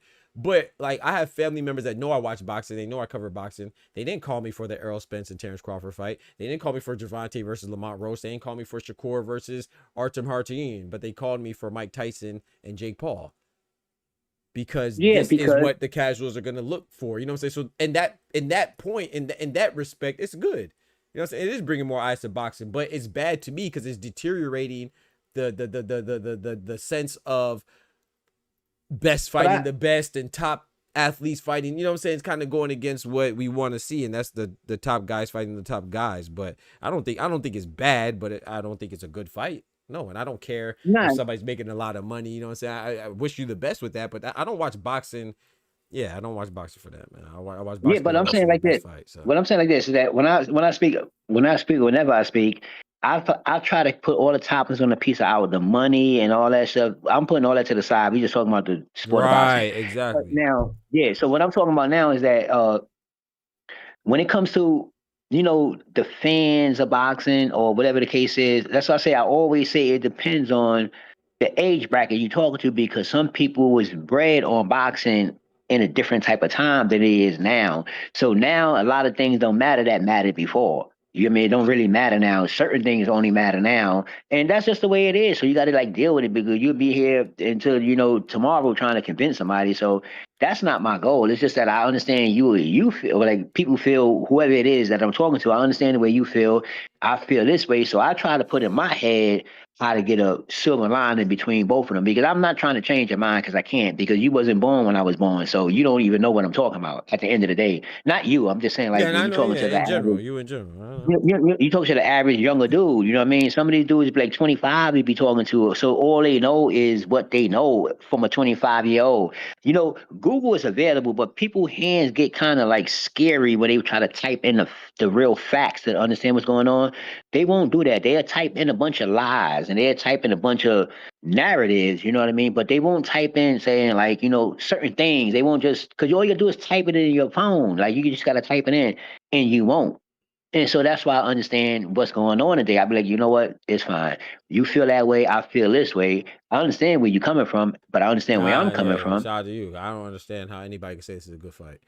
I don't understand that. Huh? I said shout out to you, but I do not. And this is coming from me. Y'all know I rock with Tank, but I'm just not one of the delusional. I'm not a delusional fan of or a fanatic. You know what I'm saying? What fan means but you of anybody? Tank fan. Yeah, I don't. Yeah, this is not to me. I cannot relate to anybody thinking this is a good fight. There's Look, no way. I don't mind the fight. I don't mind. I don't. I might not mind it, but it's not a good fight. Yeah, I don't mind the fight because I came from the perspective that since March, I'm listening to Tank. I ain't listening to what Raphael saying. I ain't listening to what none of these motherfuckers. I'm listening to what Tank is saying. And Tank told us since last year what the deal was. Yes. But he's like, yo, and if we really listen to Tank, this is gonna be probably his last or second to last fight. Right. Right. So, I thought what you asked was a great question too. My bad, Kendrick. You was done. My fault, bro. My bad. No, I was gonna say, so when people talk about, oh, he should be fighting another elite fighter, he should fight Lamont again, why he's not fighting Shakur and all this other stuff, I'm like, bro, he was never going to fight them. Agree. They were never in the plan. I would say that. Oh yeah, go ahead. Well, you was done, Kendrick. So yeah, were you done, Kendrick? I was just gonna say, and when we try to put these things on the fighters, that's when we get angry instead of just listening to the fighter. There's one slight chance that he'll fight Shakur next year. One slight chance, and I think is because he has one more fight, I think, on his contract or something along the lines of that. With PBC, that's that only slight chance, but it could not be Shakur. Yep. It just could saying. not be. It could be Lucas Body. Lucas Body just. I don't think people realize that Lucas Body just won the title eliminator. He's in the WBA. I ain't talked to you about that one either, but that was. But the perspective I'm coming from, where I'm coming from, Doc, when it comes to that, like I understand that and I get that because, like I say, in today's time, like then I try to stress this because it's for real. Because it's different. Like if we was back, you know what I mean, Doc, if we was back, 20, 30, 40 years ago, whatever it is, I'm not saying everybody is older, but whatever the case is, if we was back and we talking about this same sport we talking about right now, it won't be how many narratives that's going on today. So I understand that and I get it because it wasn't that many narratives. It was straight about fighting. It wasn't about money and this and that. It was about just fighting. So I understand the way certain people feel and the way they feel now. And they say, man, they giving them 30 million, such. But my thing is this, right? I made a whole video of this, Doc. True story though. A whole video, 3-minute video of this shit. And I was like, yo, and I asked a question and I'm not hating on Tank, but I'm just asking a question because I don't got no gray area when I talk. I want to ask a real question to get the real answers out. And so I said, what is the difference between Tank and a gold digger? Because now listen, and then I put this in perspective because I put Crawford, Canelo, and Tank in one bubble, right? And I said, because they all having these amazing fights right now. And I want to know which one of these three is actually fighting for money. Who's really on the real side, when you really in depth think about it, which one of these three is actually fighting for money? And I come up with Canelo. That's me. I come up with Canelo. I know Tank. Well, I come up with Tank is fighting this shit, is using an umbrella for money because the elephant is in the room. Either you're going to rematch Roach or you got to face Shakur and all of them. So that's a whole little scenario that could be right or wrong. But you know what? We're going to umbrella it with it's for the bag. That's why I said when you say it's for the bag, you can't say nothing. It's for the bag, no matter how you feel. Tank feel it's for the bag. So I said, is Tank a gold digger? Because you telling us as casuals, fans, purists, whatever the fuck it is, you telling everybody I'm fighting for the money and you'll just be a fan. And he literally tweeted this. No, hear me out. It's in verbatim. From Tank, he literally tweeted it. Yeah, that matters. That doesn't make him a gold digger. No. All I'm saying, no. I'm just saying. Hear me out. I'm not saying. I'm just 5 minutes, bro. All right, go right out. Go ahead. No, Dad, do your thing. No, I'm cool. Do your thing. I got my thought. Go ahead. Yeah, I was like, I ain't making it up. I can hold up and let y'all speak and get back to my shit. But I'm just saying, I was just saying in theory, not saying you the gold digger, but with the way I see it is that you telling the fans, you telling the purists, the fans, creators, whatever the fuck what y'all talking about. I'm doing this, and you put it in writing. Like, it's not what I'm thinking no more. You put it in a tweet. It's literally on the internet. Fuck you, be a fan. Yeah, I saw when you said that to that person. That was fun. I mean, you know what I mean? I ain't gonna lie. I think he fought for that. That was crazy. I don't think so because this is boxing, man. Those same. I don't know this person. I think it's crazy, but okay. So like, I'm nowhere near the level of Tank or Haney or any other celebrity or whatever. But like, people talk crazy. Like, there would be people on my videos that would come and tell me, oh, how unbiased I am until I say something that they don't agree with. Then all of a sudden I'm a bias and I'm a all of a sudden I'm the blackest racist. You know what I'm saying? It's from the same person. You Sellout. see what I'm saying? Yeah, I'm a sellout and all this other stuff from the same person. You just told me how unbiased I was because we agreed, but now I make another video, you happen to disagree with it. Now all of a sudden I'm dumb and I don't know what I'm talking about. You see? So I don't. That's cool. I kind of understand him that, and I was the part that I will also a rebuttal with you is that my rebuttal to the 30, 40 years ago. I mean, there was some controversy there too with, with people paying people to win and people mafia this controlling this or whatever. So I just think social media makes it louder. I'm not certain. I'm not saying you're wrong because I agree with you, but I just think that we're able to voice our opinions more, whether that's good or bad. A lot of times it seems like it's bad, but we have more accessibility to things that could make our amplify our voices, you know what I'm saying, and our opinions, and just a lot of opinions be silly. Like somebody just told me the other day, I showed them the documentation of, I'm just using this as an example, Ja Pataya had a mandatory he had to fight by January, and this is before he fought Jack Massey.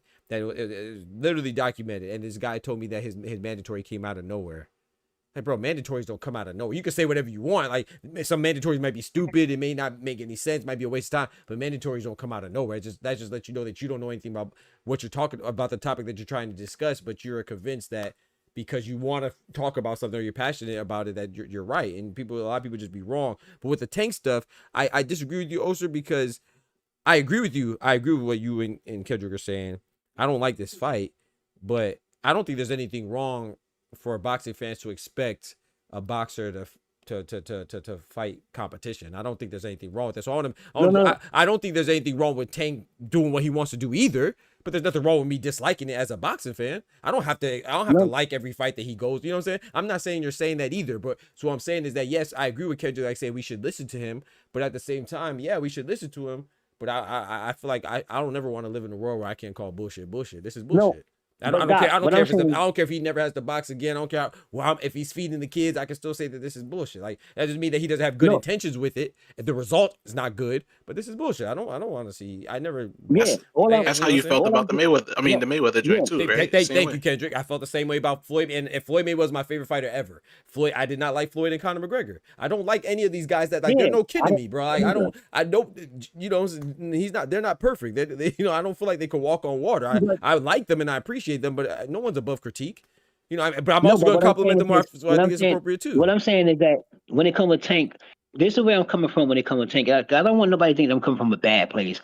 All I'm saying to Tank is this. This is what I'm saying to Tank. Like, we talking as men because Tank, you say you're a grown man and you do what you do. So I can talk to you as a man. Now I'm going to talk to you, Tank, as a fan to boxing. If we can separate a fan of you to fan of boxing, if you can understand the separation, then we can converse.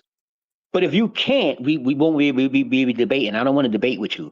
I'm just want to ask a simple question: is that my thing is this? Is that you in the peak of your career, the peak? And I'm saying the peak, it could be for bad reasons or good because you didn't really fight nobody.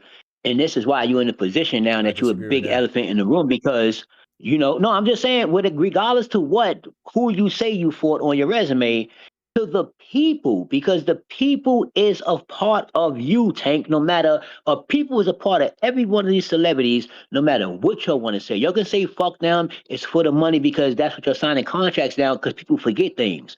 They forget that you won't get a $60 million contract if you didn't have these fans. Right, and so he's doing something to get those fans, right? And so it's not because he's not knocking out anybody. This is my point.